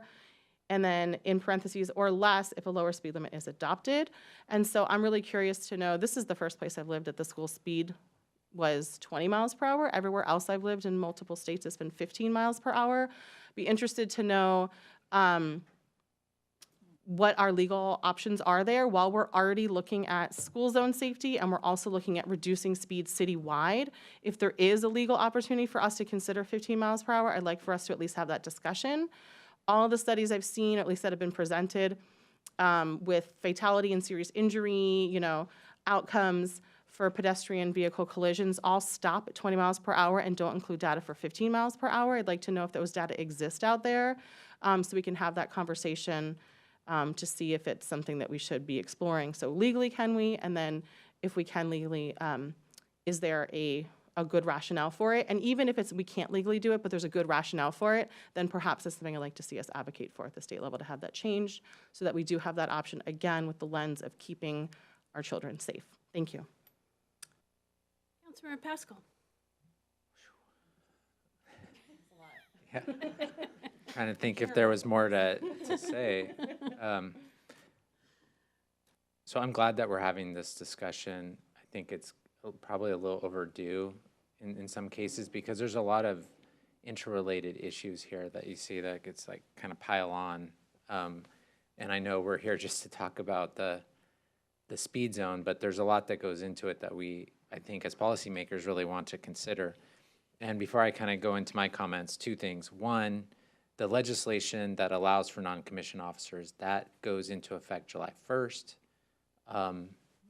Along with all the other automated camera legislation that was passed this past session. And then the 15 mile per hour, that is a state law. State law does not allow communities to even lower it if they wanted to. And at the Active Transportation Safety Council, we've been, neck deep in all of this stuff for the past 5 years, helping move some of the state legislation forward with the legislature. And I have brought that up. And, surprisingly, there hasn't been traction even from the advocacy groups on that. They see that as too big of a hill to climb, and that there's other things that they're wanting to focus on that they think will have better chance at addressing safety. So that's just a little bit of background on that. Yeah, it might not change your position on it, but I just wanted to give you that. So a couple things. I support option 2. I do believe that one large school zone is what we originally authorized when we put in the traffic safety cameras. That was our intent, and I'd like to kind of stay true to that. It's backed up by some very professional-looking engineering studies that were attached, so thank you for that. I would be concerned with option 3. I think extending the time even more just could be problematic at this point. I do want to kind of talk about a couple issues that Councilmember Falcone had identified. I do think that we need to, and I'm glad to hear that we're exploring the signage, and I just want to reinforce how critical and important I think that is to this corridor, but also just to our whole traffic safety camera program, school zone, and everything, and how we look at safety and enforce our traffic laws. I continue to get emails and phone calls about this, and this is really the only school zone that I continue to get that from, even 2 years after. And they're from people I don't know, people I've never met. You know, I still get the discussions with the friends that I know that, you know, don't talk to me much about anymore because they know where I stand. But you know, it's a frustrating issue. And if I put myself in their shoes, this is the way they look at it. They have very good intentions in mind. They're not folks that drive fast. They consider themselves law-abiding residents. But man, they sure get irked when they get that ticket in the mail, and they feel like they've done everything they possibly could to drive slow, but they just missed that one sign, and they were traveling at 26 miles an hour. Now, I'm not excusing their behavior, but it really can kind of sour the situation. And so the more that we can educate, the better, right? Through signage and through other means. And so I know that when I talk to our engineers, it's like, yeah, we're meeting the standards. And I don't disagree with that. But why not go above the standards? Why wouldn't that hurt? What's the harm in that? I guess that's the question. Can we go above the standards and show that we are doing everything we can, because we don't want people to be cited, because we don't want people to be driving fast. So we're doing more than what's necessary. And we're showing them that, yeah, we're not putting these up for revenue. We're doing everything we can. We're doing more. That's what I would like to see. I'd like to be able to tell that story. It's a much more powerful story than, yeah, we're meeting the minimum standards. And so with that, I'd also like to see signage at the intersecting roadways. I'd like to see additional advanced signage before you reach the school zone. I'd like us to think about, instead of one flashing light, other agencies have the dual flashing lights on the top and bottom of the 20-mile-per-hour sign to really reinforce it. Rather than one blinking light, it's two that are strobing. And I see this in other communities that have cameras. I saw a post by City of Bothell yesterday talking about how they updated all their signs to make sure that they have the most reflectivity, that they added reflectivity strips on their posts all the way down to the ground to just more visibility of their signage. I thought that was pretty cool to explore that. And then just if there should be more flashing beacons located elsewhere, not just only where the automated cameras are, but elsewhere. To reinforce it, like in between, right? There might not be a camera in between, but we can put more flashing beacons in between to reinforce that. So those are kind of things that I'd really like to see. I'd also like to see how have the cameras actually affected speeds. So we get the reports from the police department every quarter, and they're very helpful to see how citations have kind of declined, right? And that's what we want to see. But how has that affected? What you don't see is how it's affected speeds throughout the day too, because we're trying to change behavior. We're not just trying to change behavior during school times. We would like to change behavior beyond that. And so it'd be nice to have that information and really kind of see what's going on and how that's changed since we've installed these things. So I know that's a lot. And so I guess the question for the city manager is, does that need to be a legislative request memo for the signage and speed studies at some point. Yeah, I mean, I guess I'd try to bifurcate the issue. So clearly, there's a lot of discussion you want to have about cameras in general, and we probably need to have that in the context if we add other cameras in other locations beyond 84th, which we've talked about as well. So there clearly needs to be a discussion by the council of the whole program. I think our main concern here, though, is also not to let there continue to be a long period of time where maybe the cameras aren't operating as long as we think they should, right? So we want to separate those two issues a little bit. I think a legislative request memo would be helpful because what you did talk about was quite a bit, and what Councilmember Falcone talked about was quite a bit as well. And if you, I mean, everything from all-day cameras to changing all the strobes and all that, that's just a lot to think through and figure out how it would be sequenced and funded. So, okay. Yeah, I mean, don't get me wrong. I want to move forward with option 2 as soon as possible. And everything else I talked about is something that I'd like us to consider being done. I'd like to have an opportunity for all the folks to weigh in, again, please, on all those kinds of things that you're talking about, just to pull the teams together and think through those things and what they might mean. Okay. Well, you'll hear more then at the end. Deputy Mayor Arnold. Thank you. I think what we have here is a challenge of expectations on 84th, where you've got 3 schools with different start times and a combined speed zone that's almost a mile. And so in looking at that, I think the long-term way to solve that is, I think we would want to separate Thoreau from Sandburg and Finn Hill Middle. And whether that's a future investment to say we have a camera somewhere around 137th, but I do think we need to be thinking about what's that long-term plan that says that both shortens the length of the combined school zone and the duration of it, to the chief's concern. I also think in the interim, we've got to look at signage, and both Councilmember Falcone and Councilmember Pascal have mentioned some good ideas there. Jennifer, I don't envy your job in saying how you communicate that, because I'm certain it's not in the manual. I'll just say, school enforcement zone for the next mile. But I do think that is something to follow up on. But in the meantime, while we're following up on this, I support option 2. I'm not ready to go with option 3 yet, but do think we need to do the combined school zone for the combined start times while we're working on these other things. Thank you. Thank you. Councilmember Black.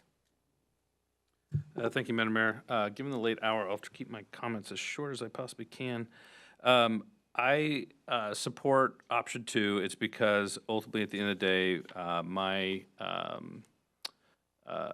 I guess, my touchstone is student safety. And I know we're trying to, thread a needle with this, but, at the end of the day, what takes priority for me is what's going to keep the most students safe. So I support option 2. I also support the idea of some long-term, looking at some of these other challenges with that the area on Finn Hill with a longer-term lens. And then I just want everyone who is listening to know how important it is that revenue generation has nothing to do with my support for safety cameras in school zones. And the city manager knows that almost every time we get the report of the revenue generated by the safety cameras, I say to him, why do we publish this? And I know why we do. We do because when we adopted this program, we wanted to make sure the program paid for itself. But he knows that somewhat lightheartedly, I'm like, every time we publish what our safety camera program generates in revenue, some people think that we have this program for generating revenue. We simply don't. We have that analysis because we want to make sure the program pays for itself. And I think the council that was here in 2018-19 when it was adopted, and I know this council, the primacy is student safety. So thank you. Thank you. I am also option 2. Many of my notes are the similar comments, feedback from the school district, the parents association, the principals.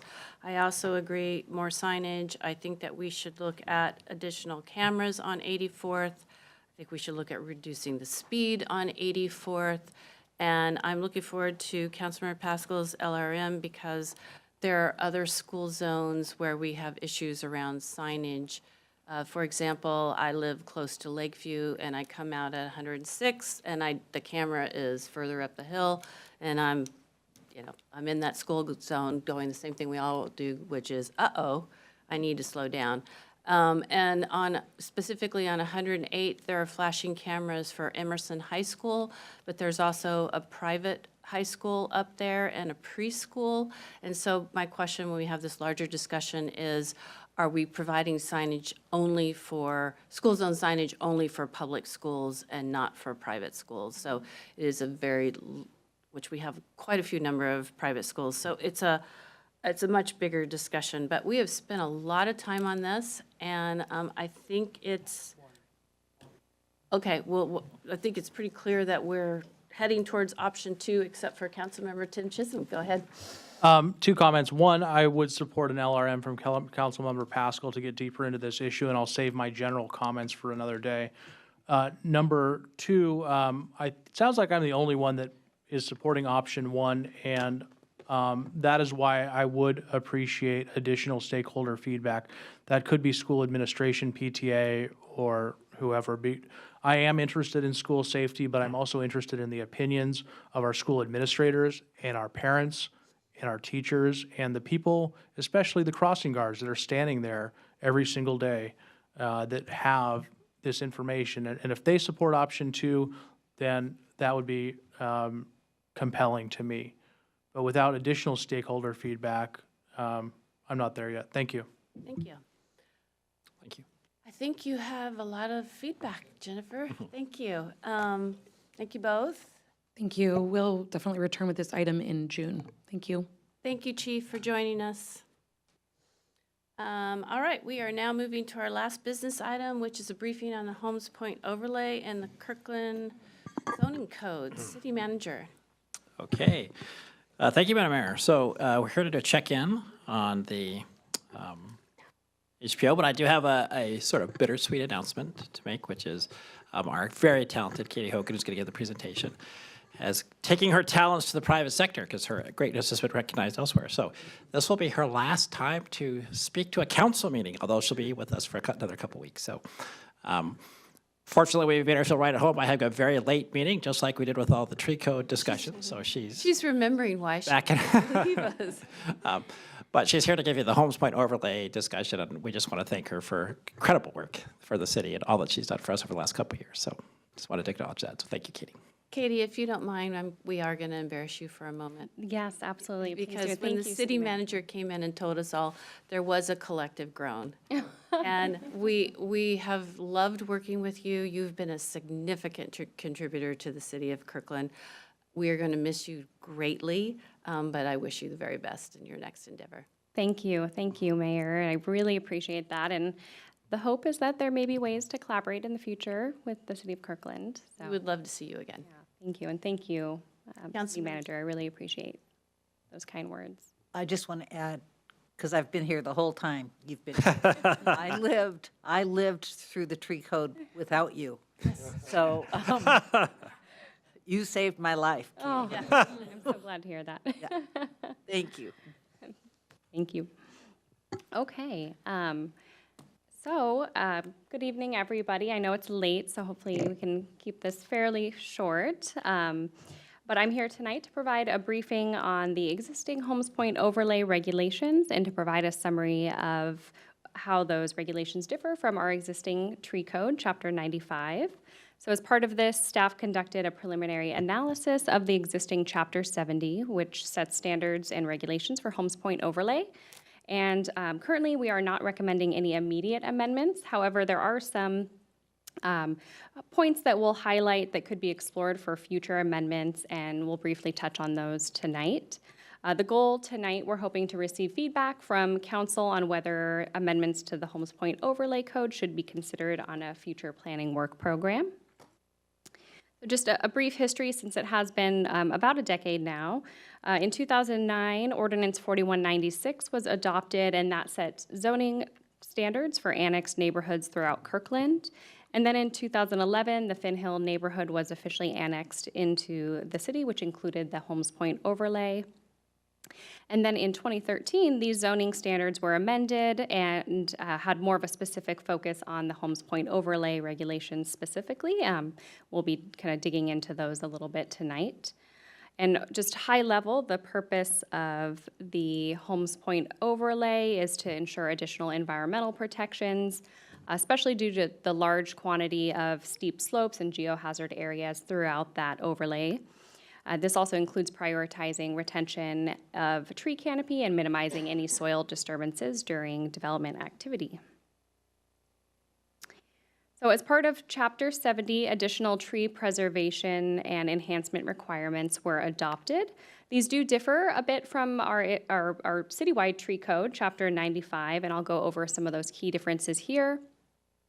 In the Holmes Point overlay, development projects are required to establish protected natural areas, which must encompass 25% of the total site area, and those P&As must include as much existing vegetation as possible, or if they can't meet those standards or the vegetation is deficient, they would be required to restore it. P&As are not required elsewhere in the city, so that is one of the key differences. In both codes, projects must preserve high retention value trees, which you're very familiar with. That includes landmark trees, groves, and trees in required yards, setbacks, and common open spaces. And with every development project, both codes require a submittal of a tree retention plan that includes an inventory of all existing regulated trees and proposed removal, protection, and replanting. The replanting is another difference between the two codes. So in Holmes Point, the protected natural areas do have a higher tree density credit requirement, which is 150 tree credits per acre. These must be met through either preservation of existing trees or replanting. And then in those areas outside of the protected natural areas, the site would be expected to meet the 50 tree density credits per acre, whereas Chapter 95 and other areas of the city requires across the board 50 tree density credits per acre. Tree maintenance also differs slightly. In Holmes Point overlay, all trees must be preserved in perpetuity unless they meet the hazard or nuisance tree criteria defined in Chapter 95-25. And then elsewhere in the city, following development, trees are only required to be retained for 5 years, and then after that point, they could qualify for removal under the standard 12-month tree removal allowances, if applicable for that particular site. And then along that same line, property owners in the Holmes Point overlay do not qualify for 12-month tree removal allowances, and any tree requested for removal must meet the hazard or nuisance criteria, and they have to go through the permitting process to get authorization for removal. Elsewhere in the city, most properties generally will qualify for tree removal allowances, and replanting is not required. So just to provide some examples of this, we can run through a couple of scenarios here. So the first example is a site that would be redeveloping in the Holmes Point overlay. And ultimately, every regulated tree must be retained on redevelopment projects unless it directly conflicts with the proposed improvements and there's no alternatives for retention. This would include any tree located in the required yards, as shown here in blue. Also would include any trees in the protected natural area, which is that 25% of the site area, as shown in green here. Only trees that are, so landmark trees as well, located anywhere on the site, as you can see with the tree with the star around it there, would require preservation. And then only trees that are non-viable, meaning they've been assessed by a qualified professional arborist to have structural or health issues, would be allowed for removal. And then any additional interior site trees that are healthy and viable and don't directly conflict with the development would also need to be retained, as you can see with those two trees circled there. So comparing that to a non-Holmes Point overlay site, there are a few key differences. So similar to Holmes Point overlay, any trees in the required yards would require preservation. In addition, any landmark trees and grove trees, so 3 or more trees with overlapping canopies, what we call our high retention value trees, would require preservation. Any trees that are not viable would be allowed for removal. And the key difference here is that any trees that don't meet the definition of high retention value could be removed through development projects. So you can see here with the 3 red X's that those trees would be allowed for removal. So if you can look at that in summary, Holmes Point overlay would require retention of 18 trees in this scenario, and would allow for removal of 3 trees, whereas elsewhere in the city, 15 trees would require retention and 6 trees would be allowed for removal. So another key difference between the 2 codes is that are the replanting requirements. So using a different example here, a property in the Holmes Point overlay, so the image on the left, they would be required to establish a protected natural area, and within that protected natural area would need to meet 150 tree density credits per acre. So for this example would be 11 tree credits. And then for the non-P&A area of the site, they'd be required to meet that 50 tree density credit per acre, which again here would be 11 tree credits. These can be met through retaining existing trees or replanting new trees. And then a site that is located outside of Holmes Point overlay, it is just a standard across the board, 50 tree credits per acre, so 14 tree credits for the entire site, and they are not required to establish a P&A. So overall, you're looking at 22 tree credits for Holmes Point overlay versus 14 tree credits for non-Holmes Point overlay sites.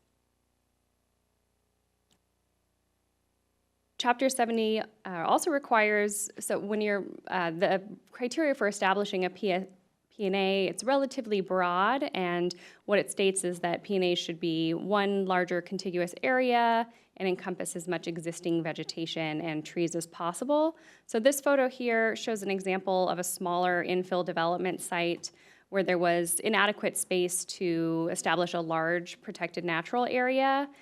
So in order to meet that 25%, they broke the P&A up into multiple kind of landscaped areas throughout the property. There was also pretty minimal existing vegetation, so they did have to replant to meet the density requirements for the P&A. And some challenges with this is that these small planting areas don't really support larger tree species or just dense plantings in general, so they're not necessarily contributing to a great amount of tree canopy or wildlife habitat, which is one of the main purposes of the Holmes Point Overlay Code.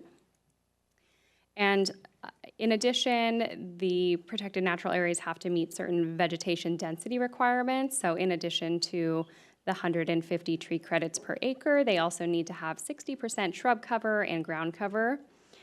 When P&As are established from scratch, many of these sites are really exposed. I think this photo is a good example of that. They don't have any long-term irrigation established.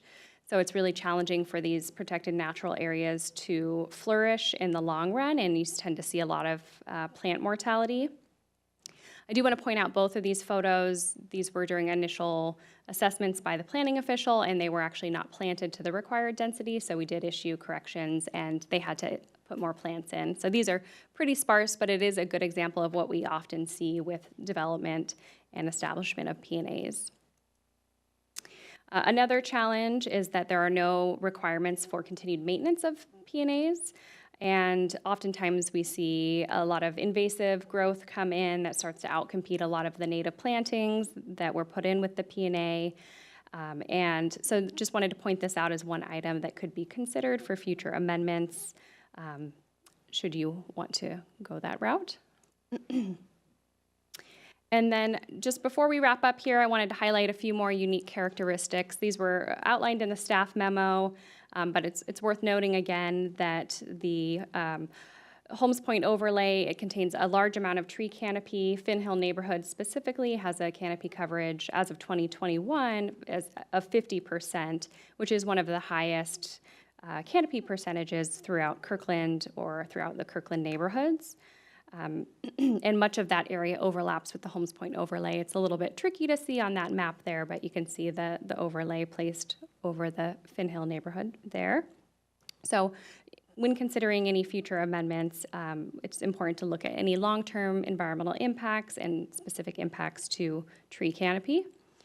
And then additionally, the Holmes Point overlay contains large areas of geohazard areas. We did have Chapter 85, which was adopted in 2018. That now includes robust protection for steep slopes, so there may be a bit of redundancy in Chapter 70. However, it should still be assessed and taken into account. And then the other component is that Holmes Point does contain 2 major streams and various wetlands. Again, similar to geohazard areas, Chapter 90, our critical areas code, was adopted in 2017. So there are now added protections for these critical areas, but they should be taken into consideration with any future amendments. Okay, so wrapping it up here, overall, staff is not recommending any immediate amendments to Chapter 70. However, there may be some items that could be candidates for updating in the future to improve clarity, ineffectiveness, and reduce redundancies with newer critical area regulations that have been adopted. And then with that, I think we'll open it up for questions and comments. And just to reiterate, we're hoping to get some guidance from council tonight on whether staff should bring Chapter 70 amendments forward to a future planning work program. Thank you. Thank you. You tortured us with that excellent presentation. The whole council had to go out strong. Yeah. Nobody. Deputy Mayor. I'll jump in. Thank you, Katie, for the presentation. We are going to miss you. I appreciate all the information in the packet and in your presentation, and support or recognize that we don't need to make an immediate change, but support asking the Planning Commission to consider this for the 2025-2027 work program. I'd like to get their input on how that ranks with other things that might be there, but definitely agree with the feedback that we've heard from the Finn Hill Neighborhood Alliance that we'd like to have, that I'd like to have a date certain for this versus saying this is a project we should do at some point in the future. Thank you. Councilmember Falcone. Thank you, Madam Mayor. Thank you, Deputy Mayor, for that as well, your comments. I generally agree with your comments as well. Thank you, Katie. This was an amazing presentation. And a great way to almost wrap up the tree code amendments. As was shared, I believe, in the memo and shared by Finn Hill Neighborhood Alliance tonight, this is something that's been going on for many, many years. And this started before most of us were on council. When I was on the Finn Hill Neighborhood Alliance board, and we were updating our neighborhood plan and brought that forth to the city council, and the city council at the time decided to pause on this work to do a citywide tree code amendments, and then with a promise to come back to this. And so, although I don't think there's extreme urgency, I do think we should try to fit it in 2025. I think it's time. I think it's just fair to the residents who live within the Holmes Point overlay. I regularly hear from a couple of property owners there. One in particular spends a significant amount of money maintaining their roof and their home because of a tree that they would like the flexibility to be able to remove. And so I think we need to have some conversations about, how to balance all these interests and how to do that well in Holmes Point and not wait multiple years. I think it's just, we need to consider the fact that these residents have been waiting for quite some time, and we're very patient during the tree code amendments to wait for their turn. So I would like to advocate for us to, again, not this year, but really try to fit it in 2025. Thank you. Councilmember Sweet. Katie, thank you so much, and thank you for all of your work all of these years. It's really been, helpful. Too bad you can't take this one with you.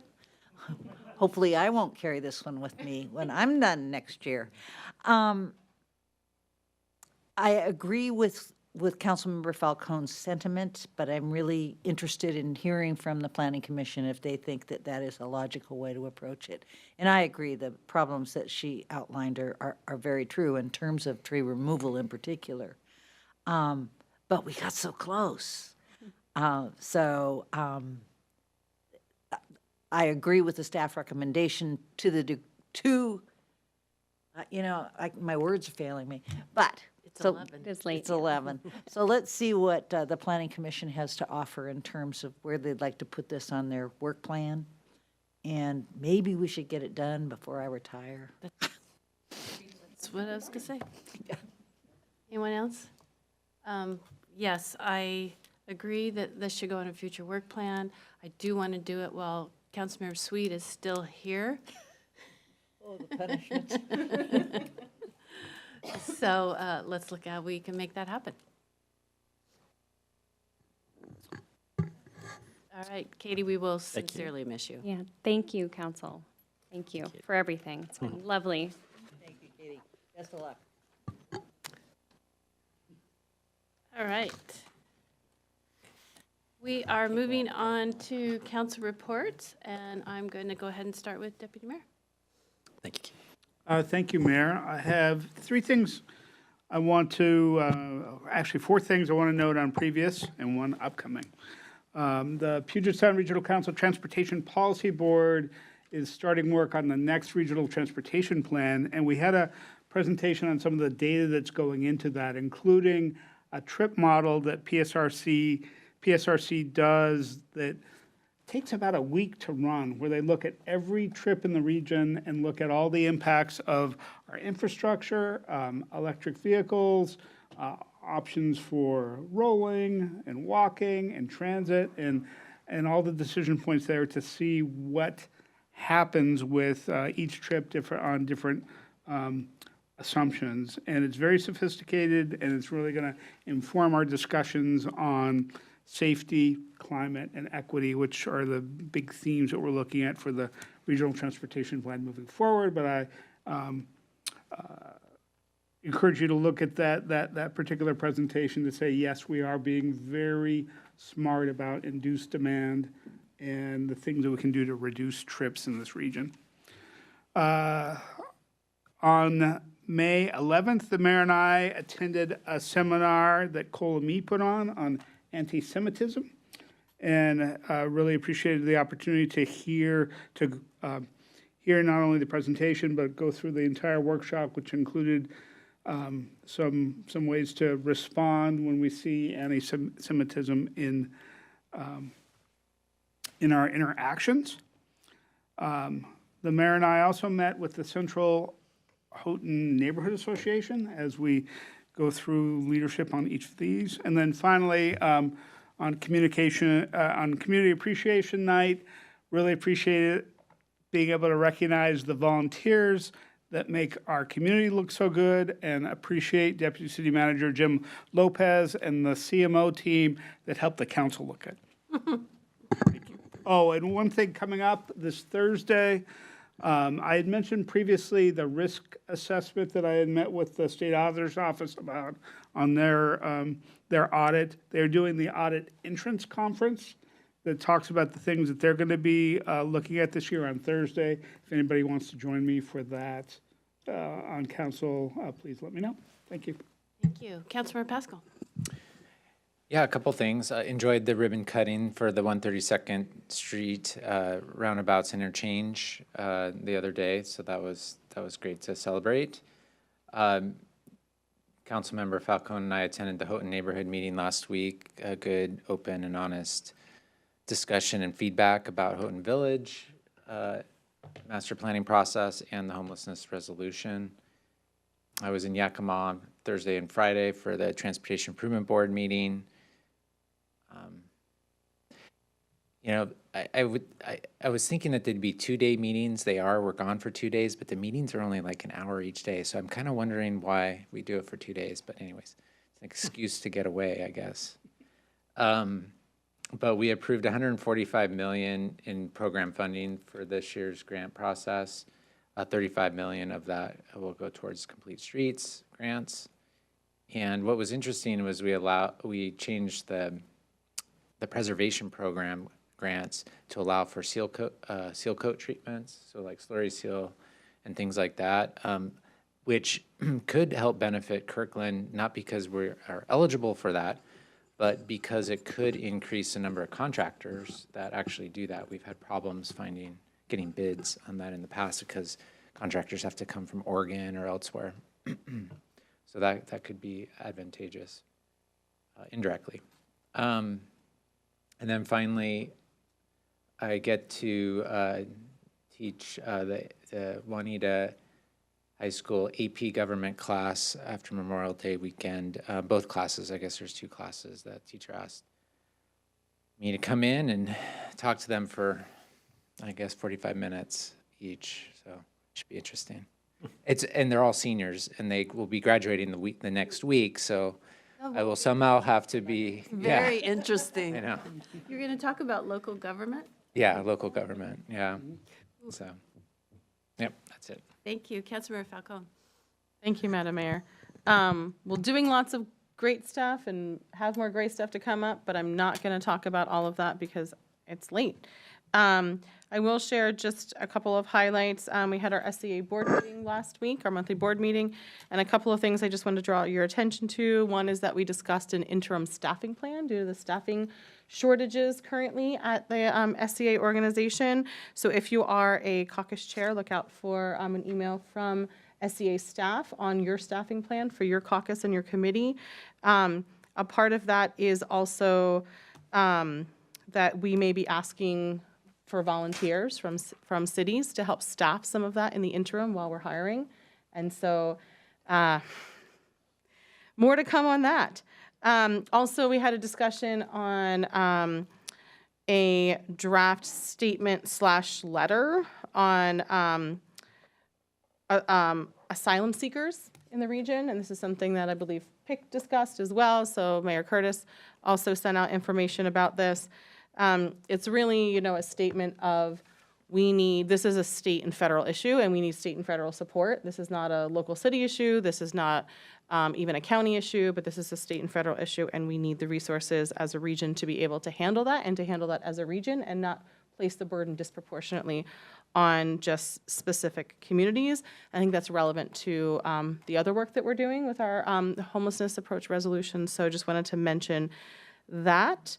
And aside from that, I have a legislative request memo. Madam Mayor, would you like me to make that now or during calendar? I know we kind of do it in both sometimes. Go ahead. All right. Well, I would like to move that staff prepare an LRM to evaluate options for potential modifications to the neighborhood safety program, including considering the structure of the program and funding levels. Any discussion? Okay. It has been moved by Councilmember Falcone, second by Councilmember Sweet, to do an LRM to evaluate the neighborhood safety program and options. All those in favor? Aye. Aye. Aye. Any opposed? Motion carries 7-0. Anything else? All right, Councilmember Sweet. Thank you.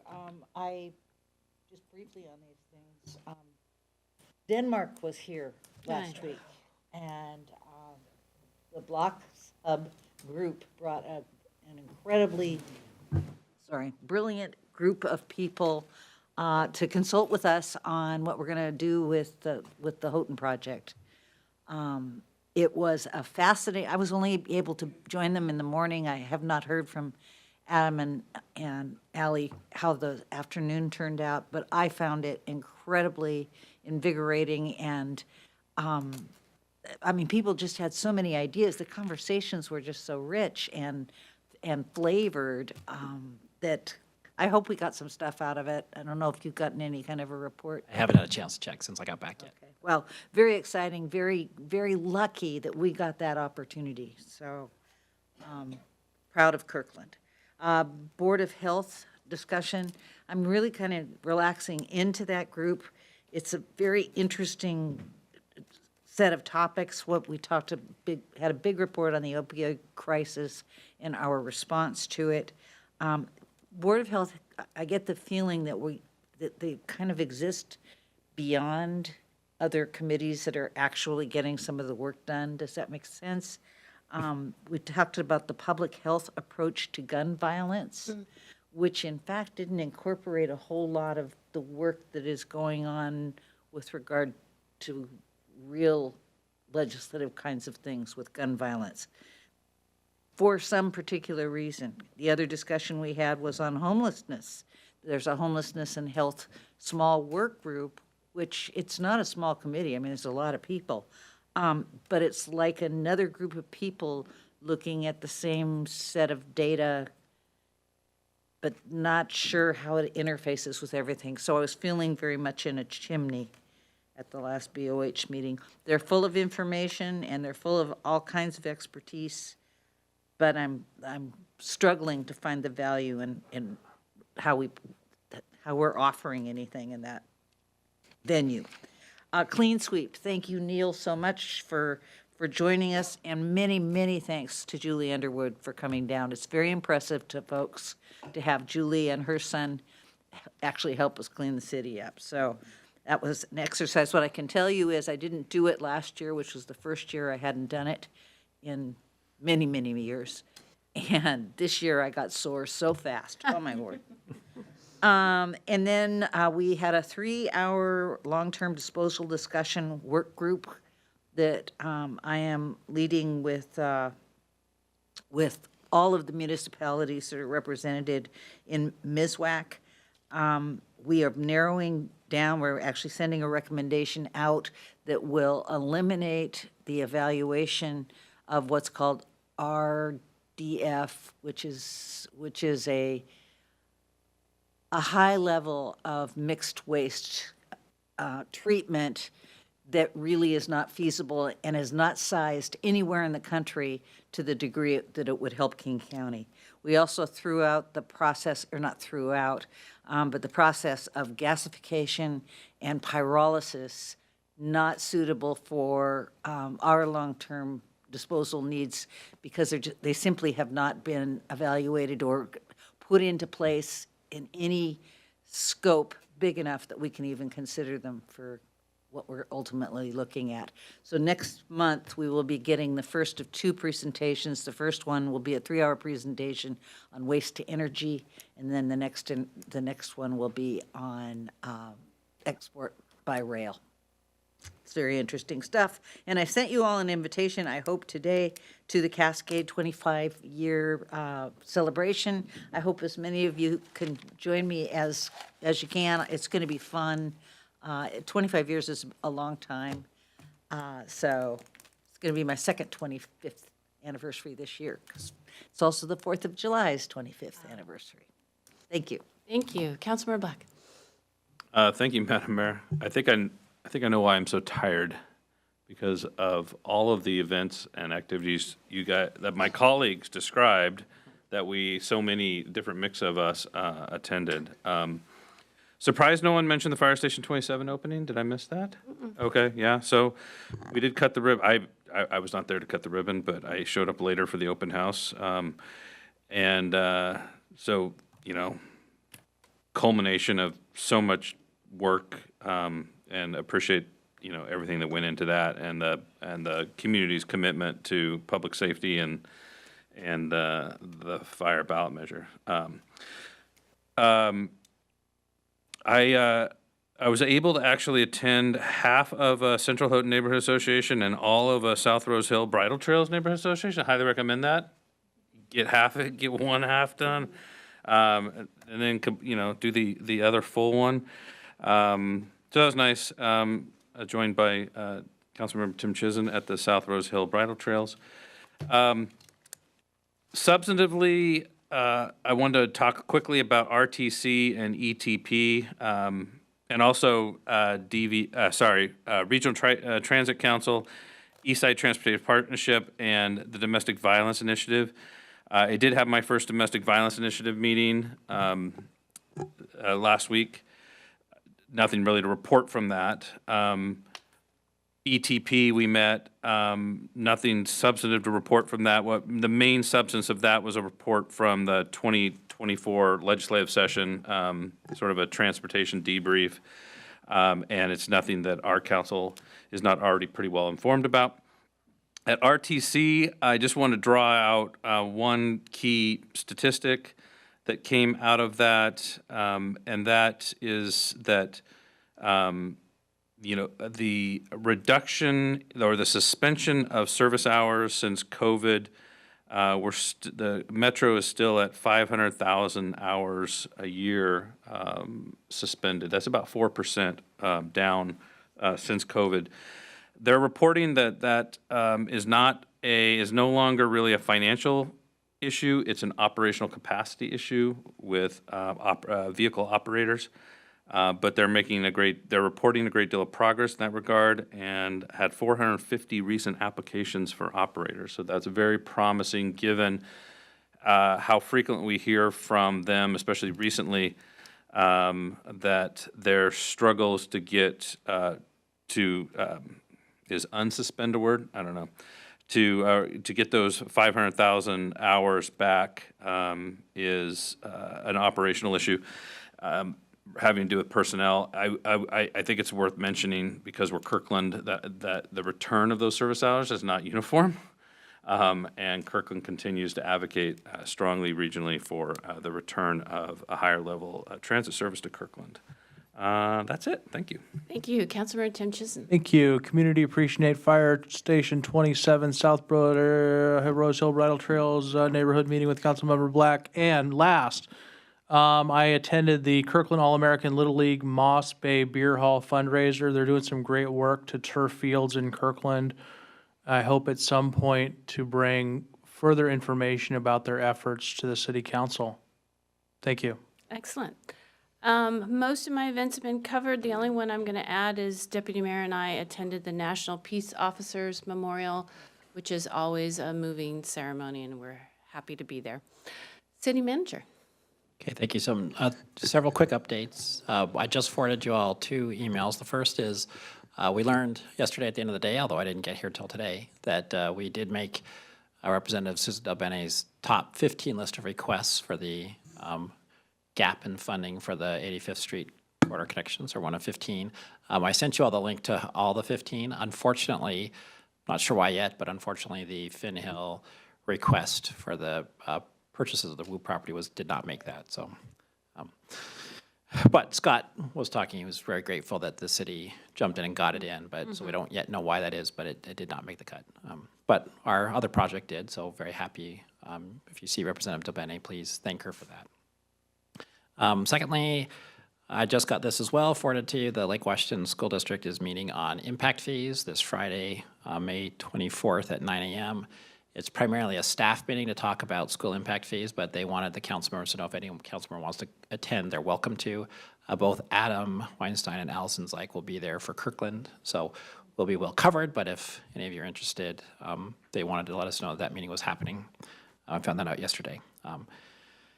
And then just 2 quick updates, because you might hear about it. I was selected chair for the final time of EPSCA, taking it into the end zone. We're going to be sunsetting at the end of the year. And then the city will be receiving a significant amount of money back from the reserves that will help us with our police and fire radio system. When EPSCA is finally gone, the new PSER and radio system has taken place. But I will be taking it into that good night. And then I was privileged to be reelected as chair of Racer for the second year, just because we all felt like we're still starting, and so thought it made sense to have the combined chair and fiscal agent kind of working together. So I'll be serving as that position for the next year as well. And then finally, just want to remind folks that we have a council retreat on May 30th for the fiscal retreat. Thank you for giving us the time.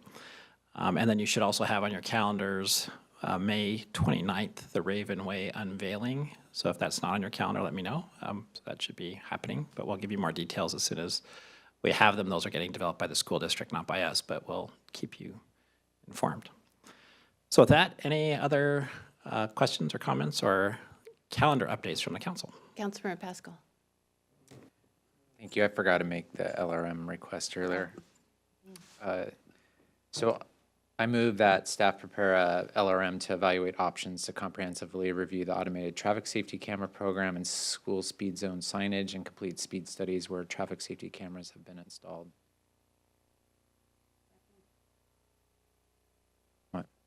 It has been moved by Councilmember Pascal, second by Weekly by Councilmember Falcone. Tiredly. She's fading on us. Quietly. Any discussion? Councilmember Falcone. Can you read the last part of that? It sounded like it was only where we have school zone cameras now, and the intention, at least of my comments, that also you echoed on with the intention of doing an LRM was to look citywide at school signage. Did I? So I said to comprehensively review the automated traffic safety camera program and school speed zone signage. So that's comprehensively. And then I added at the end, and complete a speed studies where the cameras have been installed. Gotcha, okay, so that was only, Yeah, I'd want to be specific about where those studies are, because those can cost money, and I don't think we need to do them throughout the city. thank you, that's helpful. It wasn't clear in the way I heard it first. Thank you. Any other discussion? It has been moved by Councilmember Pascal, second by Councilmember Falcone, as read by Councilmember Pascal. All in favor, please say aye. Aye. Any opposed? LRM carries 7-0. Thank you for that. Anything else? City Manager. That's all I have. Thank you.